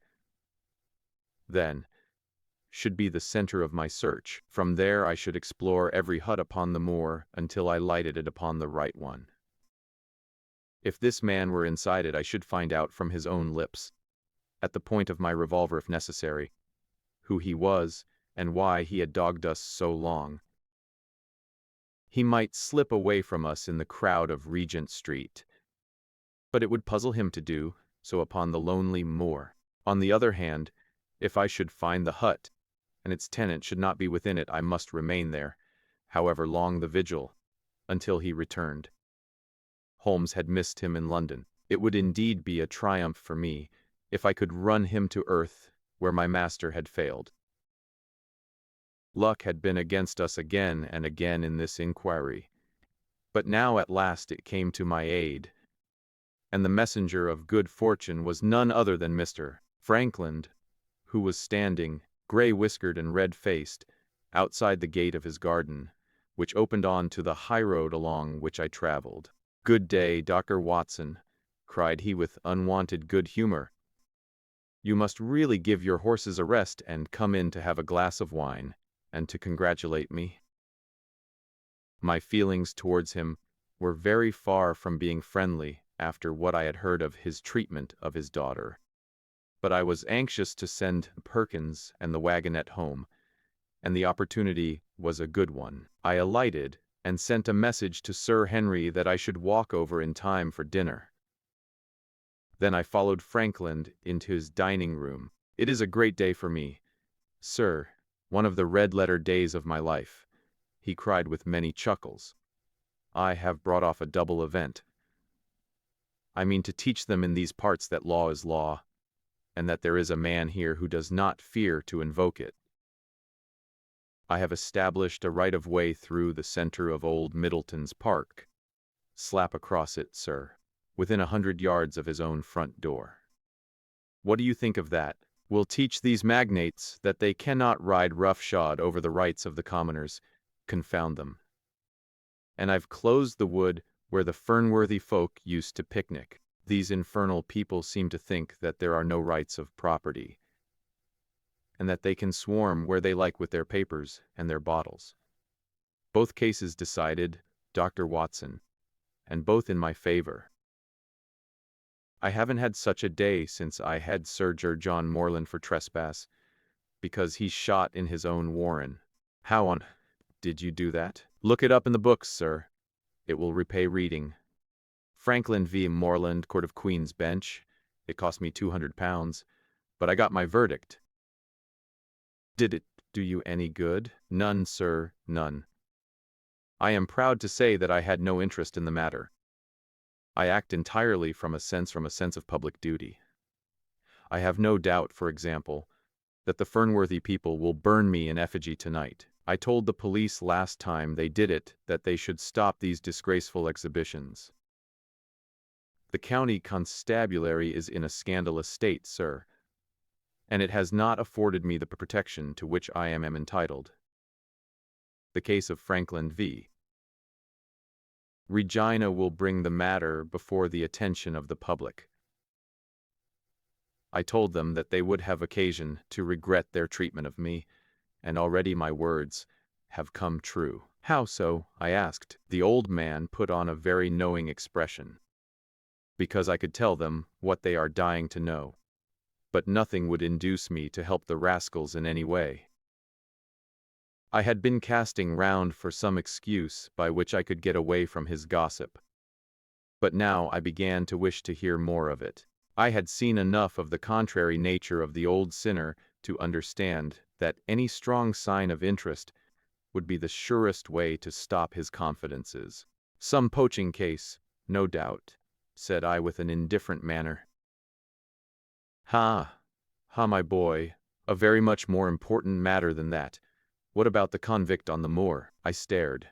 "You don't mean that you know where he is?" said I. "I may not know exactly where he is, but I am quite sure that I could help the police to lay their hands on him. Has it never struck you that the way to catch that man was to find out where he got his food, and so trace it to him?" He certainly seemed to be getting uncomfortably near the truth. "No doubt," said I. "But how do you know that he is anywhere upon the moor?" "I know it, because I have seen with my own eyes the messenger who takes him his food." My heart sank for Barrymore. It was a serious thing to be in the power of this spiteful old busybody. But his next remark took a weight from my mind. "You'll be surprised to hear that his food is taken to him by a child. I see him every day through my telescope upon the roof. He passes along the same path at the same hour, and to whom should he be going except to the convict?" Here was luck indeed, and yet I suppressed all appearance of interest. A child, Barrymore had said that our unknown was supplied by a boy. It was on his track, and not upon the convict's, that Frankland had stumbled. If I could get his knowledge, it might save me a long and weary hunt. But incredulity and indifference were evidently my strongest cards. I should say that it was much more likely that it was the son of one of the moorland shepherds taking out his father's dinner. The least appearance of opposition struck fire out of the old autocrat. His eyes looked malignantly at me, and his gray whiskers bristled like those of an angry cat. "Indeed, sir," said he, pointing out over the wide-stretching moor. "Do you see that black tor over yonder? Do you see the low hill beyond with the thorn bush upon it? It is the stoniest part of the whole moor. Is that a place where a shepherd would be likely to take his station?" "Your suggestion, sir, is a most absurd one." I meekly answered that I had spoken without knowing all the facts. My submission pleased him, and led him to further confidences. "You may be sure, sir, that I have very good grounds before I come to an opinion. I have seen the boy again and again with his bundle. Every day, and sometimes twice a day, I have able. But wait a moment, Dr. Watson. Do my eyes deceive me? Or is there at the present moment something moving upon that hillside?" It was several miles off, but I could distinctly see a small dark dot against the dull green and gray. "Come, sir, come," cried Frankland, rushing upstairs. "You will see with your own eyes and judge for yourself." The telescope, a formidable instrument mounted upon a tripod, stood upon the flat leads of the house. Frankland clapped his eye to it and gave a cry of satisfaction. "Quick, Dr. Watson, quick, before he passes over the hill." There he was, sure enough, a small urchin with a little bundle upon his shoulder, toiling slowly up the hill. When he reached the crest, I saw the Ragduncouth figure outlined for an instant against the cold blue sky. He looked round him with a furtive and stealthy air, as one who dreads pursuit. Then he vanished over the hill. Well, am I right? Certainly, there is a boy who seems to have some secret errand. And what the errand is even a county constable could guess. But not one word shall they have from me, and I bind you to secrecy also, Dr. Watson. Not a word. You understand, just as you wish. They have treated me shamefully, shamefully. When the facts come out in Frankland v. Regina, I venture to think that a thrill of indignation will run through the country. Nothing would induce me to help the police in any way. For all they cared, it might have been me, instead of my effigy, which these rascals burned at the stake. Surely you are not going. You will help me to empty the decanter in honor of this great occasion. But I resisted all his solicitations and succeeded in dissuading him from his announced intention of walking home with me. I kept the road as long as his eye was on me, and then I struck off across the moor and made for the stony hill over which the boy had disappeared. Everything was working in my favor, and I swore that it should not be through lack of energy or perseverance that I should miss the chance which fortune had thrown in my way. The sun was already sinking when I reached the summit of the hill, and the long slopes beneath me were all golden green on and gray shadow on the other. A haze lay low upon the farthest skyline, out of which jutted the fantastic shapes of Belliver and Vixen Tor. Over the wide expanse there was no sound and no movement. One great gray bird, a gull or curlew, soared aloft in the blue heaven. He and I seemed to be the only living things between the huge arch of the sky and the desert beneath it. The barren scene, the sense of loneliness, and the mystery and urgency of my task all struck a chill into my heart. The boy was nowhere to be seen. But down beneath me in a cleft of the hills there was a circle of the old stone huts, and in the middle of them there was one which retained sufficient roof to act as a screen against the weather. My heart leaped within me as I saw it. This must be the burrow where the stranger lurked. At last my foot was on the threshold of his hiding place. His secret was within my grasp. As I approached the hut, walking as warily as Stapleton would do when with poised net he drew near the settled butterfly, I satisfied myself the place had indeed been used as a habitation. A vague pathway among the boulders led to the dilapidated opening which served as a door. All was silent within. The unknown might be lurking there, or he might be prowling on the moor. My nerves tingled with the sense of adventure. Throwing aside my cigarette, I closed my hand upon the butt of my revolver, and, walking swiftly up to the door, I looked in. The place was empty, but there were ample signs that I had not come upon a false scent. This was certainly where the man lived. Some blankets rolled in a waterproof lay upon that very stone slab upon which Neolithic man had once slumbered. The ashes of a fire were heaped in a rude grate. Beside it lay some cooking utensils and a bucket half full of water.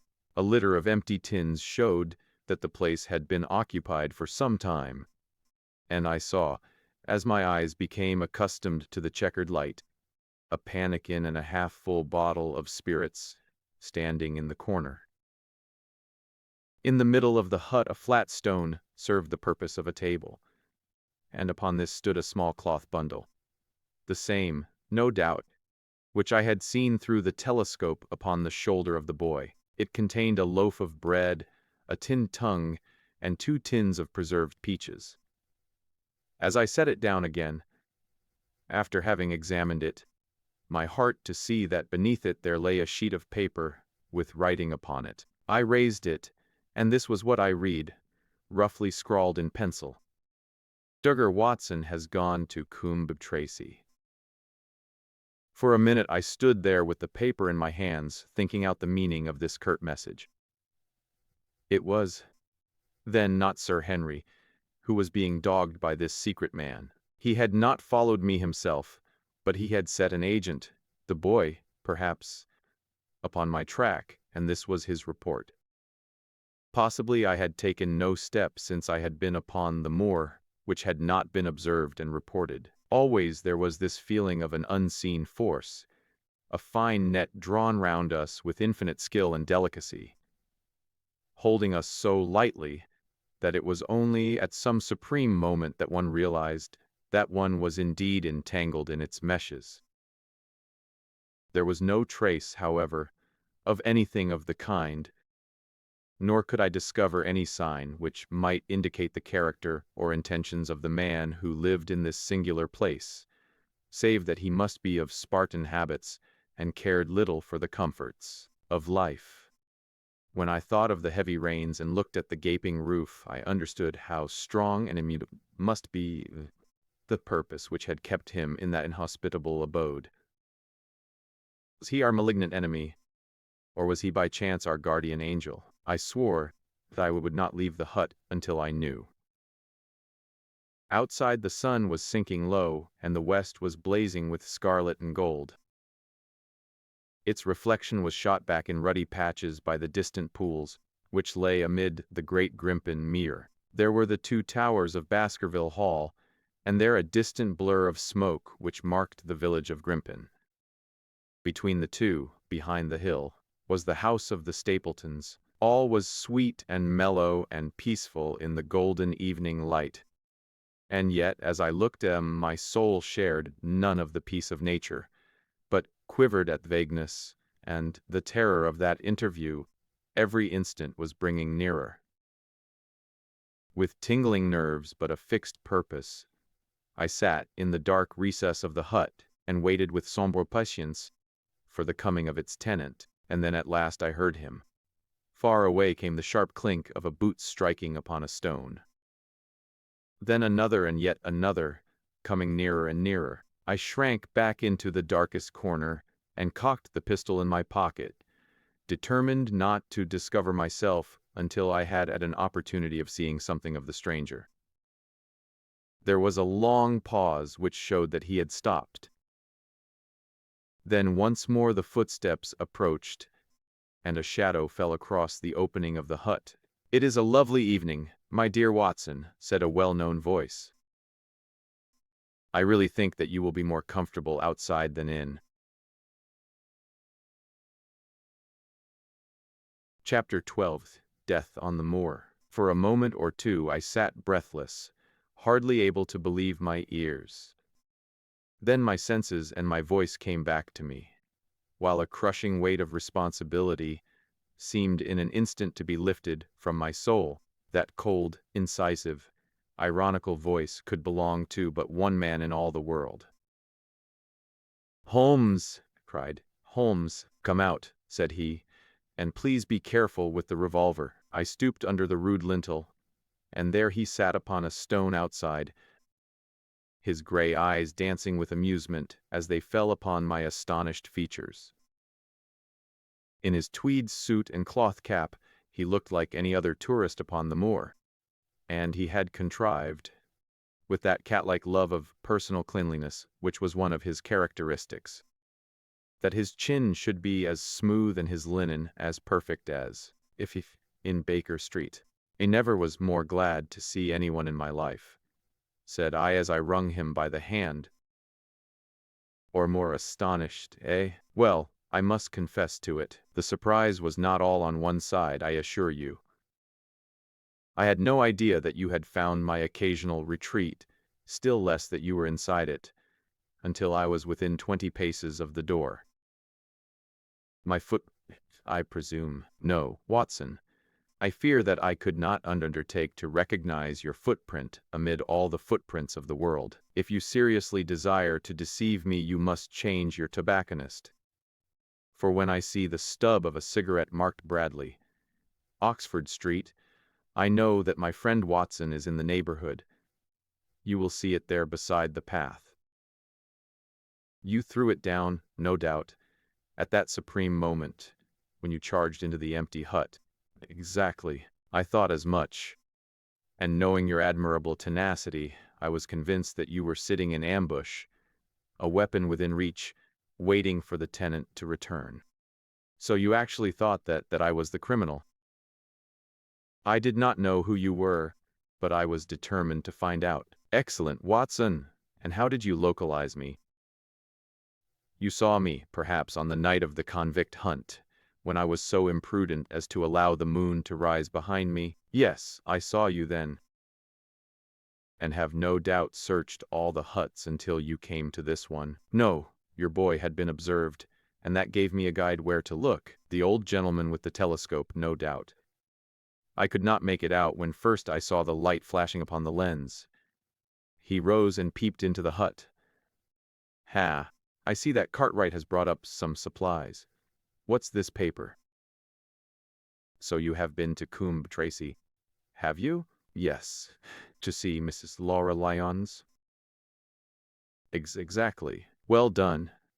Our researches have evidently been running on parallel lines, and when we unite our results, I expect we shall have a fairly full knowledge of the case. Well, I am glad from my heart that you are here, for indeed the responsibility and the mystery were both becoming too much for my nerves. But how in the name of wonder did you come here, and what have you been doing?" I thought that you were in Baker Street, working out that case of blackmailing. That was what I wished you to think. Then you use me, and yet do not trust me, I cried with some bitterness. I think that I have deserved better at your hands, Holmes. My dear fellow, you have been invaluable to me in this as in many other cases, and I beg that you will forgive me if I have seemed to play a trick upon you. In truth, it was partly for your own sake that I did it, and it was my appreciation of the danger which you led me to come down and examine the matter for myself. Had I been with Sir Henry, and you, it is confident that my point of view would have been the same as yours, and my presence would have warned our very formidable opponents to be on their guard. As it is, I have been able to get about as I could not possibly have done had I been living in the hall, and I remain an unknown factor in the business, ready to throw in all my weight at a critical moment. But why keep me in the dark? For you to know could not have helped us and might possibly have led to my discovery. You would have wished to tell me something, or in your kindness you would have brought me out some comfort or other, and so an unnecessary risk would be run. I brought Cartwright down with me. You remember the little chap at the express office? And he has seen after my simple wants. A loaf of bread and a clean collar. What does man want more? He has given me an extra pair of eyes upon a very active pair of feet, and both have been invaluable. Then my reports have all been wasted. My voice trembled as I recalled the pains and the pride with which I had composed them. Holmes took a bundle of papers from his pocket. Here are your reports, my dear fellow, and very well thumbed, I assure you. I made excellent arrangements, and they are only delayed 1 day upon their way. I must compliment you exceedingly upon the zeal and the intelligence which you have shown over an extraordinarily case. I was still rather raw over the deception which had been practiced upon me, but the warmth of Holmes's praise drove my anger from my mind. I felt also in my heart that he was right in what he said, and that it was really best for our purpose that I should not have known he was upon the moor. That's better, said he, seeing the shadow rise from my face. And now tell me the result of your visit to Mrs. Laura Lyons.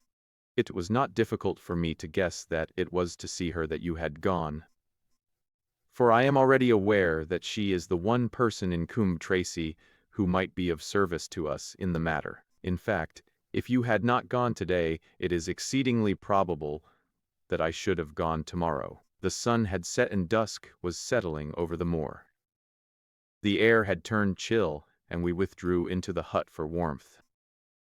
Sitting together in the twilight, I told Holmes of my conversation with the lady.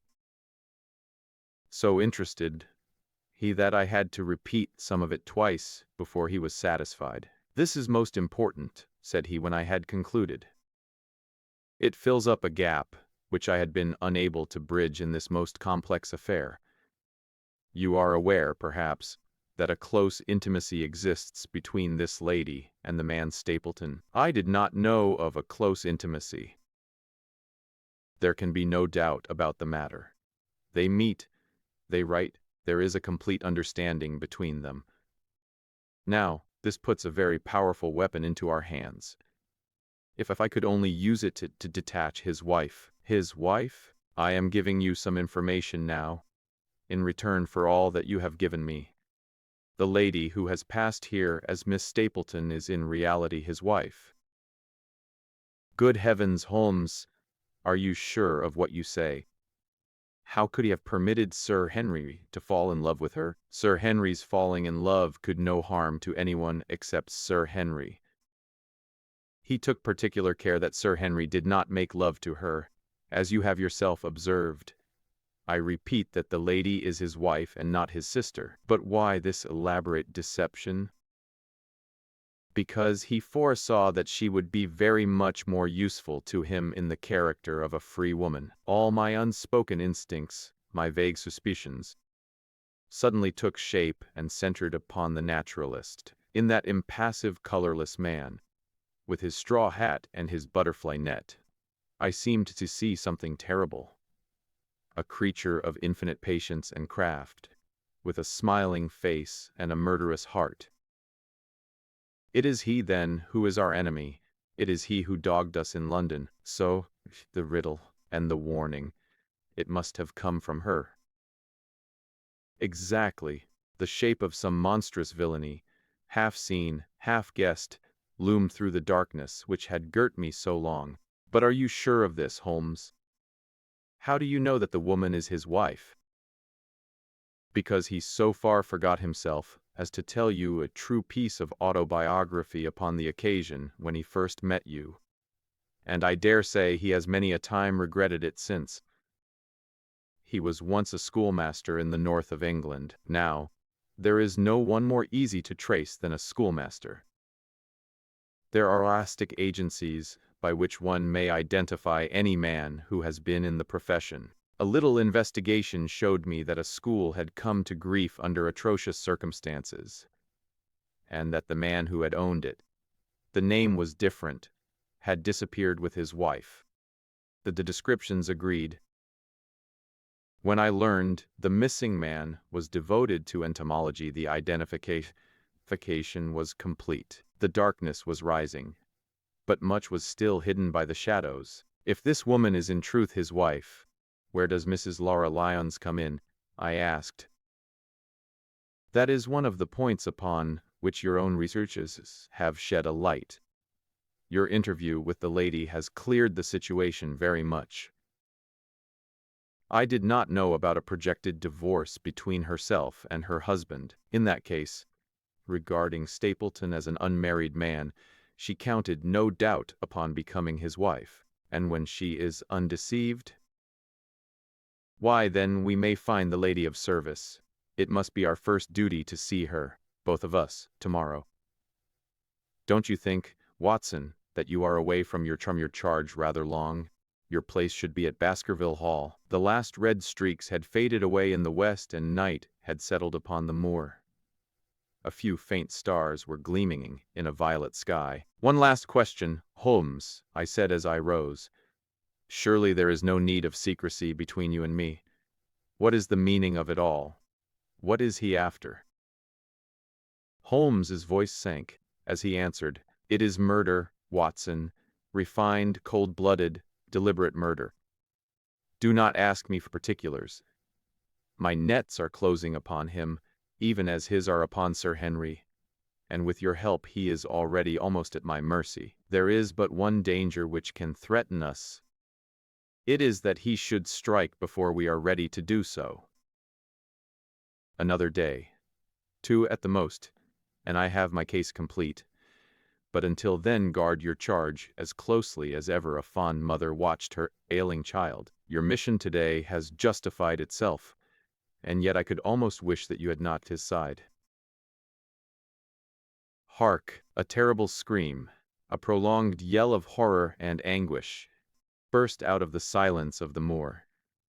That frightful cry turned the blood to ice in my veins. "Oh my God!"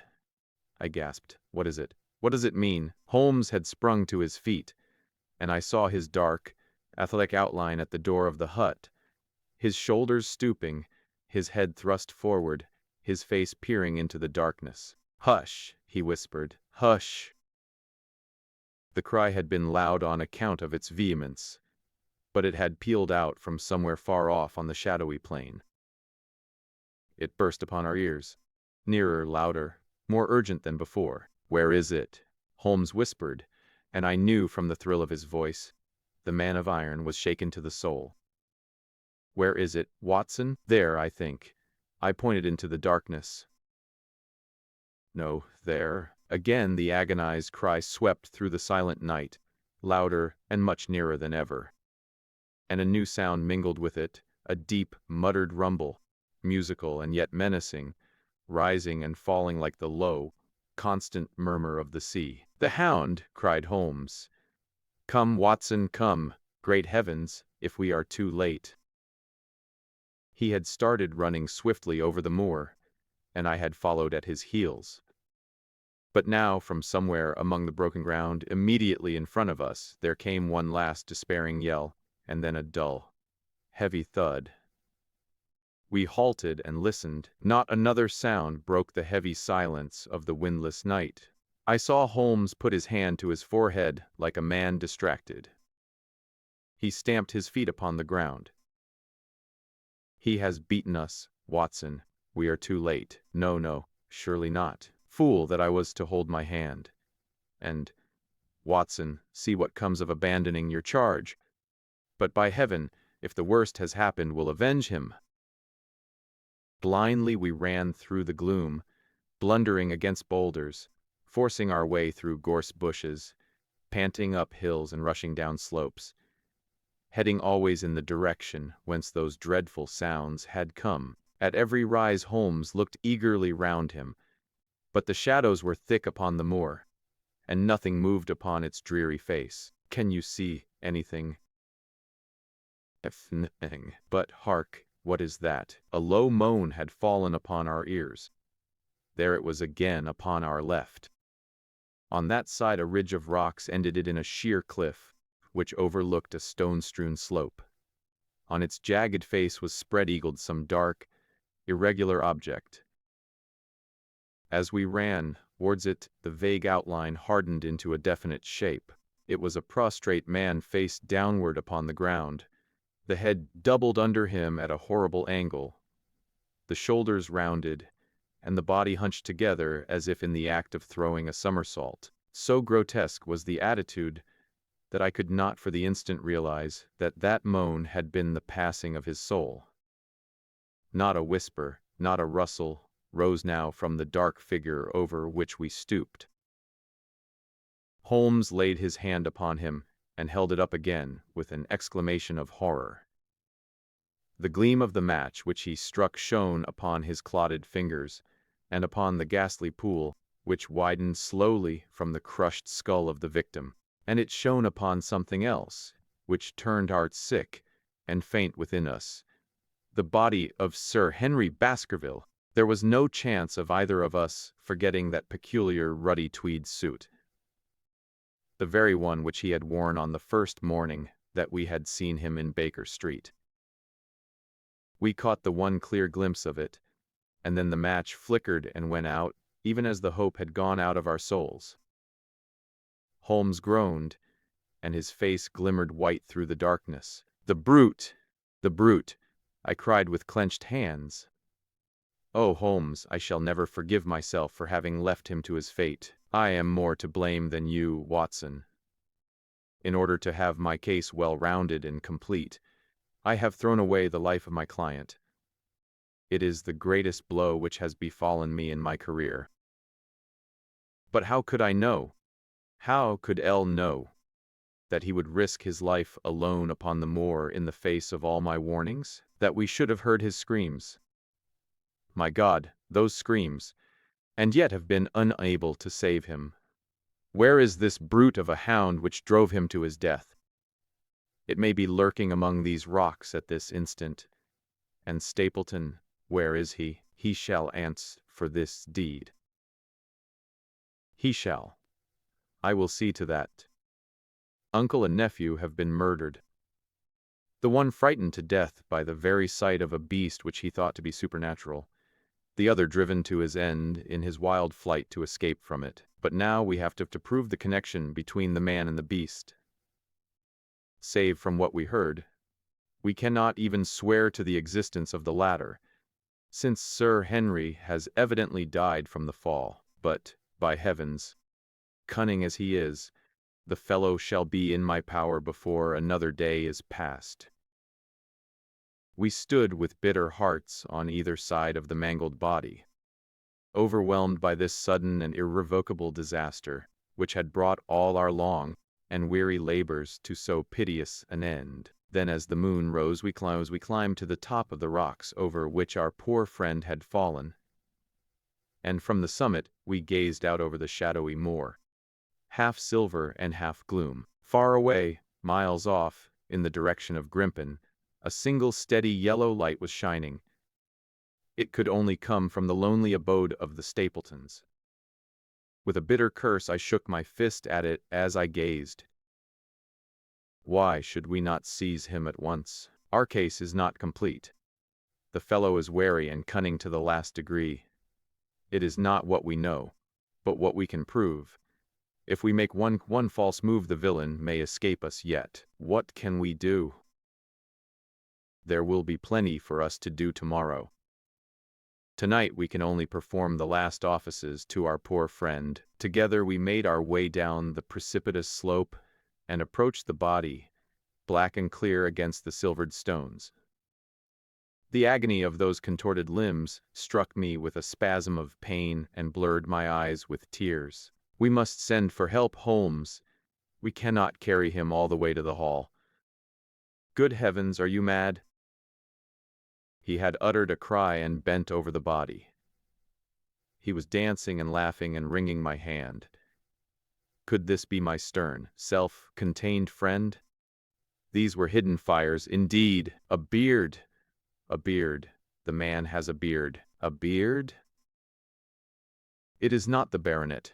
It is my neighbor, the convict. With feverish haste we had turned the body over, and that dripping beard was pointing up to the cold, clear moon. There could be no doubt about the beetling forehead, the sunken animal eyes. It was indeed the same face which had glared upon me in the light of the candle from over the rock. The face of Selden, the criminal. Then in an instant it was all clear to me. I remembered how the baronet had told me that he had handed his old wardrobe to Barrymore. Barrymore had passed it on in order to help Selden in his escape. Boot, shirt, cap. It was all Sir Henry's. The tragedy was still black enough, but this man had at least deserved death by the laws of his country. I told Holmes how the matter stood, my heart bubbling over with thankfulness and joy. Then the clothes have been the poor devil's death. It is clear enough that the Hound has been laid on from some article of Sir Henry's. The boot which was abstracted in the hotel, in all probability, and so ran this man down. There is one very singular thing, however. How came Selden, in the darkness, to know that the Hound was on his trail? He heard him. To hear a hound upon the moor would not work a hard man like this convict into such a paroxysm of terror that he would risk recapture by screaming wildly for help.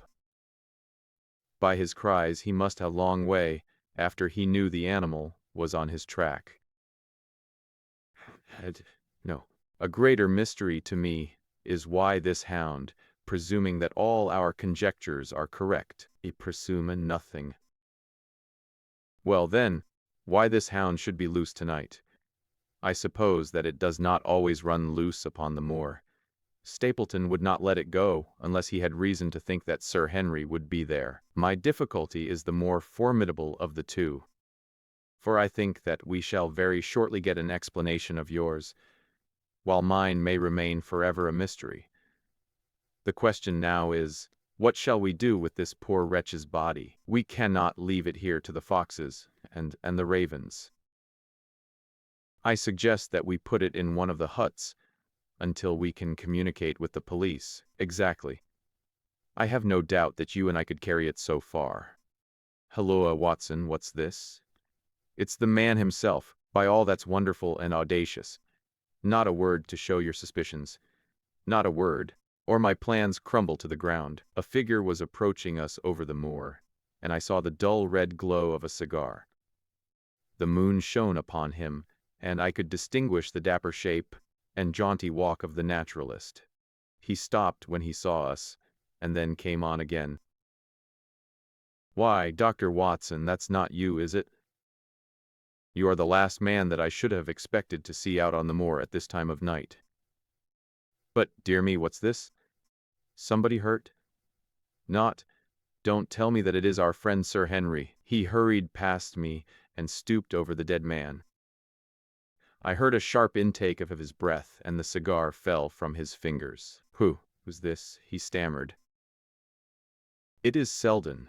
the man who escaped from Princetown. Stapleton turned a ghastly face upon us, but by a supreme effort he had overcome his amazement and his disappointment. He looked sharply from Holmes to me. Dear me, what a very shocking affair! How did he die? He appears to have broken his neck by falling over these rocks. My friend and I were strolling on the moor when we heard a cry. I heard a cry also. That was what brought me out. I was uneasy about Sir Henry. Why about Sir Henry in particular? I could not help asking, because I had suggested that he should come over.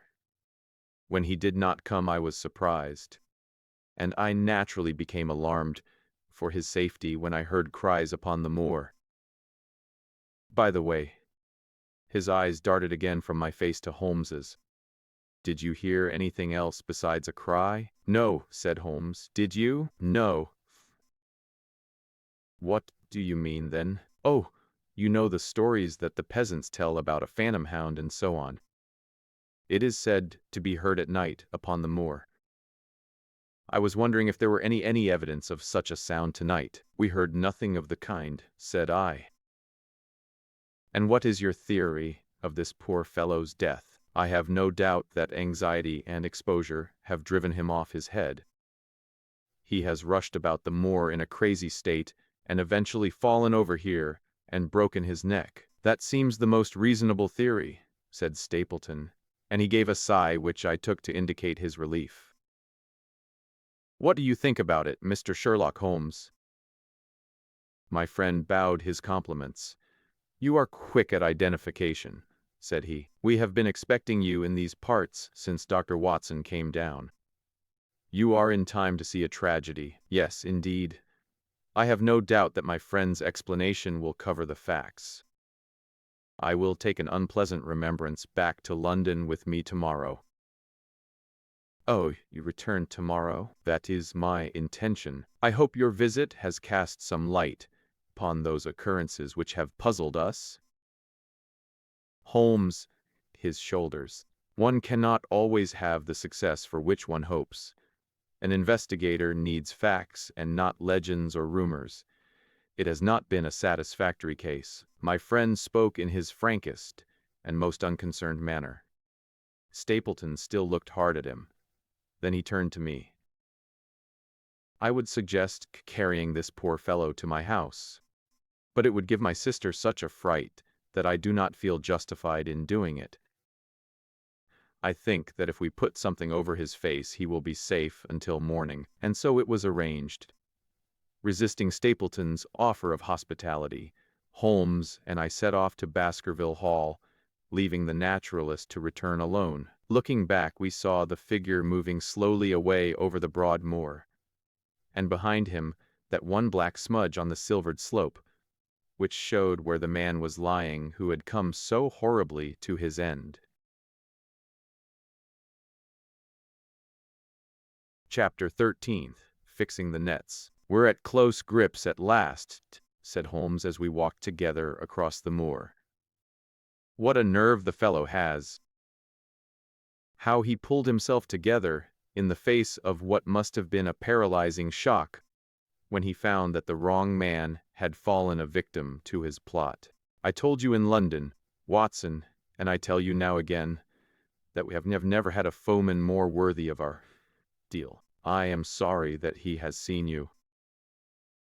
And so was I at first, but there was no getting out of it. What effect do you think it will have upon his plans now that he knows you are here? It may cause him to be more cautious, or it may drive him to desperate measures at once. Like most clever criminals, he may be too confident in his own cleverness and imagine that he has completely deceived us. Why should we not arrest him at once? My dear Watson, you were born to be a man of action. Your instinct is always to do something energetic. But supposing, for argument's sake, that we had him arrested tonight, what on earth the better off should we be for that? We could prove nothing against him. There's the devilish cunning of it. If he were acting through a human agent, we could get some evidence. But if we were to drag this grate to the light of day, it would not help us in putting a rope round the neck of its master. Surely we have a case, not a shadow of one, only surmise and conjecture. We should be laughed out of court if we came with such a story and such evidence. There is Sir Charles's death, found dead without a mark upon him. You and I know that he died of sheer fright, and we know also what frightened him. But how are we get 12 stolid jurymen to know it? What signs are there of a hound? Where are the marks of its fangs? Of course we know that a hound does not bite a dead body, and that Sir Charles was dead before ever the brute overtook him. To prove all this, we are not in a position to do it. Well, tonight, we are not much better off tonight. Again, there was no direct connection between the hound and the man's death. We never saw the hound. We heard it, but we could not prove that it was running upon this man's trail. There is a complete absence of motive. No, my dear fellow, we must reconcile ourselves to the fact that we have no case at present, and that it is worth our while to run any risk in order to establish one. And how do you propose to do so? I have great hopes of what Mrs. Laura Lyons may do for us when the position of affairs is made clear to her. And I have my own plan as well. Sufficient for tomorrow is the evil thereof. But I hope before the day is past to have the upper hand at last. I could draw nothing further from him, and he walked, lost in thought, as far as the Baskerville gates. Are you coming up? Yes, I see no reason for further concealment. But one last word, Watson. Say nothing of the hound to Sir Henry. Let him think that Selden's death was as Stapleton would us believe. He will have better nerve for the ordeal which he will undergo tomorrow, when he is engaged, if I remember your report aright, to dine with these people. And so am I. Then you must excuse yourself, and he must go alone. That will be easily arranged. And now, if we are too late for dinner, I think that we are both ready for our suppers. Sir Henry was more pleased than surprised to see Sherlock Holmes, for he had for some days been expecting that recent events would bring him down from London. He did raise his eyebrows, however, when he found that my friend had neither any luggage nor any explanations for its absence. Between us we soon supplied his wants, and then over a belated supper we explained to the baronet as much of our experience as it seemed desirable that he should know. But first I had the unpleasant duty of breaking the news to Barrymore and his wife. To him it may have been an unmitigated relief, but she wept bitterly in her apron. To all the world he was the man of violence, half animal and half demon. But to her he always remained the little willful boy of her own girlhood, the child who had clung to her hand. Evil indeed is the man who has not one woman to mourn him. I've been moping in the house all day since Watson went off in the morning, said the baronet. I guess I should have some credit, for I have kept my promise. If I hadn't sworn not to go about alone, I might have had a more lively evening, for I had a message from Stapleton asking me over there. I have no doubt that you would have had a more lively evening, said Holmes dryly. By the way, I don't you appreciate that we have been mourning over you as having broken your neck? Sir Henry opened his eyes. How was that? This poor wretch was dressed in your clothes. I fear your servant who gave them to him may get into trouble with the police. That is unlikely. There was no mark on any of them, as far as I know. That's lucky for him. In fact, it's lucky for all of you, since you are all on the wrong side of the law in this matter. I am not sure that as a conscientious detective my first duty is not to arrest the whole household. Watson's reports are most incriminating documents. But how about the case? Asked the baronet. Have you made anything out of the tangle? I don't know that Watson and I are much the wiser since we came down. I think that I shall be in a position to make the situation rather more clear to you before long.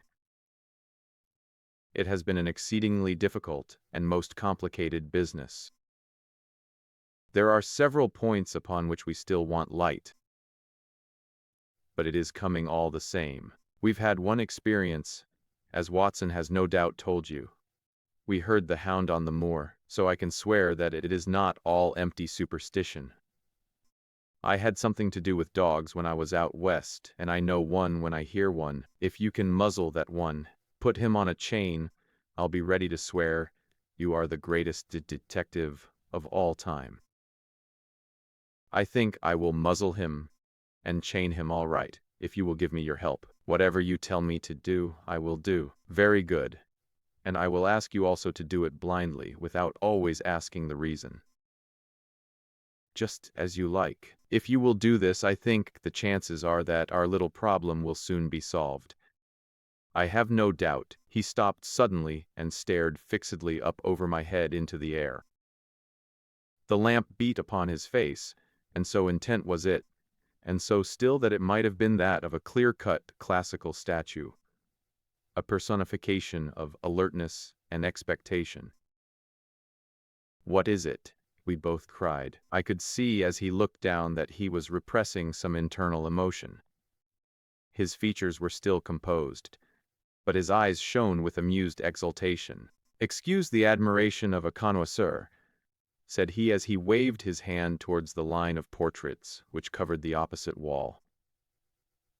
"Watson won't allow that I know anything of art, but that is mere jealousy, because our views upon the subject differ. Now, these are a really very fine series of portraits." "Well, I'm glad to hear you say so," said Sir Henry, glancing with some surprise at my friend. "I don't pretend to know much about these things, and I'd be a better judge of a horse or a steer than of a picture. I didn't know that you found time for such things. I know what is good when I see it, and I see it now. That's a Kneller, I'll swear. That lady in the blue silk over yonder, and the stout gentleman with the wig ought to be a Reynolds. They are all family portraits, I presume. Every one. Do you know the names?" "Barrymore has been coaching me in them, and I think I can say my lessons fairly well." "Who is the gentleman with the telescope?" "That is Rear Admiral Baskerville, who served under Rodney in the West Indies. The man with the blue coat and the roll of paper is Sir William Baskerville, who was chairman of committees of the House of Commons under Pitt. And this cavalier opposite to me, the one with the black velvet and the lace, ah, you have to know about him. That is the cause of all the mischief. The wicked Hugo who started the Hound of the Baskervilles. We're not likely to forget him." I gazed, interest and some surprise upon the portrait. "Dear me," said Holmes, "he seems a quiet, meek-mannered man enough, but I dare say that there was a lurking devil in his eyes. I had pictured him as a more robust and ruffianly person. There's no doubt about the authenticity, for the name and the date, 1647, are on the back of the canvas." Holmes said little more, but the picture of the old roisterer seemed to have a fascination for him, and his eyes were continually fixed upon it during supper. It was not until later, when Sir Henry had gone to his room, that I was able to follow the trend of his thoughts. He led me back into the banqueting hall, his bedroom candle in his hand, and he held it up against the time-stained portrait on the wall. "Do you see anything there?" I looked at the broad-plumed hat, the curling love-locks, the white lace collar, and the straight, severe face which was framed between them.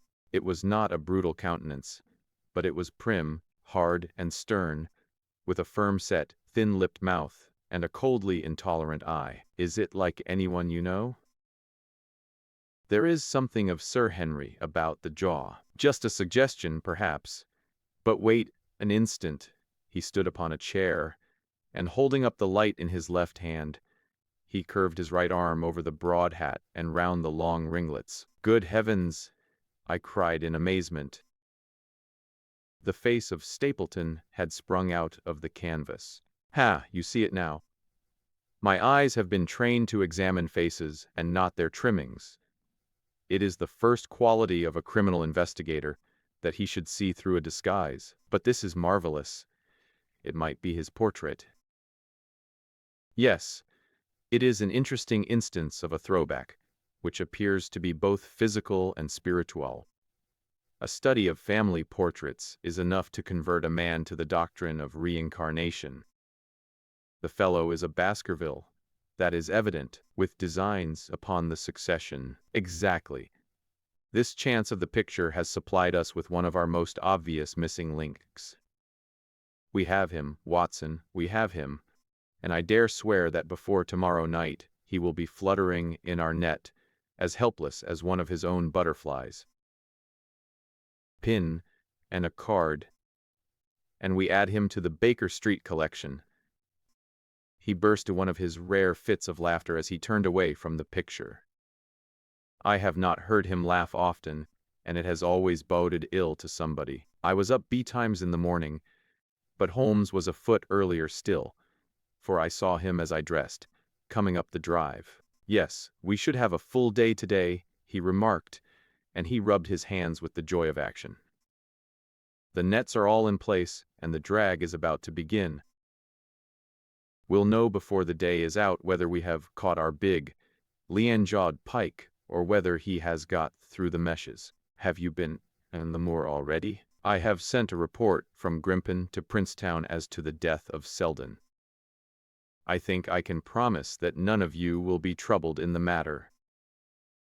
And I have also communicated with my faithful Cartwright, who would certainly have pined away at the door of my hut, as a dog does at his master's grave, if I had not set his mind at rest about my safety. What is the next move? To see Sir Henry. Ah, here he is." "Good morning, Holmes," said the baronet. "You look like a general who is planning a battle with his chief of the staff. That is the exact situation. Watson was asking for orders, and so do I." "Very good.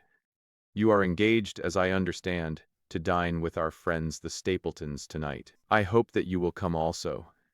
They are very hospitable people, and I am sure that they would be very glad to see you. I fear that Watson and I must go to London."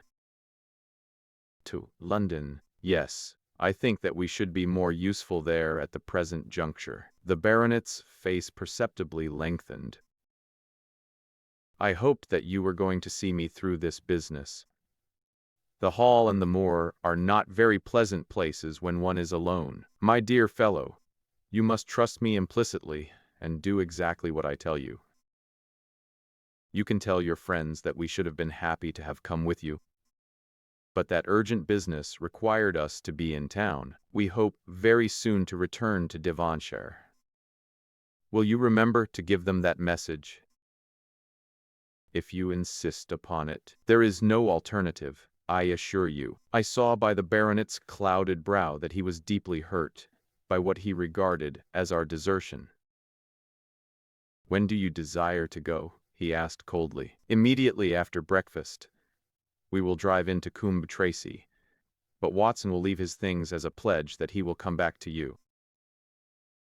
Watson, you will send a note to Stapleton to tell him you regret that you cannot come." "I have a good mind to go to London with you," said the baronet. "Why should I stay here alone?" "Because it is your post of duty. Because you gave me your word that you would do as you were told, and I tell you to stay." "All right, then, I'll stay. One more direction. I wish you to drive to Merripit House. Send back your trap, however, and let them know that you intend to walk home." "To walk across the moor? Yes, but that is the very thing which you have so often cautioned me not to do. This time you may do it with safety. If I had not every confidence in your nerve and courage, I would not suggest it. But it is essential that you should do it. Then I will do it. And as you value your life, do not go across the moor in any direction save along the straight path which leads from Merripit House to the Grimpen Road. And is your natural way home? I will do just what you say. Very good. I should be glad to get away as soon after breakfast as possible, so as to reach London in the afternoon. I was much astounded by this program, though I remembered that Holmes had said to Stapleton on the night before that his visit would terminate next day. It had not crossed my mind, however, that he would wish me to go with him, nor could I understand how we could both be absent at a moment which he himself declared to be critical. There was nothing for it, however, but implicit obedience. So we bade good-bye to our rueful friend, and a couple of hours afterwards we were at the station of Coombe Tracy, and had dispatched the trap upon its return journey. A small boy was waiting upon the platform. "Any orders, sir? You will take this train to town, Cartwright. The moment you arrive you will send a wire to Sir Henry Baskerville in my name, to say that if he finds the pocketbook, which I have dropped, he is to send it by registered post to Baker Street." "Yes, sir." "And ask at the station office if there is a message for me." The boy returned with a telegram, which Holmes handed to me. It ran, "Wire received. Coming down with unsigned warrant. Arrive 5:40. Lestrade." That is in answer to mine of this morning. He is the best of the professionals, I think, and we may need his assistance.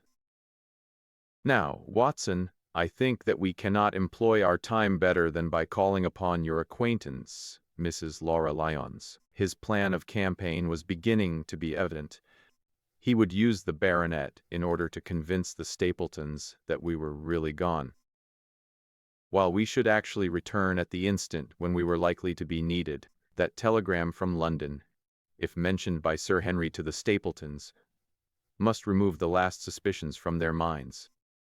Already I seem to see our nets closer around that lion-jawed pike. Mrs. Laura Lyons was in her office, and Sherlock Holmes opened his interview with a frankness and directness which considerably amazed her. "I am investigating the circumstances which attended the death of the late Sir Charles Baskerville. My friend here, Dr. Watson, has informed me of what you have communicated, and also of what you have withheld in connection with that matter." "What have I withheld?" she asked defiantly. "You have confessed that you asked Sir Charles to be at the gate at 10 o'clock. We know that that was the place and hour of his death. You have withheld what the connection is between these events." "There is no connection."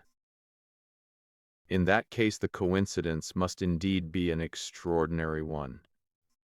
But I think that we shall succeed in establishing a connection after all. I wish to be perfectly frank with you, Mrs. Lyons. We regard this case as one of murder, and the evidence may implicate not only your friend Mr. Stapleton, but his wife as well." The lady sprang from her chair. "His wife," she cried. "The fact is no longer a secret. The person who has passed for his sister is really his wife." Mrs. Lyons had resumed her seat. Her hands were grasping the arms of her chair, and I saw that the pink nails had turned white with the pressure of her grip. "His wife," she said again. "His wife. He is not a married man." Sherlock Holmes shrugged his shoulders. "Prove it to me. Prove it to me. And if you can do so—" The fierce flash of her eyes said more than any words. "I have come prepared to do so," said Holmes, drawing several papers from his pocket. "Here is a photograph of the couple taken in York 4 years ago. It is endorsed Mr. and Mrs. Vandeleur, but you will have no difficulty in recognizing him, and her also, if you know her by sight. Here are 3 written descriptions by trustworthy witnesses of Mr. and Mrs. Vandeleur, who at that time kept St. Oliver's private school. Read them, and see if you can doubt the identity of these people." She glanced at them, and then looked up at us, rigid face of a desperate woman. "Mr. Holmes," she said, "this man had offered me marriage on condition that I could get a divorce from my husband. He has lied to me, the villain, in every conceivable way. Not one word of truth has he ever told me. And why? Why? I imagined that all was for my own sake. But now I see that I was never anything but a tool in his hands. Why should I preserve faith with him who never kept any with me? Why should I try to shield him from the consequences of his own wicked acts? Ask me what you like, and there is nothing which I shall hold back. One thing I swear to you, and that is that when I wrote the letter I never dreamed of any harm to the old gentleman, who had been my kindest friend. I entirely believe you, madam, said Sherlock Holmes.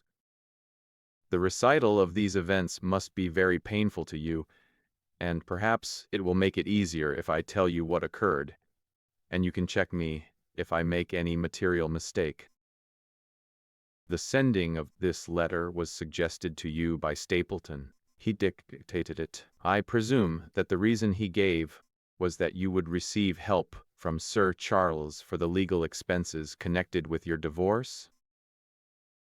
Exactly. And then after you had sent the letter, he dissuaded you from keeping the appointment? He told me that it would hurt his self-respect that any other man should find the money for such an object, and that though he was a poor man himself, he would devote his last penny to removing the obstacles which divided us.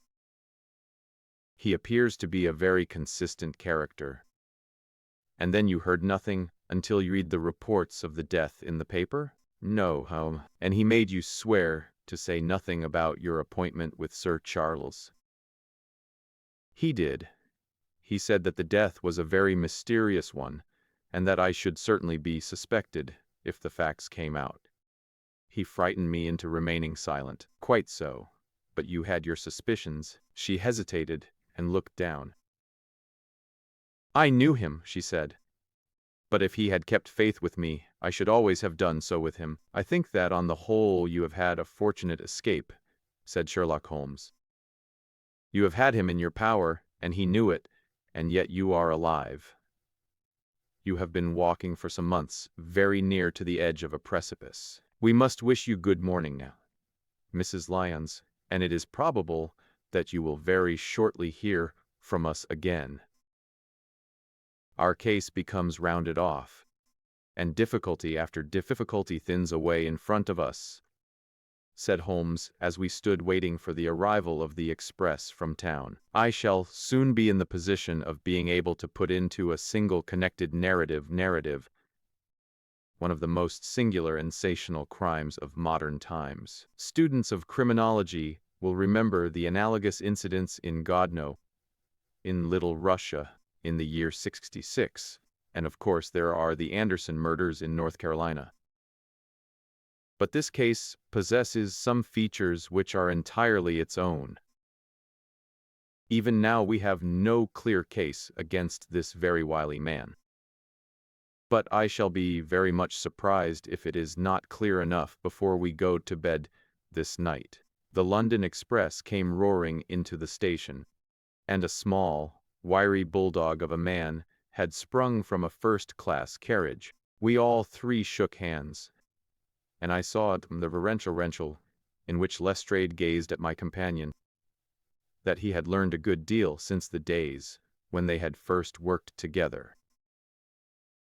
I could well remember the scorn which the theories of the reasoner used then to excite in the practical man. Anything? He asked. The biggest thing for years, said Holmes. We have 2 hours before we need think of starting. I think we might employ it in getting some dinner. And then, Lestrade, we will take the London fog out of your throat by giving you a breath of the pure night air of Dartmoor. Never been there. Ah, well, I don't suppose you will. Your first visit. Chapter 14.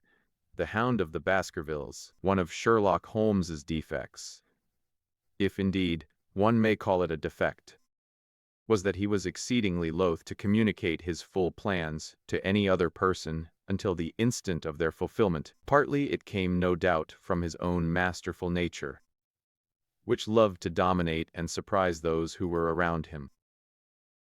partly also from his professional caution, which urged him never to take any chances. The result, however, was very trying for those who were acting as his agents and assistants. I had often suffered under it, but never more so than during that long drive in the darkness. The great ordeal was in front of us.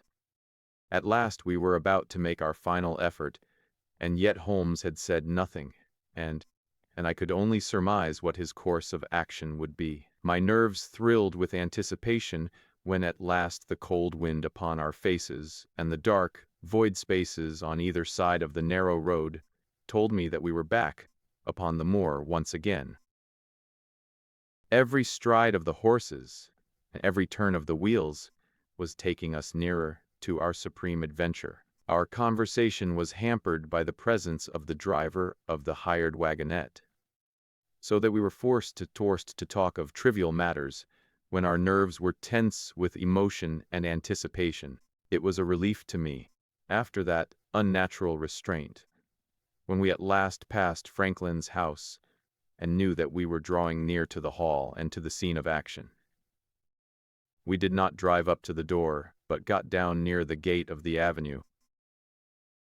The wagonette was paid off and ordered to return to Coombe Tracy forthwith, while we started to walk to Merripit House. Armed, Lestrade? The little detective smiled. As long as I have my trousers, I have a hip pocket, and as long as I have my hip pocket, I have something in it. Good. My friend and I are also ready for emergencies. You're mighty close about this affair, Mr. Holmes. What's the game now? A waiting game.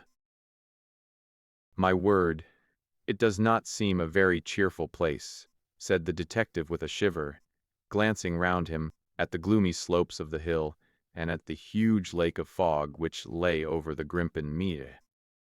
I see the lights of a house ahead of us. That is Merripit House and the end of our journey. I must request you to walk on tiptoe and not to talk above a whisper. We moved cautiously along the track as if we were bound for the house, but Holmes halted us when we were about 200 yards from it. This will do, said he. These rocks upon the right make an admirable screen. We are to wait here. Yes, we shall make our little ambush here. Get into this hollow, Lestrade.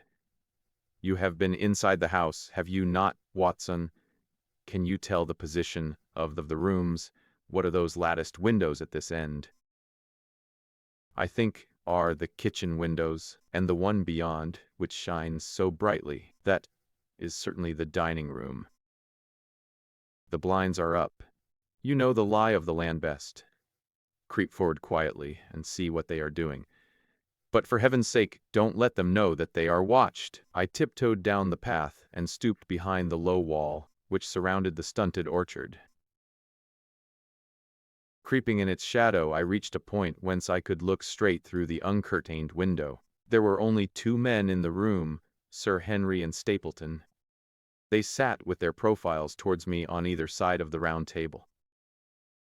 Both of them were smoking cigars, and coffee and wine were in front of them. Stapleton was talking with animation, but the baronet looked pale and distrait. Perhaps the thought of that lonely walk across the ill-omened moor was weighing heavily upon his mind. As I watched them, Stapleton rose and left the room, while Sir Henry filled his glass again and leaned back in his chair, puffing at his cigar. I heard the creak of a door and the crisp sound of boots upon gravel. The steps passed along the path on the other side of the wall under which I crouched. Looking over, I saw the naturalist pause at the door of an outhouse in the corner of the orchard. A key turned in a lock, and as he passed in there was a curious scuffling noise from within. He was only a minute or so inside, and then I heard the key turn once more, and he passed me and re-entered the house. I saw him rejoin his guest, and I crept quietly back to where my companions were waiting to tell them what I had seen. You say, Watson, that the lady is not there? Asked when I had finished my report. No. Where can she be? Then, since there is no light in any other room except the kitchen, I cannot think where she is. I have said that over the great Grimpen Mere there hung a dense, white fog. It was drifting slowly in our direction and banked itself up, like a wall on that side of us, low but thick and well-defined. The moon shone on it, and it looked like a great shimmering ice field, with the heads of the distant tors as rocks borne upon its surface.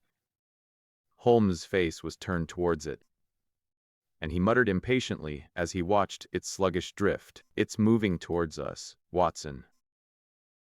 "Is that serious?" "Very serious indeed. The one thing upon earth which could have disarranged my plans. He can't be very long now. It is already 10 o'clock. Our success, and even his life, may depend upon his coming out before the fog is over the path." The night was clear and fine above us. The stars shone cold and bright, while a half-moon bathed the whole scene in a soft, uncertain light. Before us lay the dark bulk of the house, its serrated roof and bristling chimneys hard outlined against the silver-spangled sky. Broad bars of golden light from the lower windows stretched across the orchard and the moor. One of them was suddenly shut off. The servants had left the kitchen. There only remained the lamp in the dining room, where the two men, the murderous host and the unconscious guest, still chatted over their cigars. Every minute that white woolly plain, which covered one half of the moor, was drifting closer and closer to the house. Already the first thin wisps of it were curling across the golden square of the lighted window. The farther wall of the orchard was already invisible, and the trees were standing out of a swirl of white vapor. As we watched it, the fog wreaths came crawling round both corners, and rolled slowly into one dense bank, on which the upper floor and the roof floated like a strange ship upon a shadowy sea. Holmes struck his hand passionately upon the rock in front of us, and stamped his feet in his impatience. "If he isn't out in a quarter of an hour, the path will be covered. In half an hour we won't be able to see our hands in front of us. Shall we move farther back upon higher ground?" "Yes, I think it would be as well."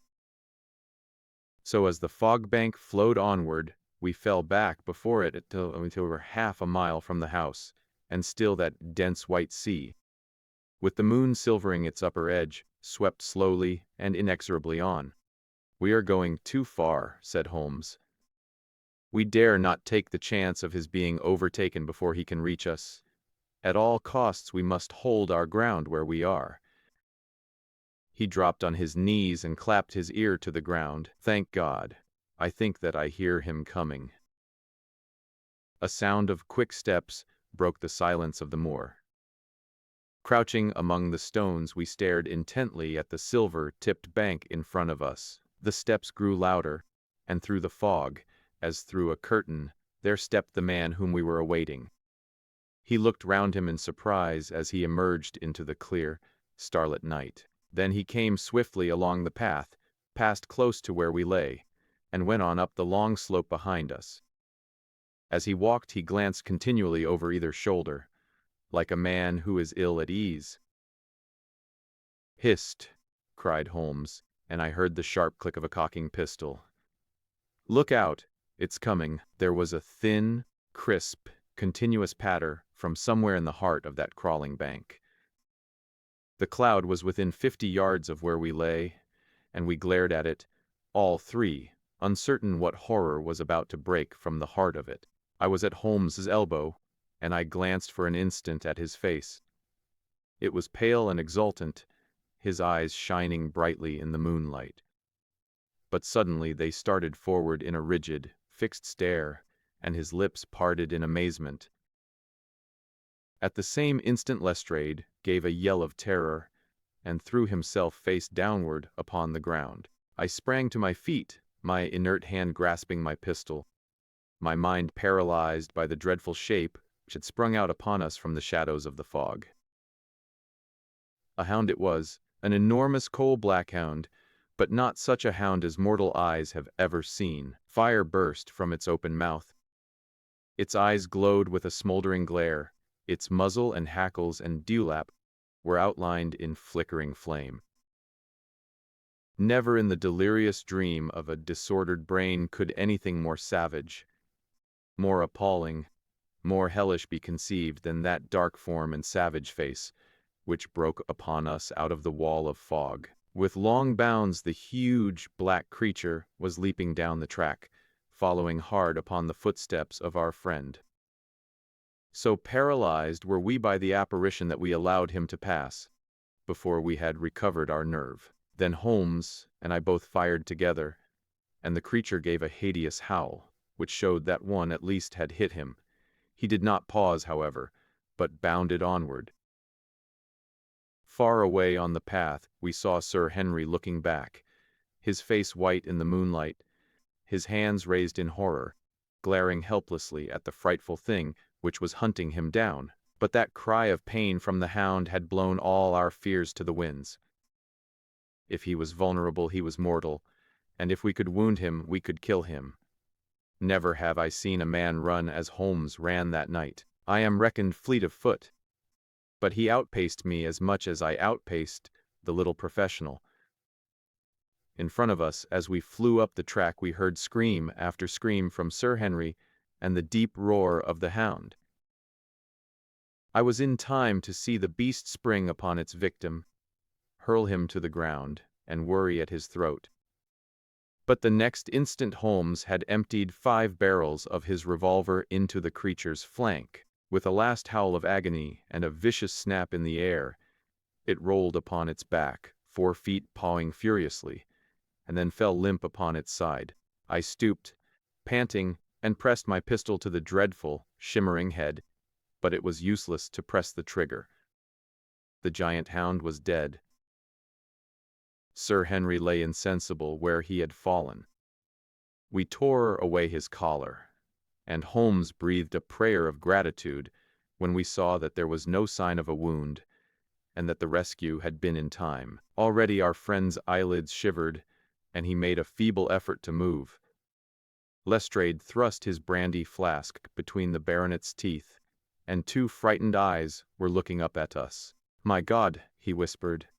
"What was it? What in heaven's name was it?"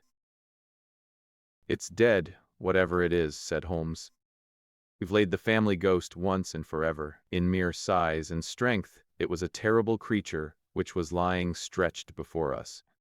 It was not a pure bloodhound, and it was not a pure mastiff, but it appeared to be a combination of the two, gaunt, savage, and as large as a small lioness. Even now, in the stillness of death, the huge jaws seemed to be dripping with a bluish flame, and the small, deep-set, cruel eyes were ringed with fire. I placed my hand upon the glowing muzzle, and as I held them up, my own fingers smoldered and gleamed in the darkness. "Phosphorus," I said. "A cunning preparation of it," said Holmes, sniffing at the dead animal. "There is no smell which might have interfered with his power of scent. We owe you a deep apology, Sir Henry, for having exposed you to this fright.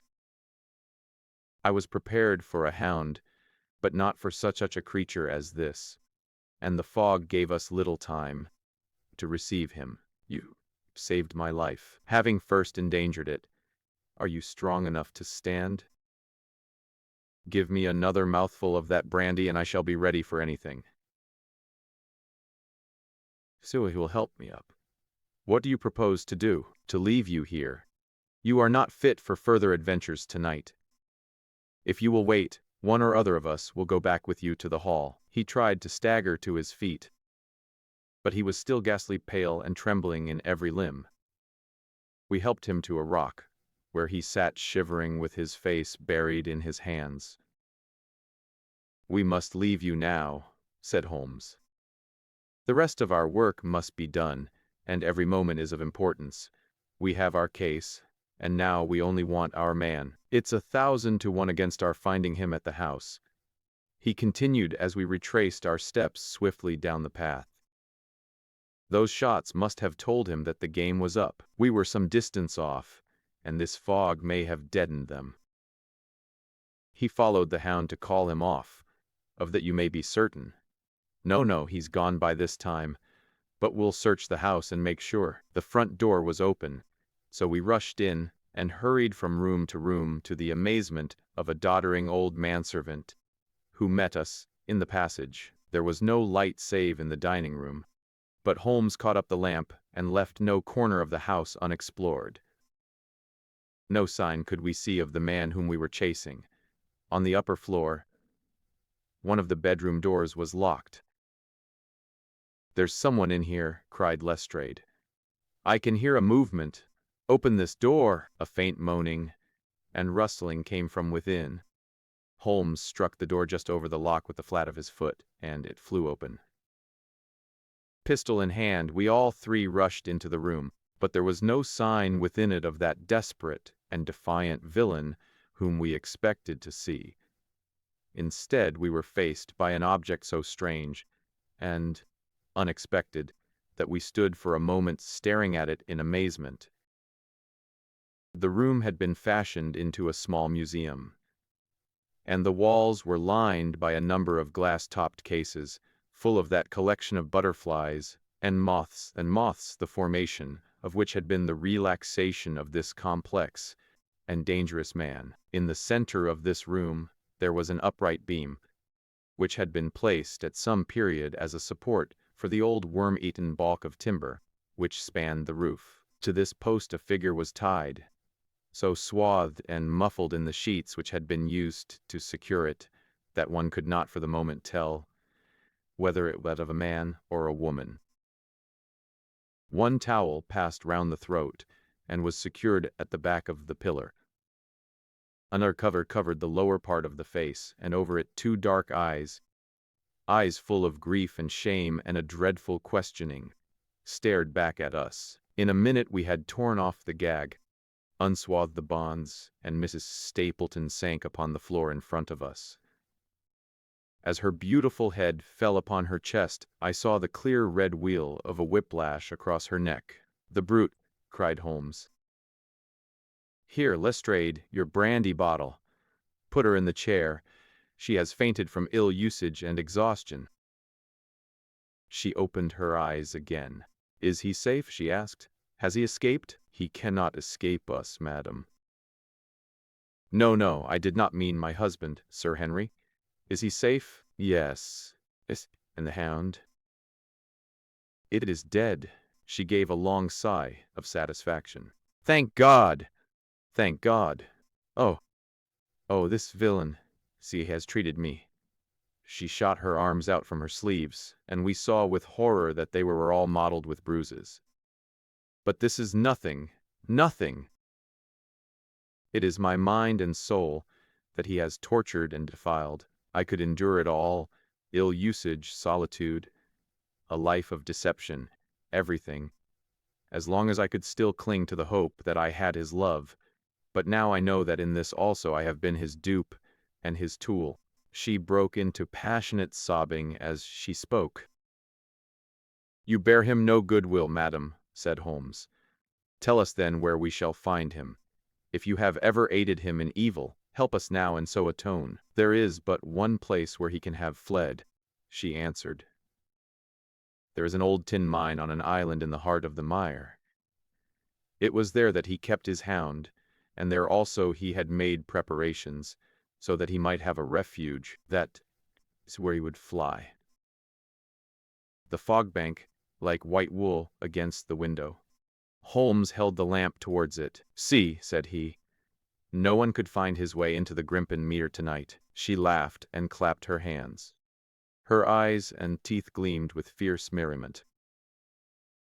"He may find his way in, but never out," she cried. "How can he see the guiding wands tonight? Well, we plant them together, and I, to mark the pathway through the mire. Oh, if I could only have plucked them out today, then indeed you would have had at your mercy." It was evident to us that all pursuit was in vain until the fog had lifted. Meanwhile we left Lestrade in possession of the house, while Holmes and I went back with the baronet to Baskerville Hall. The story of the Stapletons could no longer be withheld from him. But he took the blow bravely when he learned the truth about the woman whom he had loved. But the shock of the night's adventures had shattered his nerves, and before morning he lay delirious in a high fever under the care of Dr. Mortimer. The two of them were destined to travel together round the world, before Sir Henry had become once more the hale, hearty man that he had been before he became master of that ill-omened estate. And now I come rapidly to the conclusion of this singular narrative, in which I have tried to make the reader share those dark fears and vague surmises which clouded our lives so long and ended in so tragic a manner. On the morning after the death of the Hound, the fog had lifted, and we were guided by Mrs. Stapleton to the point where they had found a pathway through the bog. It helped us to realize the horror of this woman's life when we saw the eagerness and joy with which she laid us on her husband's track. We left her standing upon the thin peninsula of firm, peaty soil which tapered out into the widespread bog. Rank reeds and lush, slimy water plants sent an odor of decay and a heavy miasmatic vapor onto our faces, while a false plunge step plunged us once thigh-deep into the dark, quivering mire, which shook for yards in soft undulations around our feet. Its tenacious grip plucked at our heels as we walked, and when we sank into it, it was as if some malignant hand was tugging us down into those obscene depths. So grim and purposeful was the clutch in which it held us. Once only we saw a trace that someone had passed that perilous way before us. From amid a tuft of cotton grass, which bore it up out of the slime, some dark thing was projecting. Holmes sank to his waist as he stepped from the path to seize it, and had we not been there to drag him out, he could never have set his foot upon firm land again. He held an old black boot in the air. Myers, Toronto, was printed on the leather inside. "It is worth a mud bath," said he. "It is our friend Sir Henry's missing boot. Thrown there, Stapleton in his flight." "Exactly. He retained it in his hand after using it to set the Hound upon the track. He fled when he knew the game was up, still clutching it, and he hurled it away at this point of his flight. We know at least that he came so far in safety, but more than that we were never destined to know, though there was much which we might surmise. There was no chance of finding footsteps in the mire, for the rising mud oozed swiftly in upon them. But as we at last reached firmer ground beyond the morass, we all looked eagerly for them. But no slightest sign of them ever met our eyes. If the earth told a true story, then Stapleton never reached that island of refuge towards which he struggled through the fog upon that last night. Somewhere in the heart of the great Grimpen meter, down in the foul slime of the huge morass which had sucked him in, this cold and cruel-hearted man is forever buried. Many traces we found of him in the bog-girt island where he had hid his savage ally. A huge driving wheel and a shaft half filled with rubbish showed the position of an abandoned mine. Beside it were the crumbling remains of the cottages of the miners, driven away no doubt by the foul reek of the surrounding swamp. In one of these a staple and chain, with a quantity of gnawed bones, showed where the animal had been confined. A skeleton with a tangle of brown hair adhering lay among the debris. "A dog," said Holmes. "By Jove, a curly-haired spaniel. Poor Mortimer will never see his pet again. Well, I do not know that this place contains any secret which we have not already fathomed. He could hide his hound, but he could not hush its voice, and hence came those cries which even in daylight were not pleasant to hear. On an emergency he could keep the Hound in the outhouse at Merripit, but it was always a risk, and it was only on the supreme day, which he regarded as the end of all his efforts, that he dared do it. This paste in the tin is no doubt the luminous mixture with which the creature was daubed. It was suggested, of course, by the story of the family hellhound, and the desire to frighten old Sir Charles to death. No wonder the poor devil of a convict ran and screamed, even as our friend did, and as we ourselves might have done, when he saw such a creature bounding through the darkness of the moor upon his track. I said it in London, Watson, and I say it again now, that never yet have we helped to hunt down a more dangerous man than he who is lying yonder. He swept his long arm towards the huge mottled expanse of green-splotched bog which stretched away, until it merged into the russet slopes of the moor. Chapter 15. Retrospection. Since the tragic upshot of our visit to Devonshire, he had been engaged in two affairs of the utmost importance, in the first of which he had exposed the atrocious conduct of Colonel Upwood in connection with the famous card scandal of the Nonpareil Club, while in the second he had defended the unfortunate Meme Montpensier from the charge of murder which hung over her in connection with the death of her stepdaughter, Mlle Carrère, the young lady who, as it will be remembered, was found 6 months later alive and married in New York. My friend was in excellent spirits over the success which had attended a succession of difficult and important cases, so that I was able to induce him to discuss the details of the Baskerville mystery. I had waited patiently for the opportunity, for I was aware that he would never permit cases to overlap, and that his clear and logical mind would not be drawn from its present work to dwell upon memories of the past. Sir Henry and Dr. Mortimer were, in London, on their way to that long voyage which been recommended for the restoration of his shattered nerves.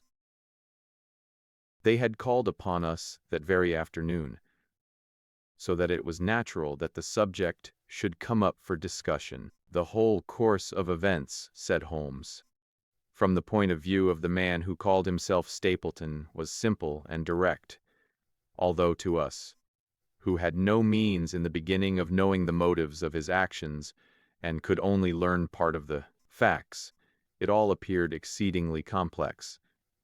I have had the advantage of 2 conversations with Mrs. Stapleton, and the case has now been so entirely cleared up that I am not aware there is anything which has remained a secret to us. You will find a few notes upon the matter under the heading B in my indexed list of cases. Perhaps you would kindly give me a sketch of the course of events from memory. Certainly, though I cannot guarantee that I carry all the facts in my mind. Intense mental concentration has a curious way of blotting out what has passed. The barrister who has his case at his fingers' ends, and is able to argue with an expert upon his own subject, finds a week or 2 of the courts will drive it all out of his head once more. So each of my cases displaces the last, and Mlle Carrère has blurred my recollection of Baskerville Hall. Tomorrow some other little problem may be submitted to my notice, which will in turn dispossess the fair French lady and the infamous Upwood. So far as the case of the Hound goes, however, I will give you the course of events as nearly as I can, and you will suggest anything which I may have forgotten. My inquiries show beyond all question that the family portrait did not lie, and that this fellow was indeed a Baskerville. He was a son of that Roger Baskerville, the younger brother of Sir Charles, who fled with a sinister reputation to South America, where he was said to have died unmarried. He did, as a matter of fact, marry, and had 1 child, this fellow, whose real name is the same as his father's. He married Beryl Garcia, one of the beauties of Costa Rica, and, having purloined a considerable sum of public money, he changed his name to Vandeleur and fled to England, where he established a school in the east of Yorkshire. His reason for attempting this special line of business was that he had struck up an acquaintance with a consumptive tutor on the voyage home, and that he had used this man's ability to make the undertaking a success. Fraser, the tutor, died, however, and the school which had begun well sank from disrepute into infamy. The Vandeleur found it convenient to change their name to Stapleton, and he brought the remains of his fortune, his schemes for the future, and his taste for entomology to the south of England. I learned at the British Museum that he was a recognized authority upon the subject, and that the name of Vandeleur has been permanently attached to a certain moth which he had, in his Yorkshire days, been the first to describe. We now come to that portion of his life which has proved to be of such intense interest to us. The fellow had evidently made inquiry and found that only 2 lives intervened between him and a valuable estate. When he went to Devonshire his plans were, I believe, exceedingly hazy. But that he meant mischief from the first is evident from the way in which he took his wife with him in the character of his sister. The idea of using her as a decoy was clearly already in his mind, though he may not have been certain how the details of his plot were to be arranged. He meant in the end to have the estate, and he was ready to use any tool or run any risk for that end. His first act was to establish himself as near to his ancestral home as he could, and his second was to cultivate a friendship with Sir Charles Baskerville and with the neighbors. The baronet himself told him about the family hound, and so prepared the way for his own death. Stapleton, as I will continue to call him, knew that the old man's heart was weak, and that a shock would kill him. So much he had learned from Dr. Mortimer. He had heard also that Sir Charles was superstitious, and had taken this grim legend very seriously. His ingenious mind instantly suggested a way by which the baronet could be done to death, and yet it would be hardly possible to bring home the guilt to the real murderer. Having conceived the idea, he proceeded to carry it out with considerable finesse. An ordinary schemer would have been content to work with a savage hound. The use of artificial means to make the creature diabolical was a flash of genius upon his part. The dog he bought in London from Ross and Mangles, the dealers in Foulon Road. It was the strongest and most savage in their possession. He brought it down by the North Devon line, and walked a great distance over the moor, as to get it home without exciting any remarks. He had already on his insect hunts to penetrate the Grimpen Mere, and so had found a safe hiding place for the creature.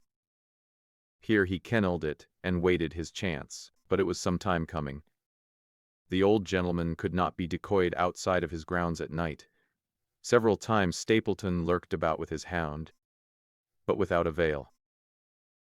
It was during these fruitless quests that he, or rather his ally, was seen by peasants, and that the legend of the demon dog received a new confirmation. He had hoped that his wife might lure Sir Charles to his ruin, but here she proved unexpectedly independent. She would not endeavor to entangle the old gentleman in a sentimental attachment which might deliver him over to his enemy. Threats and even, I am sorry to say, blows refused to move her. She would have nothing to do with it, and for a time Stapleton was at a deadlock. He found a way out of his difficulties through the chance that Sir Charles, who had conceived a friendship for him, made him the minister of his charity in the case of this unfortunate woman, Mrs. Laura Lyons. By representing himself as a single man, he acquired complete influence over her, and he gave her to understand that in the event of her obtaining a divorce from her husband, he would marry her. His plans were suddenly brought to a head by his knowledge that Sir Charles was about to leave the hall on the advice of Dr. Mortimer, with whose opinion he himself tended to coincide. He must act at once, or his victim might get beyond his power. He therefore put pressure upon Mrs. Lyons to write this letter, imploring the old man to give her an interview on the evening before his departure for London. He then, by a specious argument, prevented her from going, and so had the chance for which he had waited. Driving back in the evening from Coombe Tracy, he was in time to get his hound, to treat it with his infernal paint, and to bring the beast round to the gate, at which he had reason to expect he would find the old gentleman waiting. The dog, incited by its master, sprang over the wicket gate and pursued the unfortunate baronet, who fled screaming down the yew alley. In that gloomy tunnel it must indeed have been a dreadful sight, that huge black creature, with its flaming jaws and blazing eyes, bounding after its victim. He fell dead at the end of the alley from heart disease and terror. The hound had kept upon the grassy border, while the baronet had run down the path, so that no track but the man's was visible. On seeing him lying still, the creature had probably approached to sniff at him, but finding him dead had turned away again. It was then that it left the print, which was actually observed by Dr. Mortimer. The hound was called off and hurried away to its lair in the Grimpen Mere, and a mystery was left which puzzled the authorities, alarmed the countryside, and finally brought the case within the scope of our observation. So much for the death of Sir Charles Baskerville. You perceive the devilish cunning of it, for really it would be almost impossible to make a case against the real murderer. His only accomplice was one who could never give him away, and the grotesque, inconceivable nature of the device only served it more effective. Both of the women concerned in the case, Mrs. Stapleton and Mrs. Laura Lyons, were left with a strong suspicion against Stapleton. Mrs. Stapleton knew that he had designs upon the old man, and also of the existence of the hound.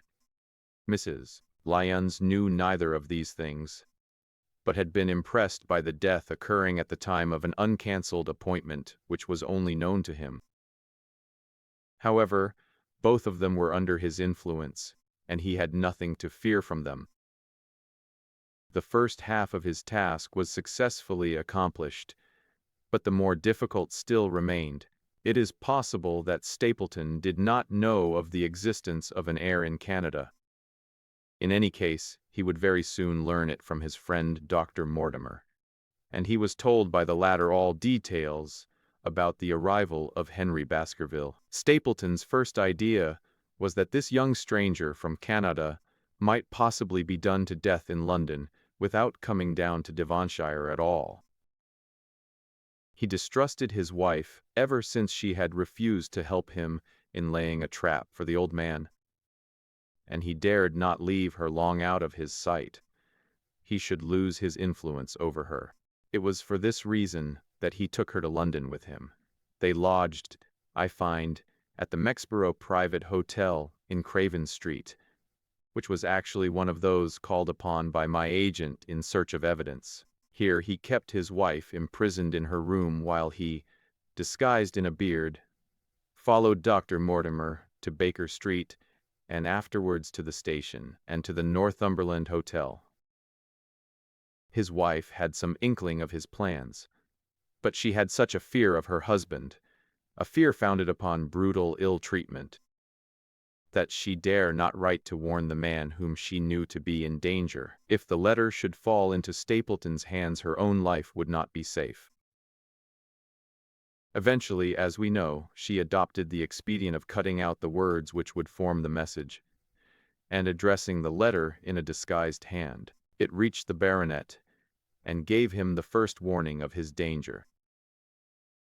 It was very essential for Stapleton to get some article of Sir Henry's attire, so that, in case he was driven to use the dog, he might always have the means of setting him upon his track. With characteristic promptness and audacity, he set about this at once, and we cannot doubt that the boots or chambermaid of the hotel was well bribed to help him in his design. He then had it returned and obtained another. A most instructive incident, since it proved conclusively to my mind that we were dealing with a real hound, as no other supposition could explain this anxiety to obtain an old boot, and this indifference to a new one. The more outer and grotesque an incident is, the more carefully it deserves to be examined. And the very point which appears to complicate a case is, when duly considered and scientifically handled, the one which is most likely to elucidate it. Then we had the visit from our friends next morning, shadowed always by Stapleton in the cab. From his knowledge of our rooms and of my appearance, as well as from his general conduct, I am inclined to think that Stapleton's career of crime has been by no means limited to this single Baskerville affair. It is suggestive, during the last 3 years there have been considerable burglaries in the West Country, for none of which was any criminal ever arrested. The last of these, at Folkestone Court, in May, was remarkable for the cold-blooded pistoling of the page, who surprised the masked and solitary burglar. I cannot doubt that Stapleton recruited his waning resources in this fashion, and that for years he has been a desperate and dangerous man. We had an example of his readiness of resource that morning, when he got away from us so successfully, and also of his audacity in sending back my own name to me through the cabman. From that moment he understood that I had taken over the case in London, and that therefore there was no chance for him there. He returned to Dartmoor and awaited the arrival of the baronet. "One moment," said I. "You have, no doubt, described the sequence of events correctly, but there is one point which you have left unexplained. What became of the Hound when its master was in London? I have given some attention to this matter, and it is undoubtedly of importance. There can be no question that Stapleton had a confidant, though it is unlikely that he ever placed himself in his power by sharing all his plans with him. There was an old manservant at Merripit House, whose name was Anthony. His connection, the Stapletons, can be traced for several years, as far back as the schoolmastering days, so that he must have been aware that his master and mistress were really husband and wife. This man has disappeared and has escaped from the country. It is suggestive that it is not a common name in England, while Antonio is so in all Spanish or Spanish-American countries. The man, like Mrs. Stapleton herself, spoke good English, but with a curious lisping accent. I have myself seen this old man cross the Grimpen Mere by the path which Stapleton had marked out. It is very probable, therefore, that in the absence of his master it was he who cared for the Hound, though he may never have known the purpose for which the beast was used. The Stapletons then went down to Devonshire, whither they were soon followed by Sir Henry and you. One word now as to how I stood myself at that time. It may possibly recur to your memory that when I examined the paper upon which the printed words were fastened, I made a close inspection for the watermark. In doing so, I held it within a few inches of my eyes, and was conscious of a faint smell of the scent known as white jessamine. There are 75 perfumes, which it is very necessary that a criminal expert should be able to distinguish from each other, and cases have more than once within my own experience depended upon their prompt recognition. The scent suggested the presence of a lady, and already my thoughts began to turn towards the Stapletons. Thus I had made certain of the Hound, and had guessed at the criminal before ever we went to the West Country. It was my game to watch Stapleton. It was evident, however, that I could not do this if I were with you, since he would be keenly on his guard. I deceived everybody, therefore, yourself included, and I came down secretly when I was supposed to be in London. My hardships were not so great as you imagined, though such trifling details must never interfere with the investigation of a case. I stayed for the most part at Coombe Tracey, and only used the hut upon the moor when it was necessary to be near the scene of action. Cartwright had come down with me, and in his disguise as a country boy, he was of great assistance to me. I was dependent upon him for food and clean linen. When I was watching Stapleton, Cartwright was frequently watching you, so that I was able to keep my hand upon all the strings. I have already told you that your reports reached me rapidly, being forwarded instantly from Baker Street to Coombe Tracey. They were of great service to me, and especially that one incidentally truthful piece of biography of Stapleton's. I was able to establish the identity of the man and the woman and knew at last exactly how I stood. The case had been considerably complicated through the incident of the escaped convict and the relations between him and the Barrymores. This also you cleared up in a very effective way, though I had already come to the same conclusions from my own observations. By the time that you discovered me upon the moor, I had a complete knowledge of the whole business. But I had not a case which could go to a jury. Even Stapleton's attempt upon Sir Henry that night, which ended in the death of the unfortunate convict, did not help us much in proving murder against our man. There seemed to be no alternative but to catch him red-handed, and to do so we had to use Sir Henry, alone and apparently unprotected, as a bait. That Sir Henry should have been exposed to this is, I must confess, a reproach to my management of the case.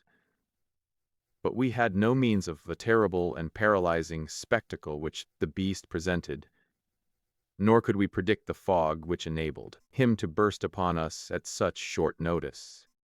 We succeeded in our object at a cost which both specialist and Dr. Mortimer assure me will be a temporary one. A long journey may enable our friend to recover, not only from his shattered nerves, but also from his wounded feelings. His love for the lady was deep and sincere, and to him the saddest part of all this black business was that he should have been deceived by her. It only remains to indicate the part which she had played throughout. There can be no doubt that Stapleton exercised an influence over her which may have been love or may have been fear, or very possibly both, since they are by no means incompatible emotions. It was, at least, absolutely effective. At his command she consented to pass as his sister, though he found the limits of his power over her when he endeavored to make her the direct accessory to murder. Stapleton himself seems to have been capable of jealousy, and when he saw the baronet paying court to the lady, even though it was part of his own plan, still he could not help interrupting with a passionate outburst which revealed the fiery soul which his self-contained manner so cleverly concealed. By encouraging the intimacy, he made it certain that Sir Henry would frequently come to Merripit House, and that he would sooner or later get the opportunity which he desired. On the day of the crisis, however, his wife turned suddenly against him. She had learned something of the death of the convict, and she knew that the Hound was being kept in the outhouse on the evening that Sir Henry was coming to dinner. He tied her up, therefore, that she might have no chance of warning Sir Henry, and he hoped, no doubt, that when the whole countryside put down the baronet's death to the curse of his family, as they certainly would do, he could win his wife back to accept an accomplished fact and to keep silent upon what she knew. In this I fancy that in any case he made a miscalculation, and that, if we had not been there, his doom would none the less have been sealed. A woman of Spanish blood does not condone such an injury so lightly.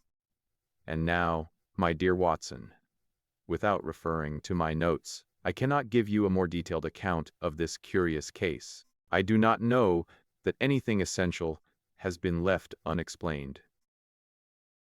He could not hope to frighten Sir Henry to death, as he had done the old uncle, with his bogey hound. The beast was savage and half-starved.